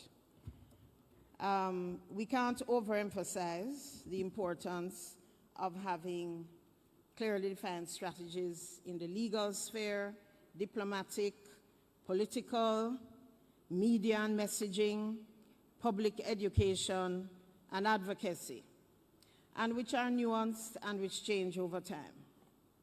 Having a roadmap is critical, and that's what this session is about, bringing together our collective ideas to articulate that roadmap. So messaging and countering harmful narratives, such as Africa being responsible for the enslavement of her people, has been a top priority of the Commission. Knowledge is power, and the people must be educated on their history and the imperative of this agenda. Third, I would say another important consideration is developing a popular and inclusive movement. We know that civil society has been in the vanguard of this reparations movement. Rastafari, Pan-Africanists have really kept this alive and in our consciousness, our artists. Many of us supported the reparations agenda without even knowing that we did, or that moment of consciousness. And I think a lot might have to do with the way in which our artists always have kept it alive for us. Then fourthly, I would say that the movement has to be properly resourced, both in terms of human and financial resources. The CARICOM Reparations Commission has recognized the need for a dedicated secretariat. This is not something you can do on a part-time basis. In order to implement an expansive public education program to address the constant media engagement, and to facilitate people participation. We had the youth, and we had a discussion about youth and women earlier. There is no mass movement that isn't a youth movement. So the reparations movement is not yet a mass movement. But what we also know about young people is that they're not going to come and sit in a room like this and talk for 3 days. Once you have given them the information and they're on board and they're motivated, they want to act. So you have to be able to have a program that engages them, and very often it needs resources. And so one of the things that the CRC is doing is developing a CRC stakeholder forum. And this is where we will allow regular engagement, either quarterly or at least twice a year, engagement with a lot of the key stakeholders all across the globe who are involved in and committed to the reparatory justice agenda. And of course, whenever you feed the mind and the soul of your people and they are now convinced, the next thing is we want to get involved. How can we get involved? And so you need to have a program and a way in which you can engage stakeholders so that they can contribute to the movement, they can help to educate others, and they can feel involved and feel as though they're helping to realize this very important agenda. And then fifth, I would say building strong partnerships and coalitions to increase advocacy and awareness right across the globe. And I think the CRC has very successfully developed partnerships with NARC. Dr. Daniels is here, National African American Reparations Committee, the Global African Congress in Canada. Sikayo isn't here with us today, but he usually is. Atacare International Development Organization, IDO, universities in the United Kingdom, civil society, and as you have heard, several civil society organizations are now part of the CARICOM Reparations Commission. So I think our reach and impact has been much wider and far more impactful because of these partnerships. But before I close with a few recommendations, I wanted to highlight something that that we have embarked on because we have come to realize the importance of it. And that is, within our 10-point plan, there is one of the points which is the repatriation, and Rastafari said that we should change it from repatriation to resettlement. And I think earlier I heard Dr. Beryl Beekman speaking about the right of return. And what we have come to realize is that in the trafficking and chattel enslavement of African people, we lost a lot. Not only did we lose language and community and our names, African spirituality, aspects of our culture, but we also lost this understanding and this tradition of royalty. And although I've never done a survey, I could bet that the majority of the young people in the Americas are not aware that there are still royal traditions, kingdoms, chieftaincies in Africa, and certainly have a very Eurocentric concept of that. And so the CRC has been partnering with IDO in facilitating a reconnection agenda, which we realize is a very important part of the repair, of that psychological healing, of completing the circle.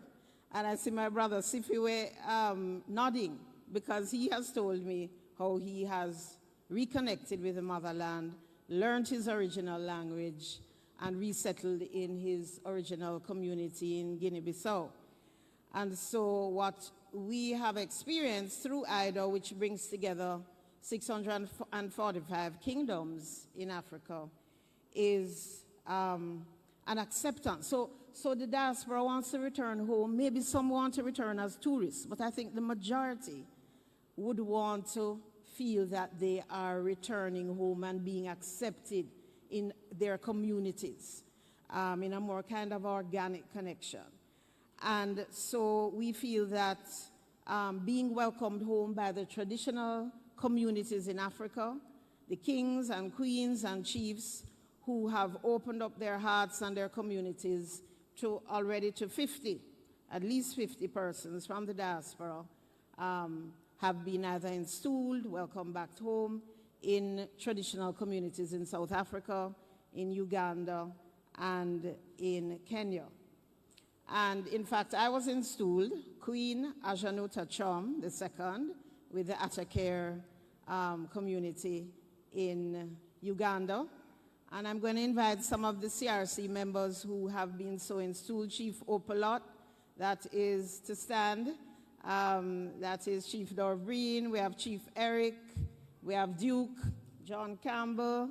We have Queen Mother Chen Zero. I don't know if anybody else is here. So I think this is a very important part of the reconnection agenda, a very important part of repair, and we have been partnering with IDO to advance that agenda. So closing now with a few recommendations.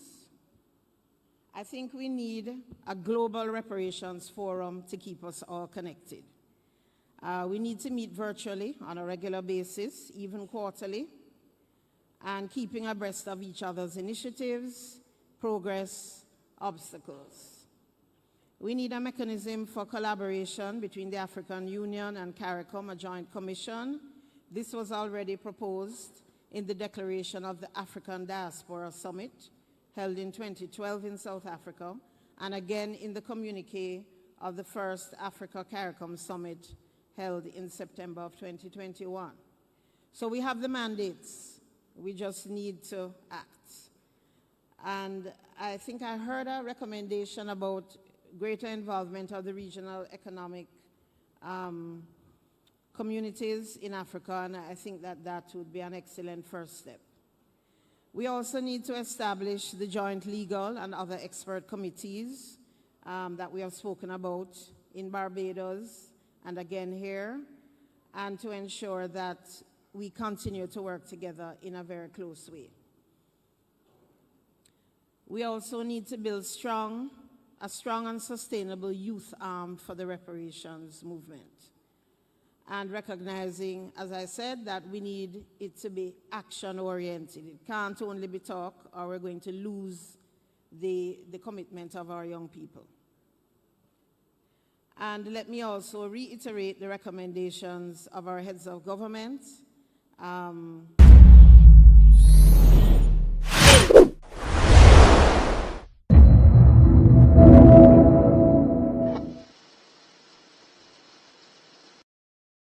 Honourable members, I've just been informed that copies of the budget statement has been brought to the House and given to the whips to be distributed to members. I've been informed that the minority chief whip was informed that the copies, yes. So he hasn't actually seen them, but his colleague informed him that copies will be sent to him to distribute to the minority. So the minority chief whip has not yet seen copies, but he's been informed that the copies, that is the information I have, I'm relating to you. So members will get their copies soon. Some members have received copies, but not all members have yet been given the copies, particularly the minority side. The minority side have not gotten copies yet, but the copies will be distributed today. Honourable members, let's move on to the other items so that we can do business. Yes, Majority Leader. Mr. Speaker, but to say that everybody is being given a copy. If you have not received it yet, seen it yet, they'll be given to them. It is not, Mr. Speaker, the tail end, the other leg that you added, but particularly the minority side. There's no attempt to discriminate between the majority and the minority. Every member of parliament is a member of parliament. So everybody shall have. And it's not as if some people have and some people don't have. That the minority doesn't have and the majority does have. That is incorrect. With the greatest respect. But the Speaker, Majority Leader, your earlier statement, you yourself stated that members have copies. That was the import of your earlier submission. Now, they are saying they don't have. You try to prove that they have by referring to their chief whip. And the chief whip responded by saying, I haven't seen the copy. I haven't seen, but I've just been informed that copies.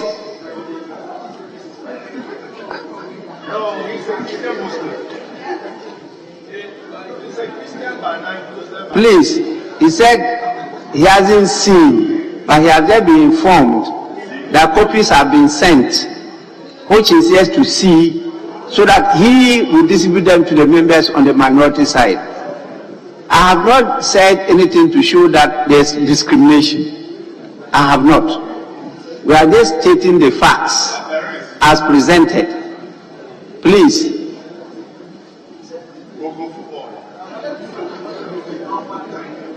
Do you want us to continue with the business of the House? Speaker, just to confirm that I've been told they delivered 135 copies to the minority. We are 137 here so far, so it's another matter. We haven't seen a copy yet, but we are told we've been given 135 copies, which means that some of my colleagues will not get. 2 of my colleagues will not get. So I confirm. Whatever copies have been delivered, we haven't seen. Not a single person on the minority side have seen a copy of the budget as we speak. In any case, Mr. Speaker, why are we arguing about not seeing a budget that has been delivered 3 days ago anyway? If the government wanted us to see the budget 3 days ago, why don't we have a copy of the budget, Mr. Speaker? It's because maybe they want us to have it too late into the budget review so that people wouldn't be able to consume the listen. So, Mr. Speaker, the next time, which will not come very soon because this is the last budget. Whether they bring it or not, we will debate. Mr. Speaker, we are okay. When we close, we'll go to the offices and see if the budgets are there, and then we can take them to the budget review retreat. So we are not splitting hairs here. The majority chief will inform me of delivering 135 copies to my office. I cannot be in the chamber and be looking at what has been delivered to my office at the same time, physically. That is the fact, Mr. Speaker. Let me listen to the Deputy Minister for Finance. I'll come to you, Chief. Thank you very much, Mr. Speaker. Mr. Speaker, I just want to put on record that we have delivered 280 copies of the budget, the 2024 budget, to the House of Parliament. And so if for any reason he claims he's gotten 135, we have done 280. And I know that we are 275 MPs in this chamber. So clearly we have done what Ministry of Finance has delivered, what it's supposed to deliver. It was done this afternoon. So Mr. Speaker, respectfully, we have delivered 280 copies of the budget. And I'm surprised at the way my colleague on the other side is behaving, and then the minority leader as well. This is not the first time this has happened. Even in your time, it happened the same. But the most important thing is reading the budget, sitting down and reading the budget to know the content, so that we can all debate on Tuesday. Thank you very much, Mr. Speaker. Yes, Majority Chief Whip.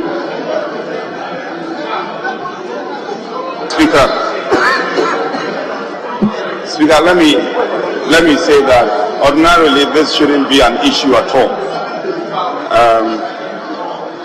we have a wonderful working relationship with leadership. Myself and my colleague, we have a very cordial working relationship. Everything that has to be delivered has been delivered. I want to emphasize that. So everything that has to be delivered has been delivered. Now, listen, let me focus on the budget. Now, everything, yes, emphasis. Everything has been delivered. And the budget, I personally took delivery of the budget. And with deference to my respected colleague, deference to him, personally ensure that the budget was delivered to his respected office. Then I called him and passed on the information that my friend, the budget has been delivered. Get back to me. You see, get back to me. And lo and behold, very characteristics of him. But he's a wonderful whip. He works very diligent and efficiently. But he got back to me and confirmed that yes, I've taken delivery. However, now listen. Then he says, it is short of 5 copies. Then I said, don't worry. I will personally make sure that we get that 5 copies and deliver that to you. So, colleagues, the point you are making that we are denying you the budget. The day of the presentation of the budget, copies were given to you, our colleague. And you were making copious notes. I saw you making copious notes. Well, it may be an abridged version of it. So nobody will deny you that. Leader, please sit down. Ever sit down? Okay, fine, it's all right, sit down. So, let's not split hairs over this. If there is a shortfall, I want to assure the House. I want to assure the House and assure my whip that I'll make sure that shortfall is delivered on time. Then you can have time and read. But I can tell you, after reading, you will come to one conclusion. You will come to one conclusion. Because indeed, it's a budget of stability, growth, and also to deliver from our road concerns. That I can assure you. So rest assured, no problem. The shortfall will be delivered as promised. Honourable members, the table office have confirmed that the Ministry of Finance delivered 280 copies,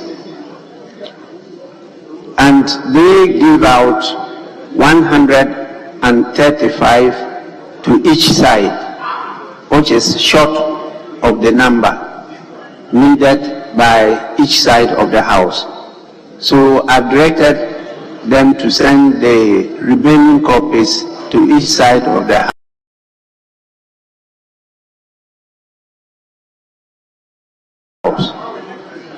The Ministry of Finance will also have to top up the 280 to 300. We need to give some copies to not only speakership, but also the table office and some key partners to Parliament to go through for us to be able to do the post-budget workshop. So let's end it here and let's see how far we go with the statement that is before us. That is the business statement for the week. But I can't deny the honourable lady who has been on her feet for some time now. Please, it's your turn now. Thank you very much, Mr. Speaker. Mr. Speaker, I would like to draw the attention of the Business Committee that in proposing the various sectors for the debate, they have left out the Committee on Gender, Children and Social Protection, which is an equally important committee. We have issues to raise, so I just want to draw their attention. My second issue is on the referral, the 2 referrals that were laid, the 2 bills that were laid under the certificate of agency, that is the affirmative action bill and the social protection bill. Mr. Speaker, even though it was laid under certificate of agency, due to the primaries, the presidential primaries of the MPP, we have not been able to meet as a committee. Since last week, we've tried to meet. We have not been able to meet, Mr. Speaker. So I just want to plead with you to give us 2 weeks to be able to meet as a committee, because we have important stakeholders that we want to attend this very important committee meeting, to be able to look at some other clauses that we think that we have to talk about. So I want to plead with Mr. Speaker to give us 2 weeks for the committee to be able to meet together with other important stakeholders to look at these very important 2 bills. Mr. Speaker, I plead with you, give us 2 weeks to be able to look at it. Thank you very much for me.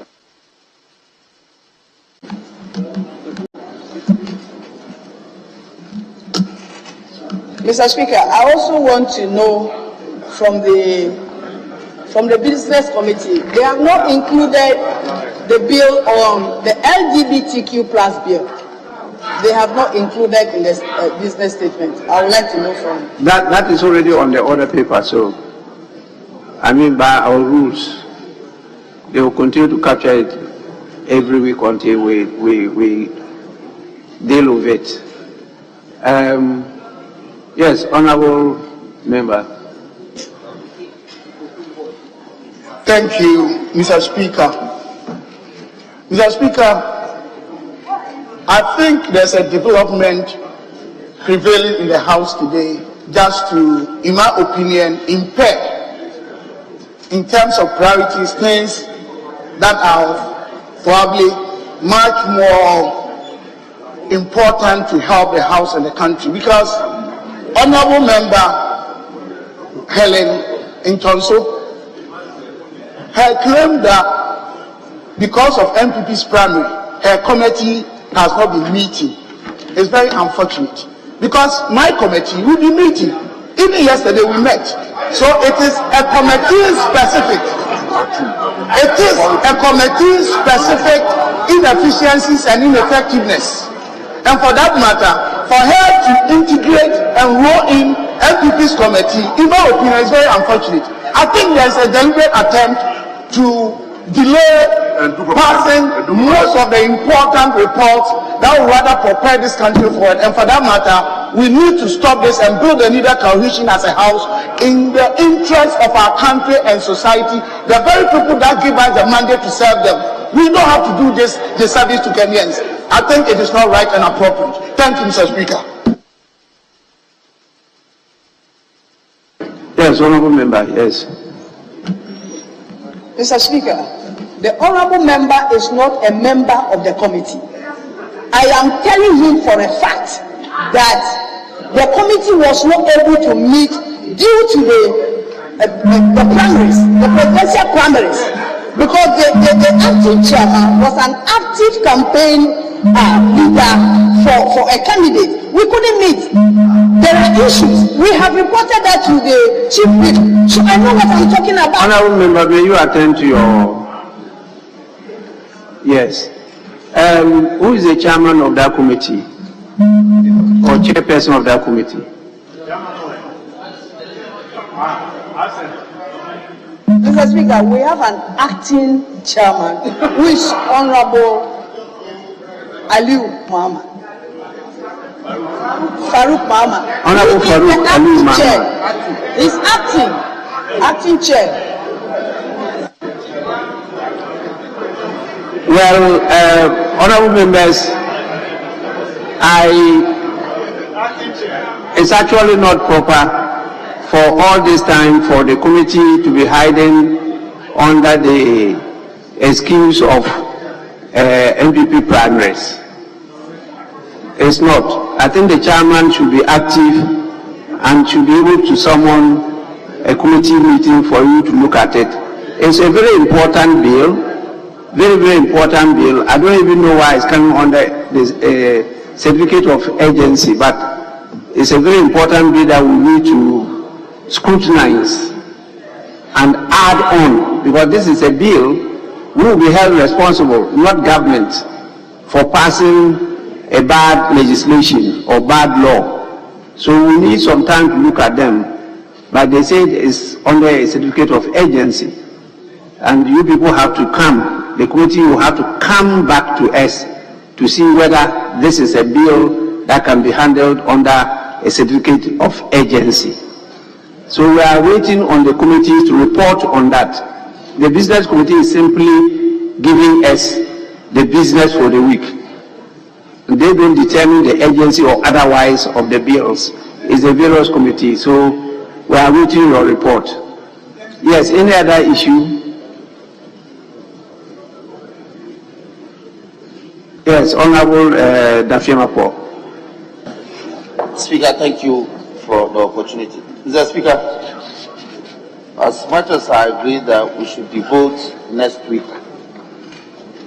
for business on the budget, I think that the issue of the Electoral Commission coming to the House to address us on very serious matters is still lingering. My understanding last week was that they were not billed to come because the explanation they gave was that because they are trying to tidy up the nomination process for the district level elections this week, so they were excused. But I think that we should have some time next week to accommodate them, Mr. Speaker, because the district level elections is slated for the 19th of December.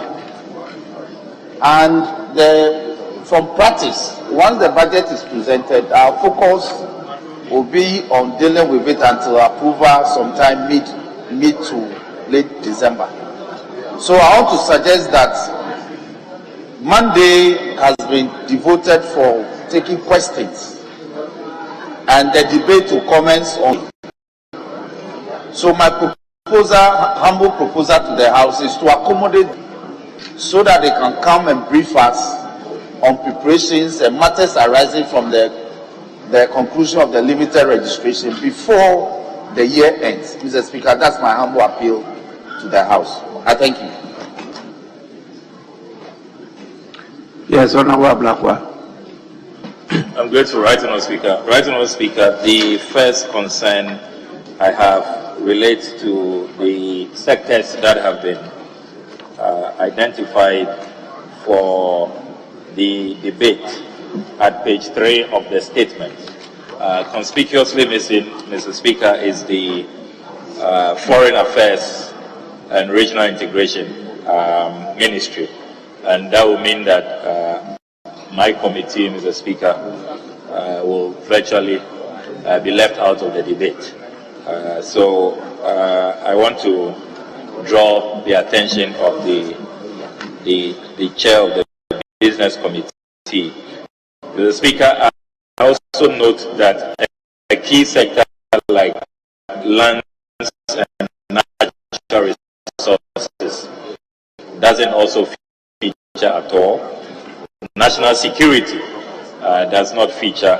I see defense, I see Ministry of Islam. So if the majority leader can avert his mind, then Mr. Speaker, finally on my part, I want to respectfully seek your wisdom on this matter, which will be issue that just created quite an uproar. The budget, Mr. Speaker, moving forward, is it possible for you to direct that within a specific period of the presentation of the budget? Because, Mr. Speaker, as soon as the budget is presented, members are called upon to engage even in public discussions, media interviews. You are being called by your constituents. Key stakeholders are calling you, and you are supposed to be making an informed, discussion into what has been presented. Here we are now being told that after 48 hours is being presented. Even the numbers are not adequate. So, Mr. Speaker, if we can have some guidelines from the Right Honourable Speaker, so that moving forward, it will guide ministers of finance across regimes. So we know if it is on the day of presentation, by close of day, MP should have it. Because so far, a lot of the debate going on, we haven't seen the document, and how informed, how accurate are the analysis that we are making. And it's not healthy, Mr. Speaker. So I think that moving forward, if you can issue some directives in that regard, it will really help us. I'm grateful, Mr. Speaker. Honorable members, I'm sorry I have to rush to deal with some urgent matters. So the second Deputy Speaker will take the chair. But the issue you've raised as to the a schedule on how copies of budgets will be presented, I think we'll discuss that later. So second Deputy Speaker to take the chair.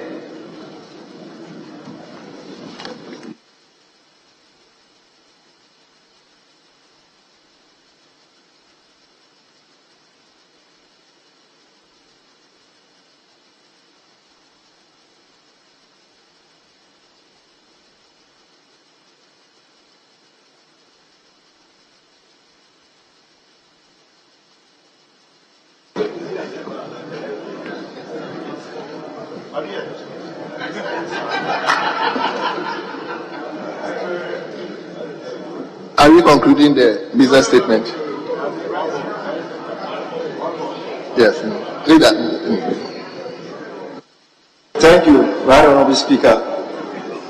Speaker, mine is an appeal to you on behalf of persons with disability who were hitherto employed to man toll booths. Mr. Speaker, they have asked me to appeal to your good self to invite the Minister for Roads and Highways to come and speak to a matter that is of great concern to them. Mr. Speaker, the appeal is occasioned by a rather unfortunate event which occurred on Tuesday, November the 14th, 2023, when the leadership of this group went to the ministry with the hope of finding out from the minister when their salary. Honourable member, I think this is not born out of the business statement. Oh, I'm appealing to you. Then let's adopt this. Then probably you can. If next time you get a chance, that is it. I'm almost done. Honourable member, why don't you let us adopt the business statement? And Mr. Speaker, very well, if you say so, I concede. Very well.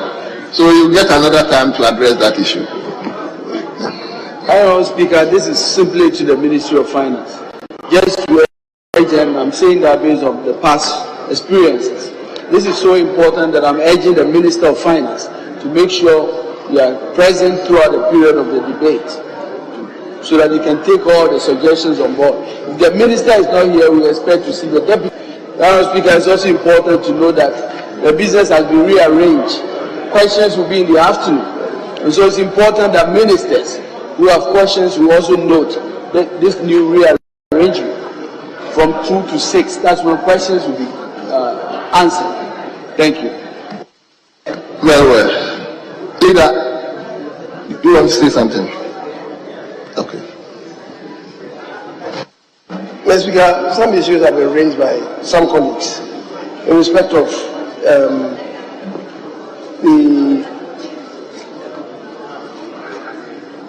some sectors not having been covered. Mr. Speaker, if colleagues were listening to me, I related to this.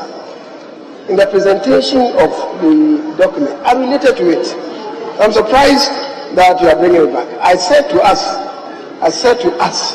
that Monday, the following Monday, will be a sitting day, and outstanding businesses in respect of the budget will be considered on that day. Because we are not clothed with authority to provide for the next ensuing week, we are not able to do it. But I spoke to this, and I'm surprised you are bringing the same thing back. It's not only, as you noted, it's not only foreign affairs, gender, I agree, and lands and forestry.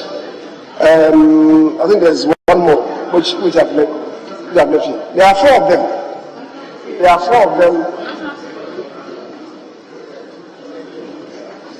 Gender and Children, Lands and Forestry, Parliamentary Affairs, Foreign Affairs, National Security. All these will be taken on that day. And I spoke to this. Mr. Speaker, again, the other one raised by my colleague, Yanabo Ntuso, again, I spoke to this. That the agency of a bill is determined by a committee and as provided by Article 106(13). If the agency is not determined, the bill cannot even be gazetted. So she even appealing that we require 2 weeks for the committees to sit. I don't even agree. They should sit almost immediately to make the determination to enable the bill to be gazetted by the appropriate minister. Mr. Speaker, so that's something. And then finally on the availability of the budget. Mr. Speaker, let's not pretend that this is the only time the budget statements are not being presented to this House the day of the presentation. It's been the practice and convention. However, Mr. Speaker, we should remind ourselves of the imperatives of Order 75(1), that as soon as sufficient copies of a paper are ready, then yes, then we could move a motion or whatever on it. So maybe we can, going forward, insist that, okay, the statements should be available immediately after the minister has made the presentation. But just to emphasize that this is not the first time, that 24 hours or 48 hours after presentation before it's not the best. But let's not paint any picture that this is the first time this is happening. Having said so, Mr. Speaker, I believe that the House will approve of the statement. I thank you. Honourable members, the business statement for the ensuing 4th week has been read to us and has been thoroughly discussed. Is hereby adopted.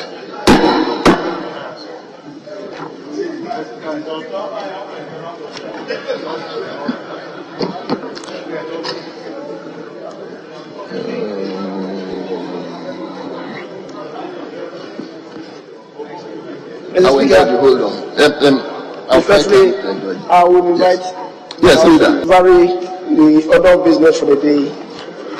Go to public business. Public business in order for us to deal with item 27. Item 27.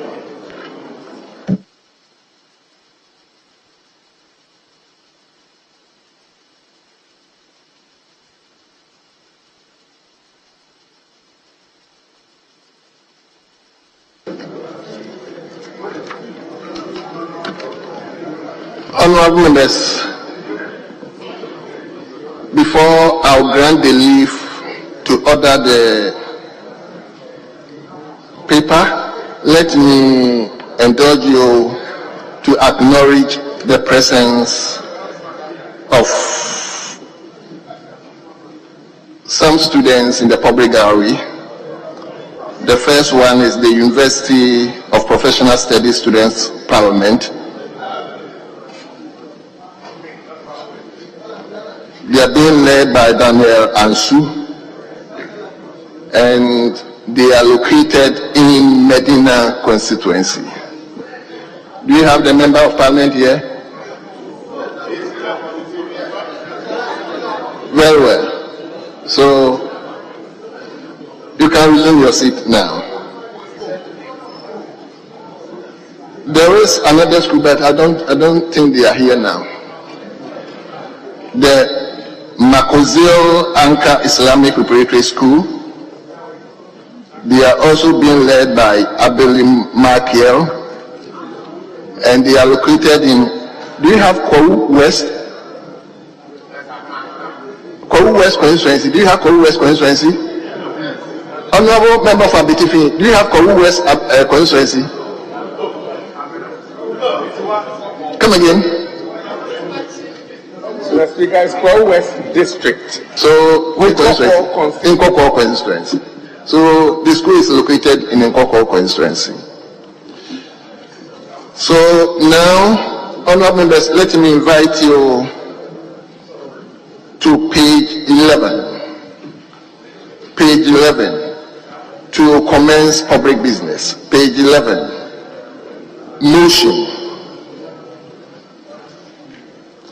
Item listed 27. Yes, Chairman of Finance Committee. Thank you, Mr. Speaker. Mr. Speaker, with your permission, I would like to move the procedural motions 27 and 30 together, since they came in the same memo. Leave granted. No, it's 27 and 30. Leave granted. Thank you. Mr. Speaker, I rise to move that the motions, the procedural motions listed as item 27 and 30 on today's order paper be moved now. I so move. Yes. Honourable members, the motion has been moved. Any seconder? Motion.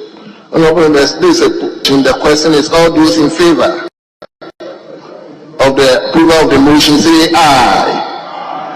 All those against say no. Honourable members, the ayes have it. The motion is carried. Yes, Chairman. Motion 28. Well, thank you, Mr. Speaker. Mr. Speaker, consequentially, I'm going to move the motions listed as 28 and 38 also together. 28 and 31? Yes, please. Very well. 31 on the stamp duty. Very well, let's hear you. All right, thank you, Mr. Speaker. Mr. Speaker, I rise to move that the motions listed as items 28 and 31 on today's order paper be moved now, and in the process present your committee's report. Mr. Speaker, the referral was in respect of the terms of a receivables-backed trade finance facility between the Ghana Cocoa Board and a consortium of banks and financial institutions with the government of the Republic of Ghana as guarantor for an amount of up to $800 million United States dollars to finance the purchase of cocoa for the 2023-2024 crop season by the Ghana Cocoa Board, and request for waiver of stamp duty amounting to up to the Ghana cedi equivalent of $4 million United States dollars on the receivables-backed trade finance facility between Cocoa Board and the consortium of banks and financial institutions with the government of the Republic of Ghana as guarantor for an amount of the $800 million USD to finance the purchase of cocoa for the 2023-2024 crop season by the Ghana Cocoa Board.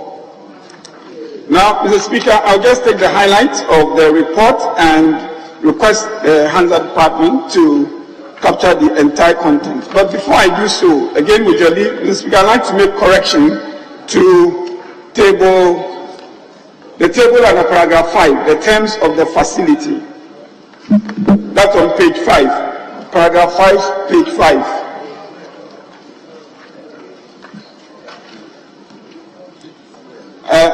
The correction, Mr. Speaker, is to delete the entire table, which is the indicative terms of the facility, and replace it with, I'm going to read it out, but the reference is in the parliamentary, the ministerial memo that came, paragraph 4.6, and the recommendations, the table that reflects the indicative terms of the facility.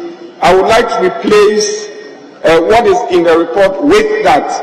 And Mr. Speaker, just for clarity, I would like to go quickly over that table. The margin and SOFR of the facility, SOFR is a secured overnight financing rate. The margin and SOFR of the facility is 7.8717%. The commitment fee is 35% of margin. The arrangement and participation is 2.2688%. The interest rate stroke margin is 2.65%. The facility arrangement fee is $0. The facility amount, as Mr. Speaker, is $800 million. The underwrite is 0, and the best effort, Mr. Speaker, is 80,000. Computer total cost is 50 in US dollars is 59.250. Mr. Speaker, the stamp duty is 4 million, as has been indicated under paragraph 6. And I proceed, Mr. Speaker, to just make to capture some brief observations, some of the observations by the committee, and then take the conclusion. The committee noted, Mr. Speaker, that the Cocoa Board syndicator facility brings in foreign exchange. As we know, the schedule for the drawdown is also said that the full amount of the loan in the United States dollars is expected to be drawn over a relatively short period of about some 4 months, spanning November 2023 to February 2024. This is expected to bring immediate impact on the foreign exchange reserve position of the Bank of Ghana. A very important point, Mr. Speaker. As noted over the years, the signing of the annual syndicated loan alone often lowers speculative pressures on the Ghana cedi US dollar exchange rate. Mr. Speaker, the utilization is under paragraph 7.3. And an important point observation was made on page 7. Mr. Speaker, it is because Cocoa Board envisages that going forward we will be enjoying higher prices of cocoa. What Cocoa Board is doing is to take, unlike they've done in the past, of the usual amount and to do spot sales subsequently.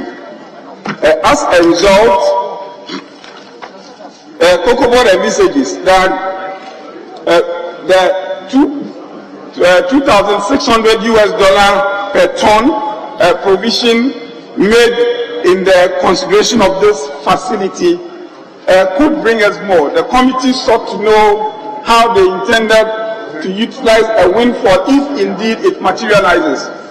Mr. Speaker, they advised that they would put it into bonuses to encourage farmers, but also to address some of the traditional, some of the historical financial challenges of Cocoa Board.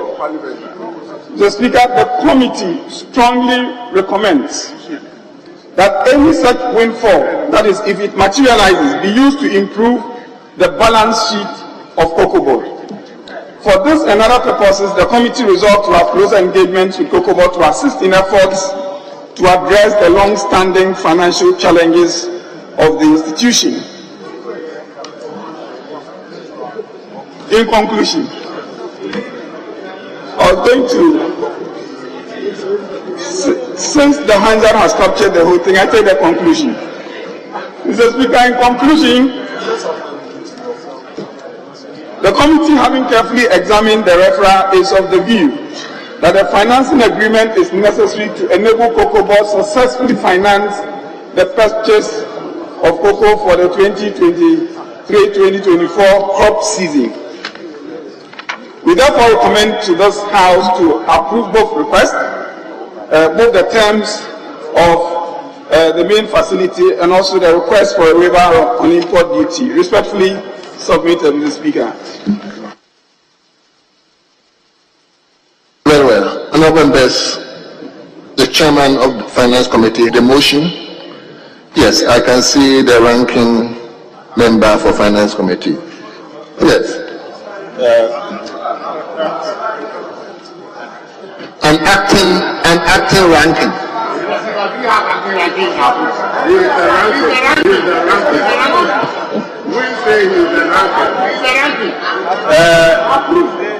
Mr. Speaker, yes, honourable member, whatever discretion, take it and go ahead.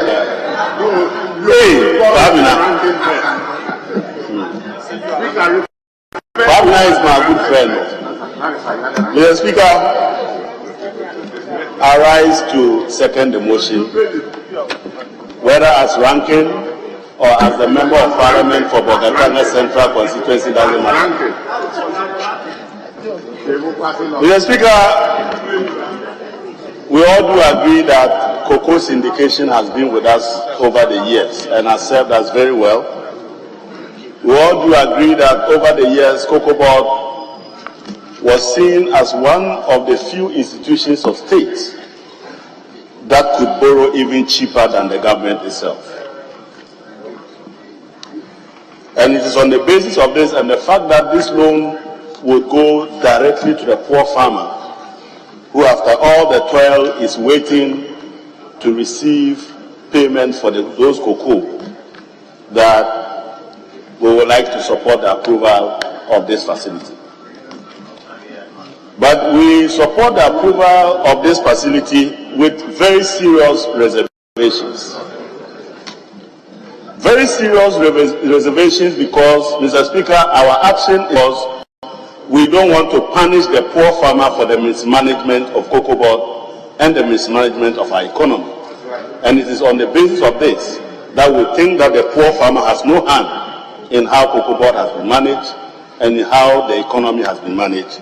And so on the basis of that, we will be on the side of the poor farmer and approve this law. But going forward, Cocoa Board has to do very serious soul searching. The government of Ghana must seriously handhold Cocoa Board and bring Cocoa Board back to the former glories and improve on the performance of Cocoa Board. Mr. Speaker, Cocoa Board indicates, and it is a good decision, that even though Cocoa Board got a no objection from the Ministry of Agriculture and got no objection from the Ministry of Finance to borrow up to $1.5 billion, they took the prudent decision to borrow only $800 million because they feel that going for $1.5 billion or any higher figure will require that they lock in the entire output to be able to service this. And yet their estimates show that there's a likelihood that the government of Ghana through Cocoa Board could make more money by keeping some of the excess cocoa to be sold later at a higher price. That we think is a commendable action, and we want them to ensure that those excess cocoa that will not be locked up will not only receive value for money, but the utilization will inure to the benefit of the country. Mr. Speaker, I say this because we have consistently been interested in only how Cocoa Board is going to pay the syndicated loan. As a result, what we have done is to consider just about 47% of the total output, whilst we still have about close to 60% of the output that we have not subjected to what revenues will come out of it and how those monies will be spent in the ensuing period. And so going forward, our focus should not be just on the amount of money that is required or the volume of cocoa that must be used to secure these loans, but the entire envelope of resources that will come to Cocoa Board. This is because even though every year Cocoa Board is able to service the debt, and Cocoa Board has never defaulted on these syndicated loans, it is ironical that it continues to dig a deep hole in its finances. How come you are able to service your debt with a syndicated loan? How come when you take the loan from abroad, you are able to pay? But when you borrow from the Ghanaian domestic market, you are unable to pay. And when you operate, you dig a hole in your accounts. Mr. Speaker, last year, Cocoa Board made a loss of 3.3 billion Ghana cedis. How? This year, they are projecting to end the year at a loss of 2.3 billion Ghana cedis. So Cocoa Board alone has saddled this country with losses in excess of 5.6 billion by the close of this year. That should engage our attention, and that should make us very worried. Mr. Speaker, I'm very happy that the new Minister for Agriculture is here. Cocoa Board is one of your very serious sick institutions that you must do everything possible to turn around. Cocoa Board has then restructured close to 14 billion of cedis of cocoa bills. That seriously affects the financial sector. It seriously affects the capacity of those institutions that lend to Cocoa Board to receive their flows and function as proper businesses. Mr. Speaker, when we entered the IMF program, the World Bank was compelled to undertake a conclusive debt sustainability analysis. And one of the entities that made us score very low marks and basically ended up becoming debt unsustainable was Cocoa Board. Because the debt sustainability coverage included such institutions such as Cocoa Board and other special purpose vehicles like Dachi, Esla PLC. And when all of that were put together, Ghana was assessed to be unsustainable in terms of our debt trajectory. It therefore means that Cocoa Board is not just about taking syndication, but Cocoa Board becomes a bigger risk to our public debt management. And we need to begin to put that Cocoa Board in a place where it will not continue to generate a lot of contingent liability that affects the sustainability of our public debt. As a matter of fact, Cocoa Board is part of the institution that is to blame for the DDEP. It is one of the institutions that is to blame for the country being at Paris Club with cap in hand, begging to be forgiven our debts. Cocoa Board is one of the institutions that is responsible for us talking to our commercial creditors abroad to restructure our debt. And as a matter of fact, of the institutions that is to be blamed for us talking to our Eurobond lenders to take a haircut. So Cocoa Board must go beyond just taking loans and taking syndicated loans to managing its entire portfolio of assets and liabilities in order to deliver appropriately to our country. Mr. Speaker, I am surprised that people are saying I should round up, because this is an institution that is killing us. And you don't want the truth. If you want the truth, we must begin to assess Cocoa Board's own risk in our proper due diligence in determining whether or not it's appropriate to give money to Cocoa Board. But like I said, we are standing on the side of the poor cocoa farmer. And we don't want to punish the poor cocoa farmer for the mismanagement of Cocoa Board and our economy. Mr. Speaker, we need to urge Cocoa Board to cut back on these excessive losses so that Cocoa Board will be solvent and Cocoa Board will serve the mandate for which it was established. Mr. Speaker, in future when they come next year, we would like to hear them say that we have made profit and we have increased the producer price of cocoa to our poor farmers. Then we will not even debate, but we'll just go ahead and approve for them. But as it is now, we do this with a very heavy heart. Mr. Speaker, with these few words, I support the motion.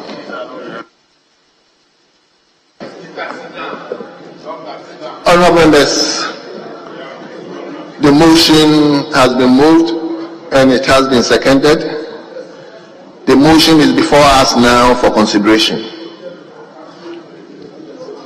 So in order to structure the debate, with the view that we have so many things to do today, we are taking two contributors from each side, then I come to leadership.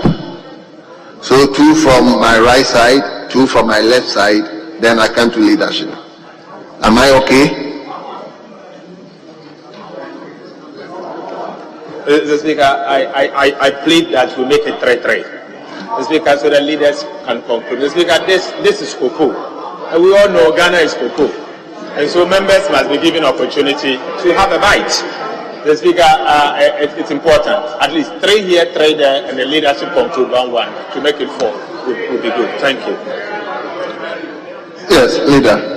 Mr. Speaker, ordinarily I would not have proposed it, given the import of what we've been doing, except that Parliament did not sit on time. And you look at the time now, it's close to 3. So I want to plead with my colleague that if you can have 2-2 plus him as the leader, because the ranking member on our break certainly is here. I know he will want to speak to this. So at least 3-3, inclusive of the leadership, will be all right. So, honorable members, like I said, I'm taking 2 from each side, then I come to leadership 1-1 from leader. So I'll begin from Offenso South. Honorable member for Offenso South. Let's begin from you. Thank you. Thank you, Mr. Speaker, for the opportunity. Mr. Speaker, I rise to support the motion number 28 and motion number 31, ably moved by the chairman for committee. Chairman, Mr. Speaker, I'm surprised by the comments made by Honorable Adongo that Cocoa Board has been mismanaged, and he is talking about Cocoa Board losses. Mr. Speaker, if we are talking about Cocoa Board losses, one would ask, now who caused them? Mr. Speaker, now who caused them? Mr. Speaker, in 2016-2017, when the MDC was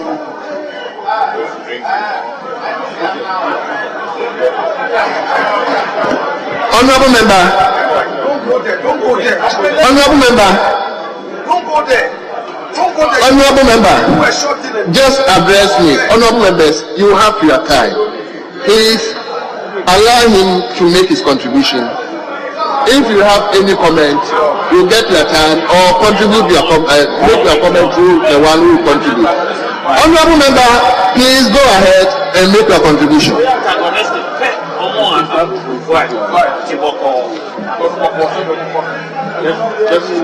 Honorable member for Offenso South, you have the floor. Speaker, if you look at the report presented by the chairman, Speaker, on page 8, under 7.5, A, Farmers Services Cost. Mr. Speaker, if we contract the $800 million, Speaker, I'm happy that the services Cocoa Board renders to farmers are going to be continued, especially the PEPs, the Productivity Enhancement Programs. Speaker, the Productivity Enhancement Program has helped a lot to improve the cocoa industry. Speaker, I remember in 2000, when cocoa production was only 340,000 metric tons, and the mass spraying program was introduced, as well as the cocoa high-tech program. Speaker, production doubled in 8 years' time. So in 2008, production increased from 340,000 metric tons to 740,000 metric tons. So the mass spraying, the fertilizer program, the farmers' pension, the pollination program, and the child education support, Mr. Speaker, are all these all this program, went a long way to support the cocoa production in Ghana. So, Mr. Speaker, I think if we approve the loan of $800 million, it's going to go a long way to improve the cocoa industry. So, Mr. Speaker, with these few words, I think I'll urge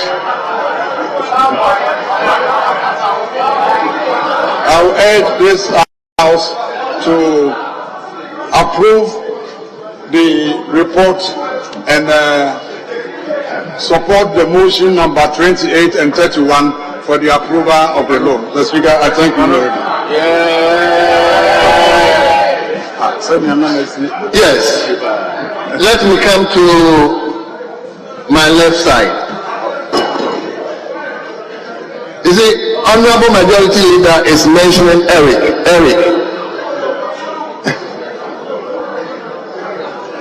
Well, I can cite Honorable Kudu. Mr. Speaker, I thank you for the opportunity. As indicated earlier by our ranking member, we will support this loan, syndicated loan, for two reasons. One, Cocoa Board is devastatingly broke. And our farmers need money for their products. That's why we will support it. The second point, as raised by the chairman, is that it will boost our foreign exchange reserves so that we can reduce the escalating depreciation of the cedi. That is why we will support it. But, Mr. Speaker, there are very serious issues with this syndicated loan and others just a short while ago taken. One, before the 2022-2023 syndicated loan started hitting the Bank of Ghana's foreign exchange account, Cocoa Board has already spent $36.7 million. We are trying to find out why and how. There was that it was used for jute bags. We don't know what procurement processes went on before they started establishing the letters of credit from the money which is even yet to hit the Bank of Ghana's account. This is a serious management issue, financial management issue, which must be addressed. Mr. Speaker, I don't know whether the management of Cocoa Board is looking at the trend in the cost of the loans that we are taking. In 2021 to 2022, the amount taken was $1.5 billion US dollars. Then the cost of the loan was $27.354 billion. They produced this report. These figures are from them. Yes, the figures are from them. In 2022/2023, the amount drawn was $1.130 billion US dollars. The cost went up to $52.4 million roughly. So lower amount, higher cost. Then we come to the present one that we are considering. Mr. Speaker, the amount has dropped to $800 million US dollars. But the chairman has confirmed that the cost has gone up to $59.25 million US dollars. So what is happening? The amount is decreasing, but the cost is rising. It only shows that our credibility in the financial market is questionable. And we have to start thinking about how to rely on our own sources. Arrangers fee. Yes. Mr. Speaker, as I said just a short while ago, I think the management of Cocoa Board should start planning. You see, cocoa, 1 ton used to be $2.6 million. Sorry, $2,600 US dollars. That's 1 ton, the sales price in the international market. But cocoa is now being sold at almost or about $4,000 US dollars per ton. So if we are good managers at Cocoa Board, what we should start doing now is this windfall. Why can't we start setting money aside in any medium-term investment, so that within a short period we would have reaped enough to go and buy our cocoa by ourselves without going into the financial market to borrow? I think it is very, very important that the managers of Cocoa Board should look at this option. Otherwise, we will continue to be meeting. We borrow and a huge part of the money goes into the cost of securing the loan. I don't think it is doing us any good. We have to consider setting money aside so that we can stop going for loans and then buying the cocoa by ourselves. Mr. Speaker, the last point I want to make is that if we do not know, cocoa sector has not been contributing to the national budget since 2007. I have raised this matter on a number of occasions.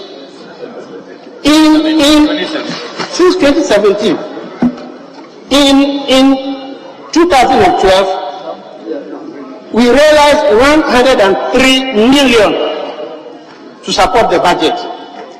In 2013, we realized 100 million to support the budget. In 2014, we realized 318.5 million to support the budget. In 2015, we realized 440.5 million to support the budget.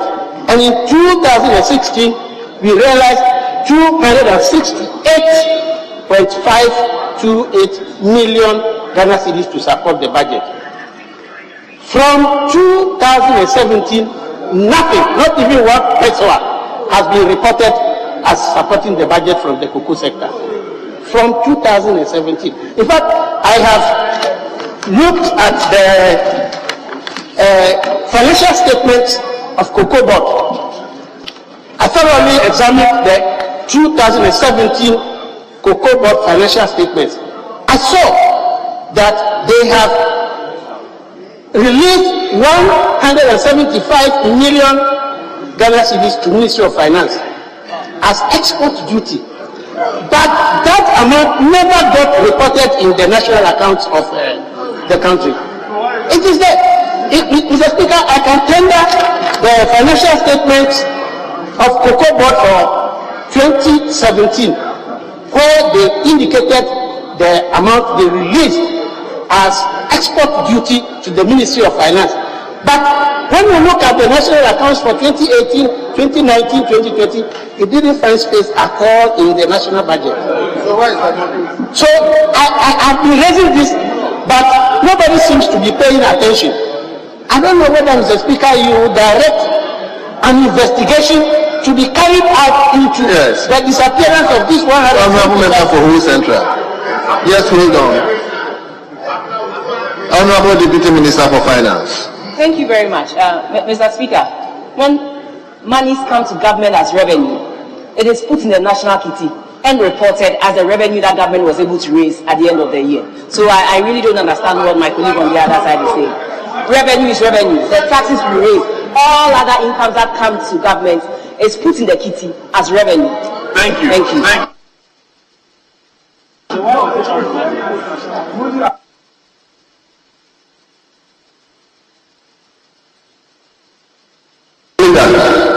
get time to speak so that we will address. So, Honorable Kodo, please conclude for us. Yes, Mr. Speaker. You see, when we are doing the budget, we look for the previous year figures and show the outcome, and that is the actual. So, if you go to page 162 of the 2017 budget, you will see a budgeted amount of 720, but the outcome was 268 million. Now, the budgeted amount inherited by the NPP government was 331,095,000 as export duty to be paid to the national coffers. But Mr. Speaker, the outcome is dash. Dash means zero. You go to page 168 of the 2018 budget. The figure there is dash. Then in 2018, reporting on the 2017, you go to page 201 of the 2019 budget, and you again find dash. So I've tabulated all the dash figures since 2017, and I can show them to you, Mr. Speaker, if that is the case. But the money is not there. It's no longer supporting the budget, and that is why our deficits are rising. You know, when you have a fiscal deficit of 1 billion and cocoa sector contributes 200 million, that will bring it down to 800 million, and we won't be suffering all these downgradings in the international rating agencies. You see, so we must do a U-turn and make sure that cocoa sector contributes to the national budget, which we debate every year and approve. I thank you for the opportunity. Thank you very much. Yes, let me give the opportunity to the Minister for Agri. Thank you, Mr. Speaker. Thank you, Mr. Speaker. Cocoa Board is back on track. And I say so with high confidence. And listening to my senior Adongo second the motion in the solemn way that he did tells me that he admits that the decisions that Cocoa Board is making is on the right track. Mr. Speaker, I assure the nation that government stands with and will continue to stand with cocoa farmers. And it reflects in the pricing that this year we paid cocoa farmers from $800 to, yes, from 800 Ghana cedis per bag to, sorry? From Honorable Minister, please address me. Mr. Speaker, it reflects in the pricing that we paid cocoa farmers this year. Mr. Speaker, yes indeed, cocoa farmers, Cocoa Board was in crisis. And Cocoa Board was in crisis because Cocoa Board is paying for the lights to be on by paying for Buida. Cocoa Board is paying for Buida. Mr. Speaker, Cocoa Board at the moment is constructing almost 5,000 kilometers of roads throughout the country. Mr. Speaker, this is a fact. I am not talking about completed roads. I am talking about ongoing roads, whether IPCs. Mr. Speaker, I repeat, I am not talking about completed Cocoa Board roads. I am talking about ongoing Cocoa Board roads, whether IPCs have not been honored and therefore they have been stopped or what. Cocoa Board is committed to almost 5,000 kilometers of roads across the country. And that is a fact. Mr. Speaker, we have presented the list of Cocoa Board roads to the House, and that is a matter of public record. Mr. Speaker, Cocoa Board, the road commitments that Cocoa Board has made, the investment, the contracts, without the rationalization that is going on, stands at the tune kindly of about 21 billion Ghana cedis. That is roads that is being constructed across the country that we expect Cocoa Board to be paying for. And therefore, if we, the people, expect Cocoa Board to be paying for our lives to be on, if we, the people, expect Cocoa Board to be paying for roads to be constructed, if we, the people, expect that Cocoa Board will cut down on cocoa trees and rehabilitate them so that the cocoa farmers will have their cocoa farms back, and by that liability, the strength of that liability weighs down Cocoa Board, then we, the people, cannot stand back and say that Cocoa Board in itself has collapsed. We put a burden on Cocoa Board, and we have to make a decision whether we will keep the books clean or we want the roads constructed. We have to make a decision whether we want Cocoa Board to pay for the lights on or we stay in darkness. That is a decision that we have to make. But if we make a decision to construct the roads, if we make a decision to put the lights on, if we make a decision to rehabilitate the cocoa farms, and there is a liability, it will be most unfair to blame us, and I mean us in this room, for the decision that we have made to save the country. Mr. Speaker, notwithstanding, if you take the operations of Cocoa Board, if you isolate all the liabilities that we, the people, have burdened Cocoa Board with, and you look at the operations of Cocoa Board, the revenue that they make and the expenditure that they make, Cocoa Board is a profitable organization. The accountants will confirm. I'm saying pure business, take their revenues, take their expenditures, and isolate the burden that we have put on them, you realize that Cocoa Board is a profitable organization. Mr. Speaker, Cocoa Board is on track. Mr. Speaker, if you look at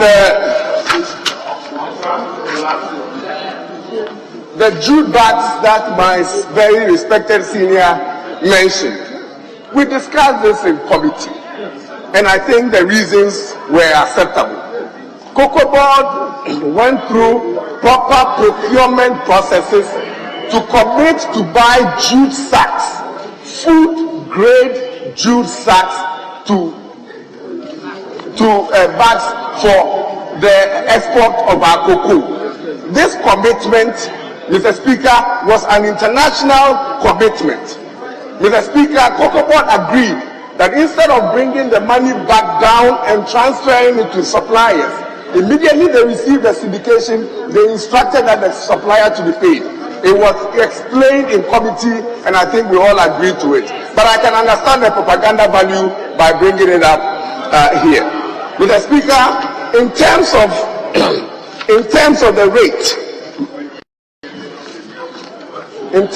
rate, and I'm happy that my respected chartered accountant senior, and I like to give some response to that. Mr. Speaker, I'll wind up. Forgive me. It is important for us all to know what is happening on the global financial market. If you look at the report that we submitted to Parliament on the same page 8 that you referred to, you will realize that on the SOFR LIBOR, on the global market, in 2020-2021, the LIBOR was 0.19%. In 22, it was 0.09%. In 22, it was 1.4%. In 23-24, global LIBOR is now 5.2%. A rate that, Mr. Speaker, we were trading in at less than 1% is today, and that is the base. That is the base at which anybody, any country will borrow, either SOFR or LIBOR. It has moved from under 1% to today 5.2%. And therefore, if you add the margin, Mr. Speaker, correspondingly, you will see an increase in the rates that we have been paying. This is very, very simple. This morning, the SOFA rate is at 5.32%. And that is what everybody, the whole government, will borrow at. And therefore, you pay SOFA plus margin. And therefore, if your SOFA is 5.2% and you add your margin, it corresponds to reason that your rate that you pay in 23-24 will be much higher. Mr. Speaker, Cocoa Board is back on track, and I appreciate and thank the Finance Committee for going through the approval process in the way that they did. They did a thorough job, and I'm happy that they're seconding this loan. Thank you, Mr. Speaker. Thank you very much, Honorable Minister. Let me now turn to Honorable Eric Opoku. Thank you very much, Mr. Speaker. To begin with, I would like to urge the House to approve this facility in the supreme interest of the cocoa farmers we represent in this House. Mr. Speaker, I'm saying that I'm urging this House to approve this facility in the supreme interest of the farmers we are representing. Mr. Speaker, I am saying this because we are the representatives of the people. We own Cocoa Board. It is for the people of Ghana. We have engaged some managers to manage this special, precious asset for us. And for 6 continuous years, they've been incurring losses. Mr. Speaker, the figures are alarming. And with your kind permission, having resolved that this House is going to approve the facility in the interest of the farmers, you afford us ample opportunity to highlight all the critical issues so that this House will take immediate action to halt what is happening at Cocoa Board. Mr. Speaker, Honorable Member, I don't think you just want me to give you all the time. So I am not going to give you all the time. So work within time. We have a lot of business, so please. Mr. Speaker, we handed over Cocoa Board to them in 2017. In 2017, they incurred a loss of 395 million Ghana cedis. The loss came down to 78.2 million. In 2019, it increased to 320 million. In 2020, it increased again to 420 million. Mr. Speaker, 2021, it is 2.4 billion Ghana. 2.4 billion Ghana cedis. 24 trillion cedis. In 2022, it jumped to 3.3 billion Ghana. And the minister says, the minister is saying that Cocoa Board is back on track. While he is projecting a loss of 2.6 billion this year, a loss of 2.6 billion this year, and we say that this company is back on track. Mr. Speaker, I'm surprised that the minister is attributing their crisis to cocoa roast. He's attributing the crisis to Buddha. Mr. Speaker, I'm going to explain to him the main causes of the problem that we are having with Cocoa Board. Yes. The first one is this. In 2016, total administrative cost at the headquarters of Cocoa Board was 363 million Ghana cedis. Mr. Speaker, in 2021, it jumped to 2.5 billion. Challenge me.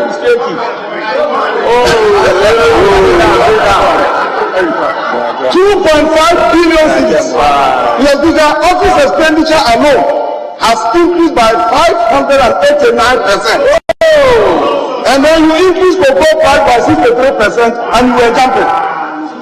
You were celebrating.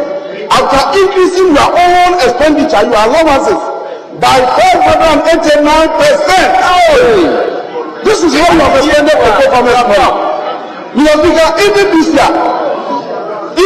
year, Mr. Speaker, what is surprising this year, now that we are in crisis, everybody is complaining about the state of affairs at Cocoa Board. We know Cocoa Board is staggering and stumbling. Cocoa Board is on the edge of precipice, gasping for breath. Mr. Speaker, you have provided in your budget that you are going to use 302,910 Ghana cedis to purchase torchlights, solar torchlights. Is that your priority at this time? Solar torchlights in your own budget. So you didn't read the budget. It's here. Your own budget, you are committing 302 million Ghana cedis, 3 trillion cedis to buy solar torchlight at the time that you cannot even pay contractors. Give them the money. Another important point. Is that your brand? Give it to them. In 2016, Cocoa Board expended 164 million to service their debt. That was the total amount of money they needed to service their debt. 164 million Ghana cedis. Today, you have reported to us that last year you used 5.6 billion Ghana cedis to service your debt. 5.6 billion Ghana cedis. It's a fact. Financing cost alone, cost of your finance, debt alone has increased by 3,326%. Unprecedented in the history of the world. And I'm surprised that we are here defending this war, Mr. Minister. I'm shocked. We haven't come to this year's budget. So please, I'm worried that you are defending this. Last year, Cocoa Board got the same facility of $1.3 billion. They told us that they needed that money to be able to purchase 800,000 tons of cocoa. We approve the money for that. We approve it. At the end of the year, they reported that they bought only 655,803. And so ordinarily, one would have expected that they would have made some savings for this country. Mr. Speaker, they are reporting that they incurred a loss of 3.2 billion. Check the 2 trillion. And we sit here defending this. Are we serious? Honorable members, for once, let's all agree that Cocoa Board is not on the right path. Cocoa Board is in crisis as a result of mismanagement, recklessness, and bring the institution back on track. In 2013, we were servicing the Dam facility. The Dam facility was contracted under President before. I was in this house. Every year, we service that facility with 41,000 tons of cocoa. We did in 2013, Cocoa Board made profit. In 2014, we did it, Cocoa Board made profit. In 2015, we did it, Cocoa Board made profit. Sure. Why is it that during your time alone, you are saying that you cannot make profit? Why? Do you know what we are doing? Last year, we approved 350 million Ghana cedis for them to buy fertilizer. The fertilizer that you are subsidizing. We were doing free fertilization. You abolish it and introduce a subsidy. We approved 350 million for Cocoa Board. This year, you are reporting to us that even though we approved 350 for you, you expended 2.6 billion on fertilizer alone. Where is it? Where is the fertilizer? Honorable Minister, you are saying that Cocoa Board is on track. Where is that fertilizer? Mr. Speaker, it's an area that we have to investigate. Because last year, the Agri Committee, we have been monitoring the sector. Fertilizer that was made available cannot even be 200 million. Yes. Now we are talking about 2.6 billion, 26 trillion for fertilizers. We have never done that. After all, we are not doing cocoa rehabilitation. We gave you 600 million. to rehabilitate cocoa. You said you are cutting down cocoa trees, and that is the reason why you are not getting the quantities.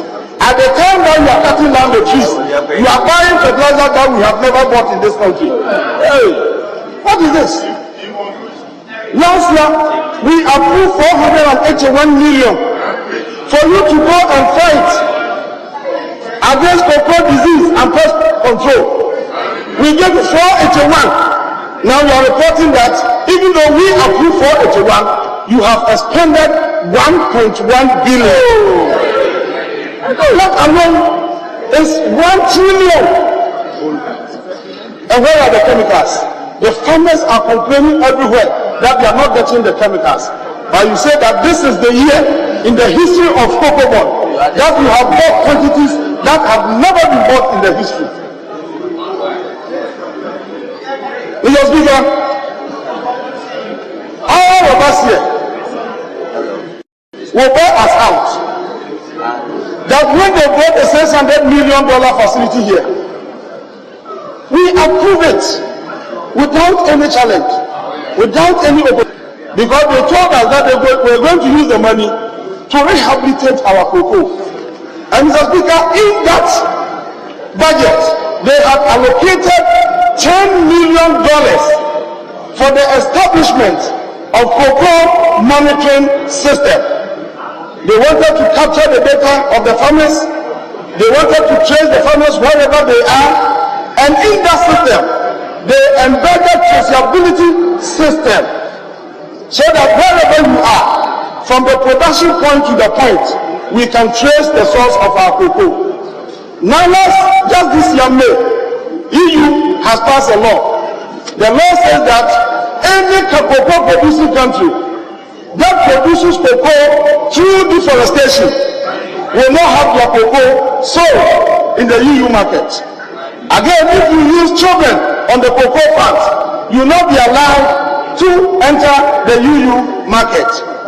Because of this, GIZ, which is also pursuing sustainable initiative, is working together with Cocoa Board to strengthen the mechanism that we have to trace cocoa for Ghana so that our cocoa can be sold in the EU market. Mr. Speaker, surprisingly, in their budget here, they have captured 772 million to set up the system, a system that is already in place. 772 million, 7 trillion for this. Mr. Speaker, now back to this year's proposal. Very serious matters. Very, very serious matters. And I want Mr. Speaker to listen to this point very attentively because the minister decided not to talk about it. Honorable, whilst I'm going to listen attentively, you should begin to descend for landing. So I'm listening, but prepared to write down. Global cocoa price is spiking as a direct response to the dwindling cocoa output in West Africa, specifically in Cote d'Ivoire and Ghana. Cote d'Ivoire, the leading producer of cocoa in the world, witnessed decline in their production. In 2021, they produced 2.1 million tons of cocoa.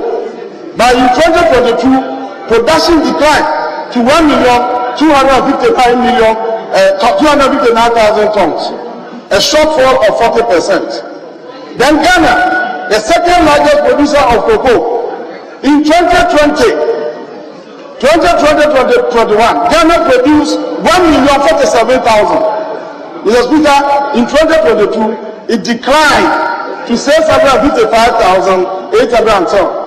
A shortfall of 37%. The cumulative effect of this is the global shortage of cocoa that is driving up cocoa prices in the world market.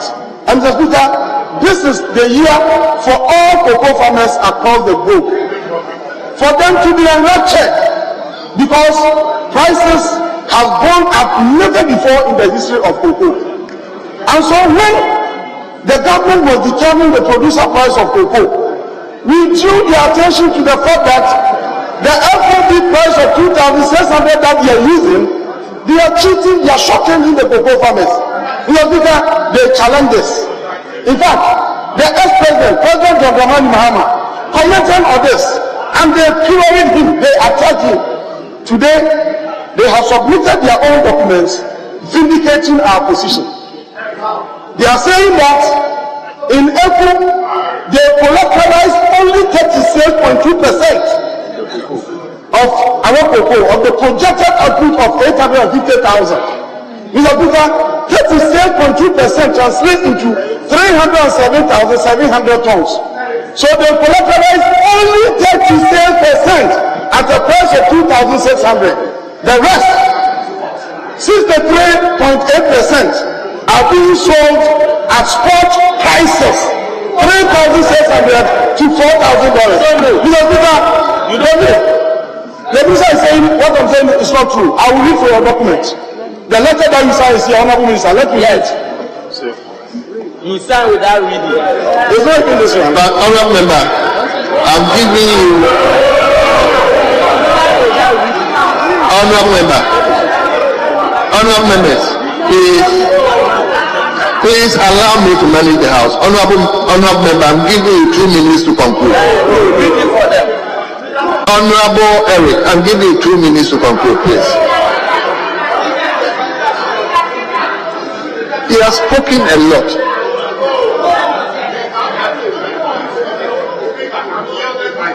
Mr. Speaker, but who said you are going to be giving time to speak? Mr. Speaker, this is very, very important point. And I've seen my Honorable Majority Leader listening with rapt attention.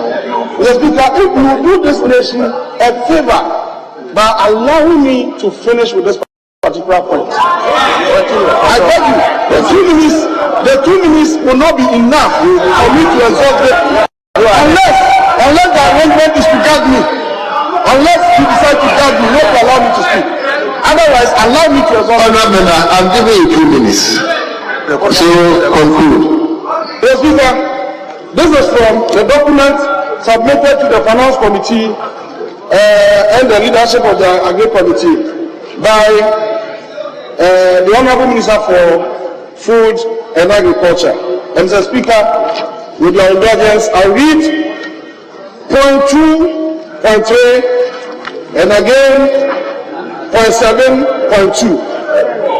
For the 2023-2024 proposal, the Minister for Food and Agriculture gave approval for cocoa to borrow up to 1.5 billion.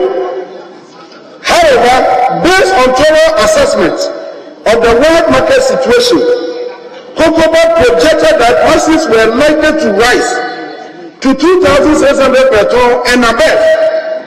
Hence, a prudent decision was taken to limit the amount of the facility to $800 million in order not to lock in many volumes at lower prices, but to take advantage of better prices in subsequent months.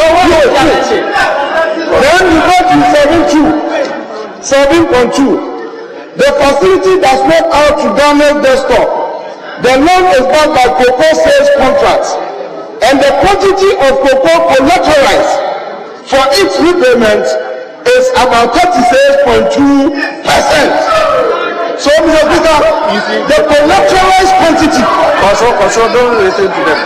The collateralized quantity is 36.2. And then let me read on. Let me read on, you get it. Mr. Speaker,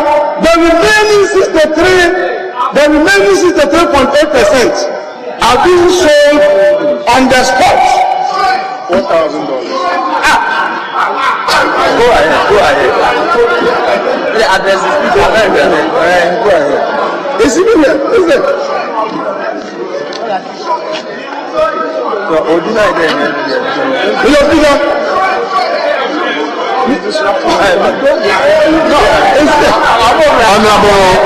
Honorable members, Honorable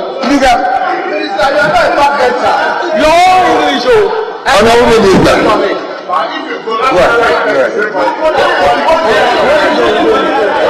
Honorable Minister. Yes, Honorable Eric, I think he has spoken a lot. So let's conclude the session. So, Honorable Eric, I think your time is up.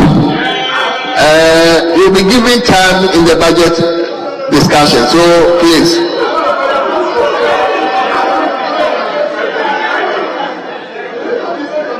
Mr. Speaker, we have an opportunity to wrap up. So give him 1 minute to wrap up. Mr. Speaker, in conclusion, Mr. Speaker, under the foreign sales agreement, we have collateralized 36.2%. Nobody can dispute this. Now, having collateralized,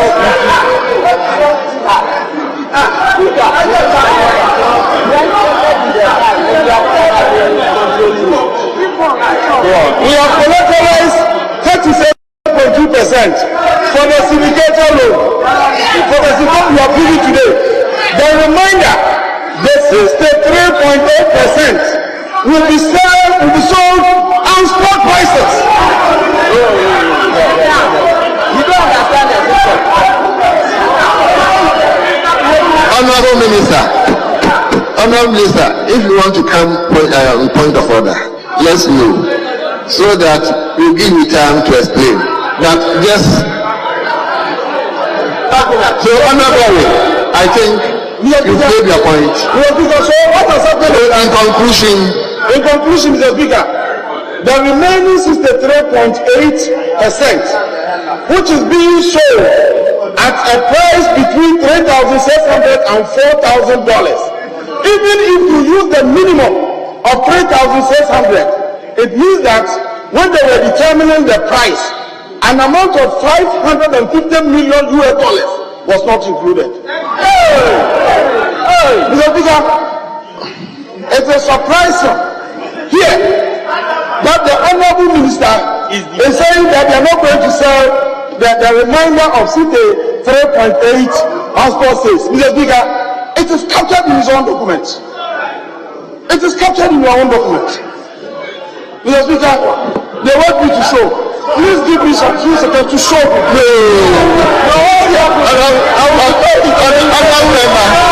you very much.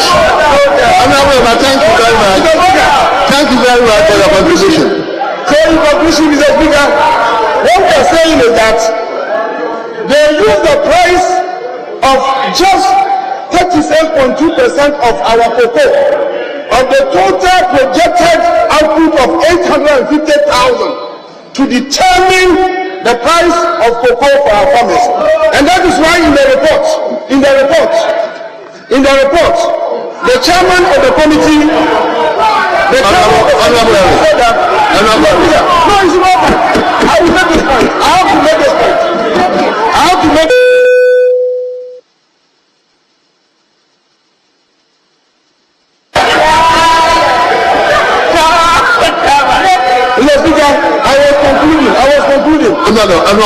I'm giving you a lot of time, please. Thank you very much, Honorable Eric. So now I come to leadership. Honorable Ato, you start. Thank you, Mr. Speaker. Mr. Speaker, let me. Please, Honorable Ato, you are also going to be timed. So, Mr. Speaker, 30 minutes. How much? 30. No. I give you 20 minutes because you are a leader. So, Mr. Speaker, in continuing from where Honorable Eric left off, Mr. Speaker, it should be noted that at the committee, I personally asked the minister and the officials from the Ghana Cocoa Board a question for them to explain to us how they were going to sell the non-collateralized portion, representing 63% of their production.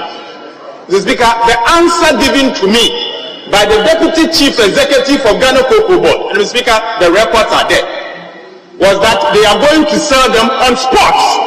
Mr. Speaker, the question I asked going forward was that, what is going to be the rate? Because we know that they have sold some in October, we know that they sold some also in November, and so they should give us the prices. Mr. Speaker, it was at that meeting that the Minister responsible for agriculture informed us that he will give us the spot amount before we leave the meeting. The Speaker, that information never came. The Speaker, I subsequently contacted the chairman of the Finance Committee that we would demand the spot sales prices before we come to the floor. The Speaker, the chairman asked me to reach out to the Minister of Cocoa Board myself. This morning, Mr. Speaker, for your information, I called the Deputy Chief Executive of Ghana Cocoa Board, and he confirmed to me that so far they have sold 2 spots. First, at the cost of 3,500, and second, at the cost of 3,764. So, Speaker, this is the information we were given. So no one should tell us that they are not selling the rest of the spot. So, Speaker, let me refer you to portions of the committee's report. Mr. Speaker, page 3 of 10, options and impact considered, paragraph 4.2. The strategy envisaged is to reduce the pressure on cocoa board, to sell large volumes of crop forward, to secure the facility, to take advantage of the rising prices. The funding gap will be planned with other sales strategies, including spot sales, forward sales, and prepayment. Mr. Speaker, this was the information that they gave to us. So, Mr. Speaker, today, Mr. Speaker, I came to Parliament with one thing in mind. And what I had in mind was the news that was reported by BBC, by CNN, and by Reuters and Bloomberg. Mr. Speaker, the news is that Ghana cocoa farmers say that they are broke on the cocoa board. They are broke because as the cocoa board, which they have, Honorable Minister. The Speaker, I'm reading from BBC News Africa website. BBC News, British Broadcasting Corporation website. The Speaker, it can be googled now as we speak. The Speaker, and that's what I'm reading. The Speaker is saying that Ghana cocoa farmers say that they have broke as the cocoa board, which they are obliged by law to sell their products, is unable to pay them. The Speaker, if not the cocoa farmer, the Speaker, I would have had serious challenges in approving this loan. The Speaker, I believe that in spite of the concerns we have by the Ghana Cocoa Board, this loan must be approved for the cocoa farmer. This loan must be approved for the cocoa farmer. The Speaker, Cocoa Board need a major national attention. Cocoa Board need a major parliamentary scrutiny. Mr. Speaker, I say this for a number of reasons, and I'll take some few time of yours, Mr. Speaker, to take you through some of the concerns. Mr. Speaker, to start with, Ghana Cocoa Board started purchasing some fertilizers over the years. Mr. Speaker, the interesting thing that we have seen is that while the purchases of fertilizer is going up, the production is coming down. So there's an inverse relationship between the purchases of fertilizer and chemicals as against production. Mr. Speaker, that tells a story that we should all be interested in. Mr. Speaker, let me give you some information. In 2017, this government purchased fertilizer, 352 million Ghana cedis. 352 million Ghana cedis. Mr. Speaker, in 2018, this amount doubled, in fact more than doubled, to 795 million Ghana cedis. The Speaker, in 2019, it increased to 1.5 billion Ghana cedis. The Speaker, in 2020, this amount again increased to 1.7 billion Ghana cedis. In 2021, this amount went up to 1.9 billion Ghana cedis. In 2022, this amount went to 6 billion Ghana cedis. Yes, bigger, from 352 million to 6 billion Ghana cedis. At the same time, we have seen that the cocoa production is declining.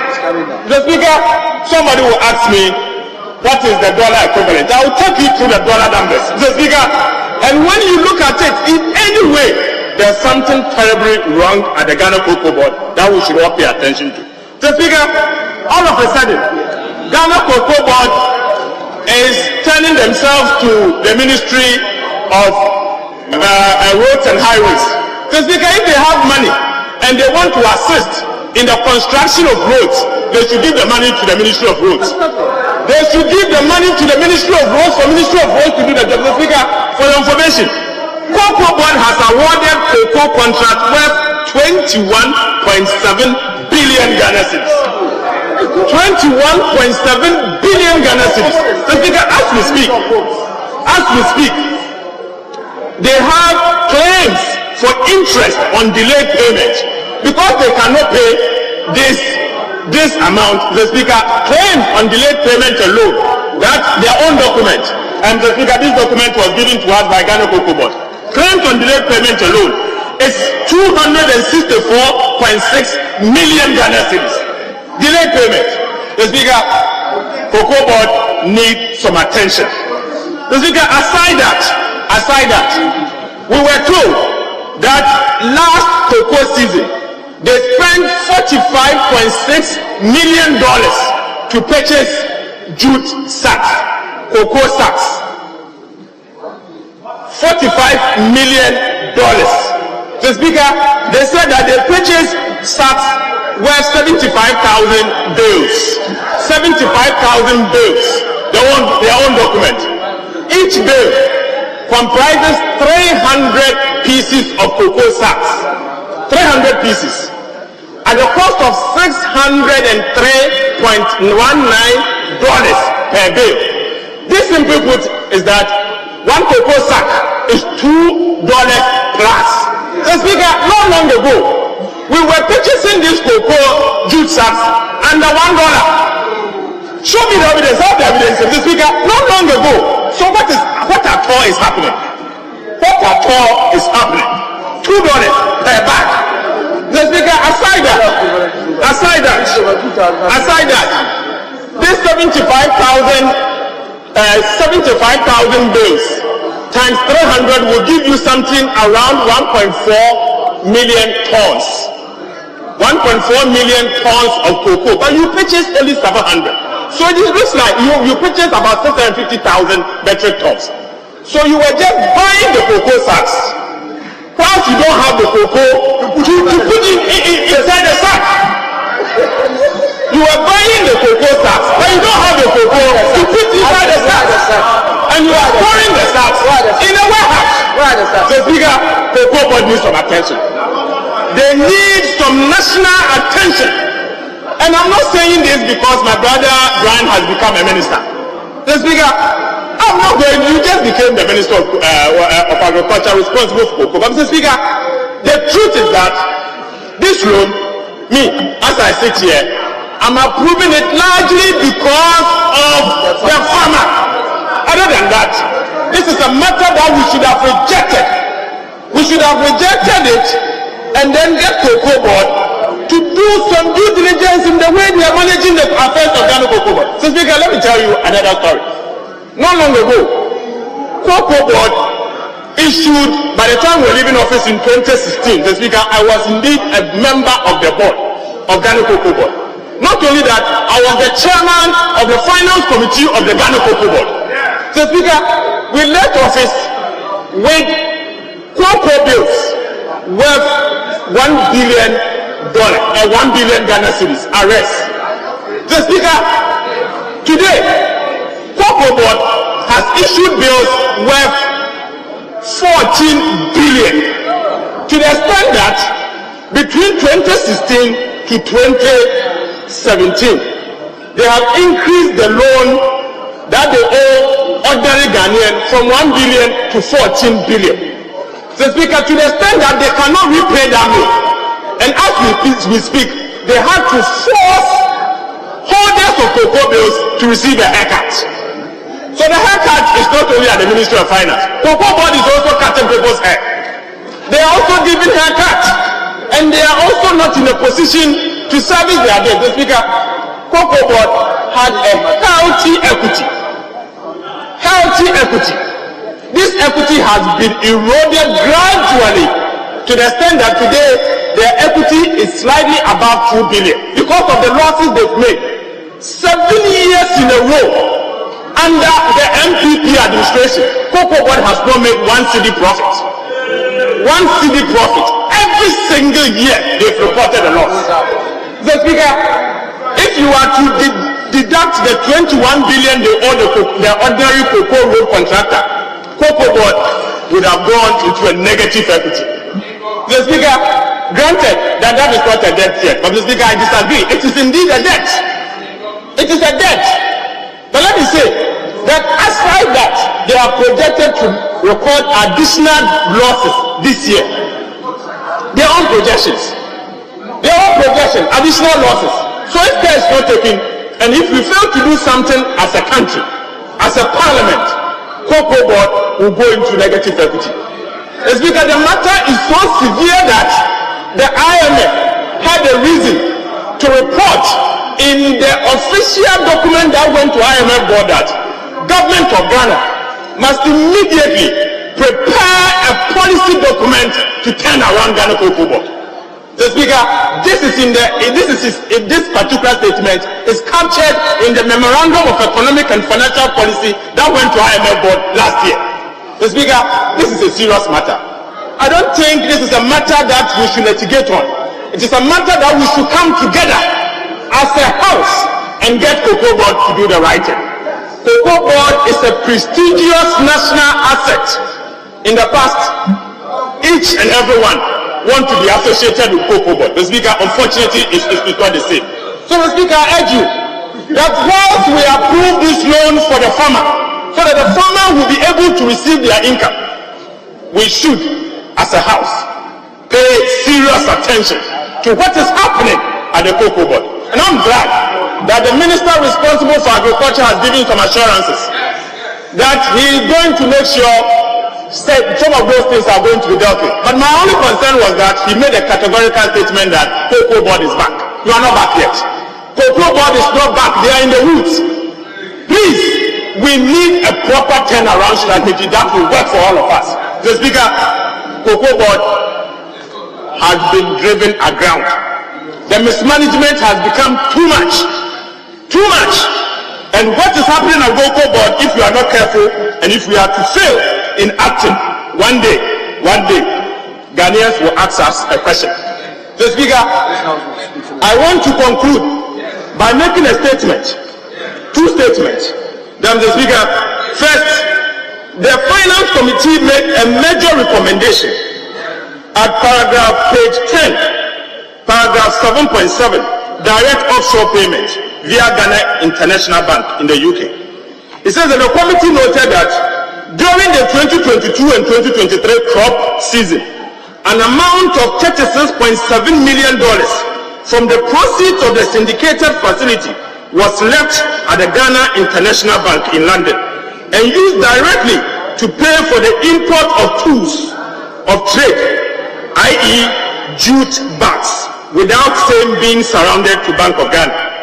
The committee took the view that, in line with the Bank of Ghana's constitutional mandate in Article 183(2)(b) and Article 183(3) of the Constitution, as the sole custodian of state funds of Ghana, both within and outside Ghana, and also in accordance with the Public Financial Management Act, Cocoa Board should seek approval from the Bank of Ghana before keeping part of the syndicated loan proceeds abroad.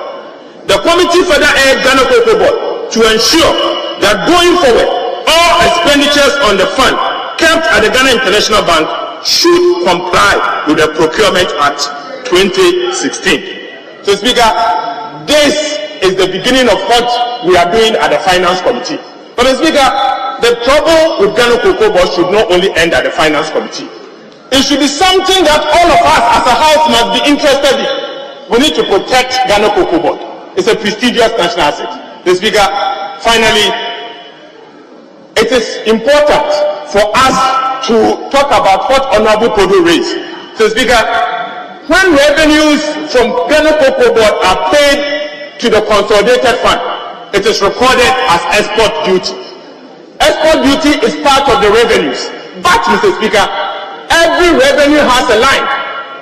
And so if the revenue is coming from value-added tax, it is reported appropriately. So since the export duties are not reported, I'm surprised to hear from Honorable Abina that because it was added as part of revenue, nobody should give, they will not, there's no need for them to show us the line. So Speaker, even if the revenue is coming from non-tax revenue, it is recorded as such.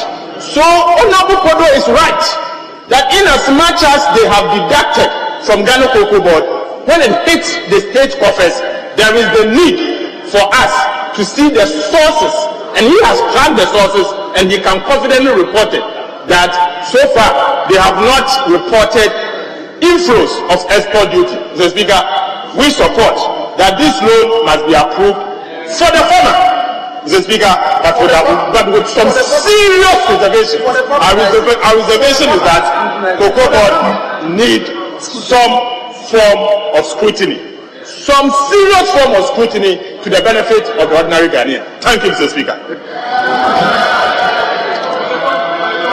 Thank you, Leader. He's spoken within time. Yes. Respectful Honorable Leader.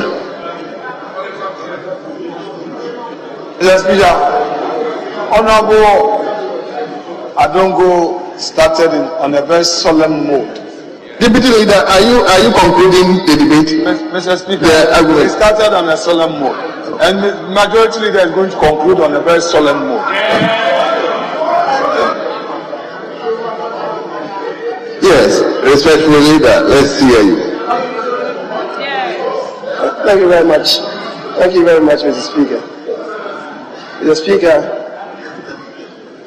listening to colleagues, I was getting a bit lost in what really is the purpose of this debate. Mr. Speaker, our orders are clear. Order 1711 provides that when a loan agreement or an international business or economic transaction that requires the authorization of Parliament through a resolution is laid before Parliament, it shall be the duty of the Committee of Finance to examine the agreement or transaction and make recommendations to the House. Mr. Speaker, what are the recommendations to this House from the committee? Mr. Speaker, the recommendation from the committee as contained in this report are that the committee, having carefully examined the referral, is of the view that the financing agreement is necessary to enable Cocoa Board to successfully finance the purchase of cocoa for the 2023-2024 crop season. Mr. Speaker, that is the epicenter of the recommendation. Everything else is extraneous. So, Mr. Speaker, I'm wondering what the purpose of this whole ballyhoo is. With respect, Mr. Speaker, now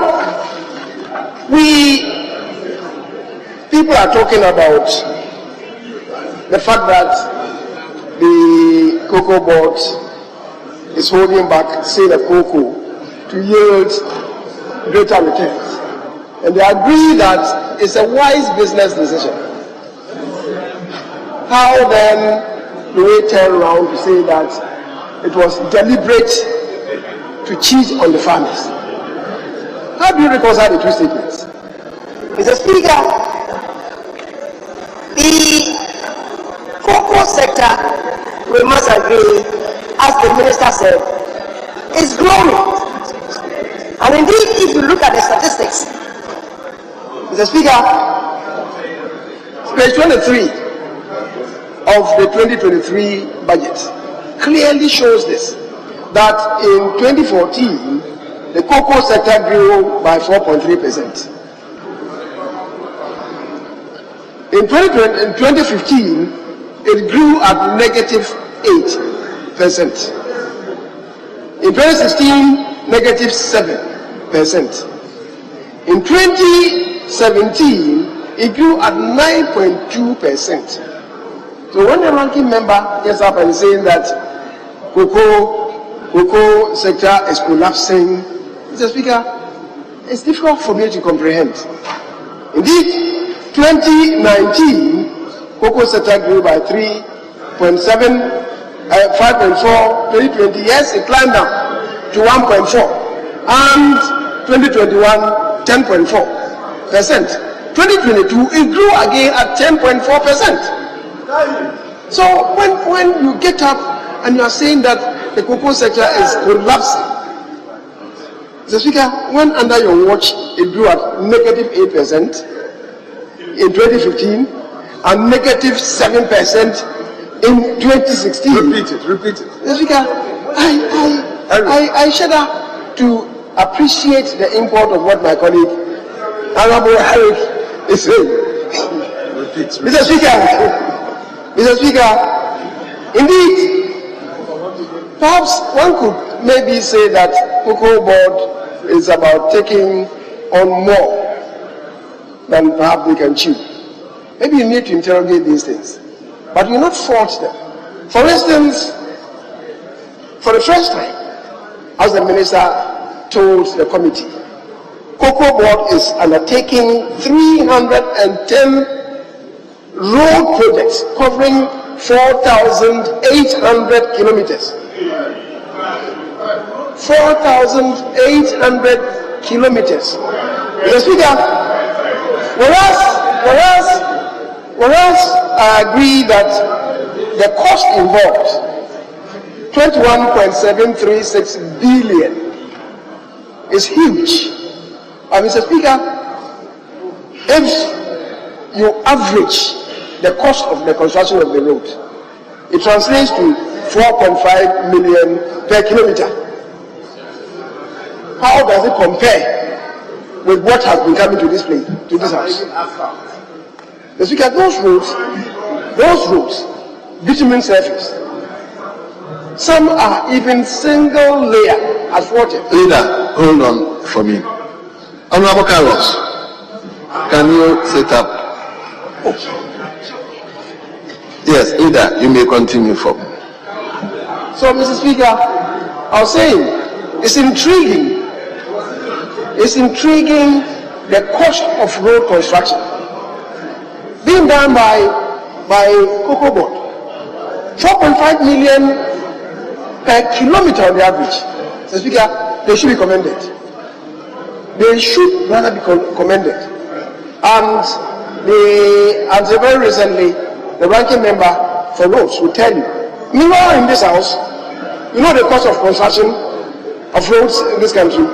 So if they are doing their own at averagely 4.5, it's commendable.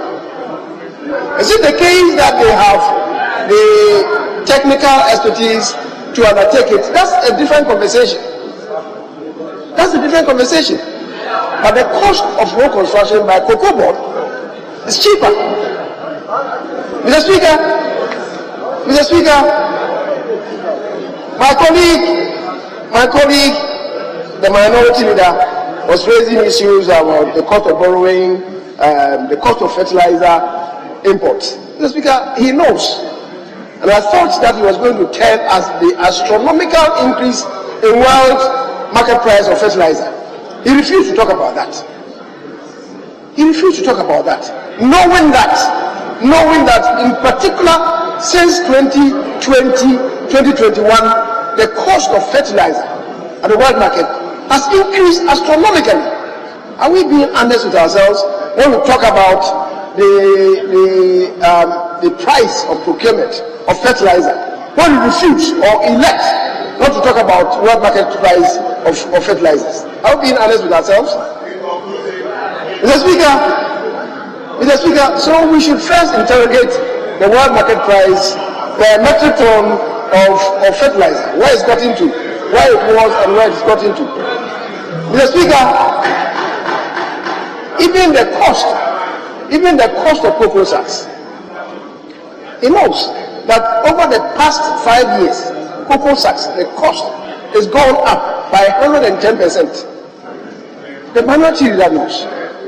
So please, when we debate, let's be honest with ourselves. Mr. Speaker, as for solar lights, I don't want to talk about that. When did they start? That is purchasing lights for farmers. Solar lights. When did this begin? I'm aware that it started in 2012. And it was for a good cause. If you're talking about the price, let's look at it. What's the world market price these days? Because we don't get them here. So let's not lump the debate. And Mr. Speaker, the cost of borrowing. What is the rate of the cocoa bills? 2012, 2013, 2014. The rate was about 6%. Today is 35%. The rate of the cocoa bills is about 35% from 6%. It's increased by about 700%. So, Mr. Speaker, when people talk about generalities without really relating to the reality, it's a bit difficult. Having said that, Mr. Speaker, I would want to, because of what my colleague said, that perhaps we need to interrogate more the affairs of Cocoa Board. We are a parliament. We are a parliament. And Mr. Speaker, our orders, our standing orders, in respect of order 1841, the Committee on Employment, Social Welfare and State Enterprises shall review and study on a continuing basis the operation of state enterprises with a view to determining their economy and efficiency, and also deal with matters relating to employment and social welfare. It shall also be the duty of the committee to examine the reports and accounts of public enterprises and the context of their economy and efficiency, whether the operations are being managed in accordance with sound business practices or prudent commercial practices. This is the responsibility of a committee of parliament. Is it not an indictment on ourselves if we have made that, what is happening there may not be the best? Who are we questioning? It's an indictment on ourselves. That parliament then is not living up to its charge and its responsibilities. So, Mr. Speaker, I would want, as I said at the very outset, for us to refocus on the recommendations of the committee as contained in this, which says to us that we must, they are appealing to us to approve this facility because it is necessary to enable Cocoa Board to successfully finance the purchase of cocoa for the 2023-2024 crop season. Mr. Speaker, just to reiterate the fact that because this necessity, let's do it, and if there are other issues, Mr. Speaker, we can subsequently interrogate them. Mr. Speaker, thank you very much. Honourable members, at the conclusion of the debate, the question is all those in favour that motion listed 28 and 31 are adopted, say aye. All those against say no. Honourable members, it's obvious. The ayes have it. The motion is adopted. Honourable members, let's now move to item 29. So you can take 29 and 32 together. So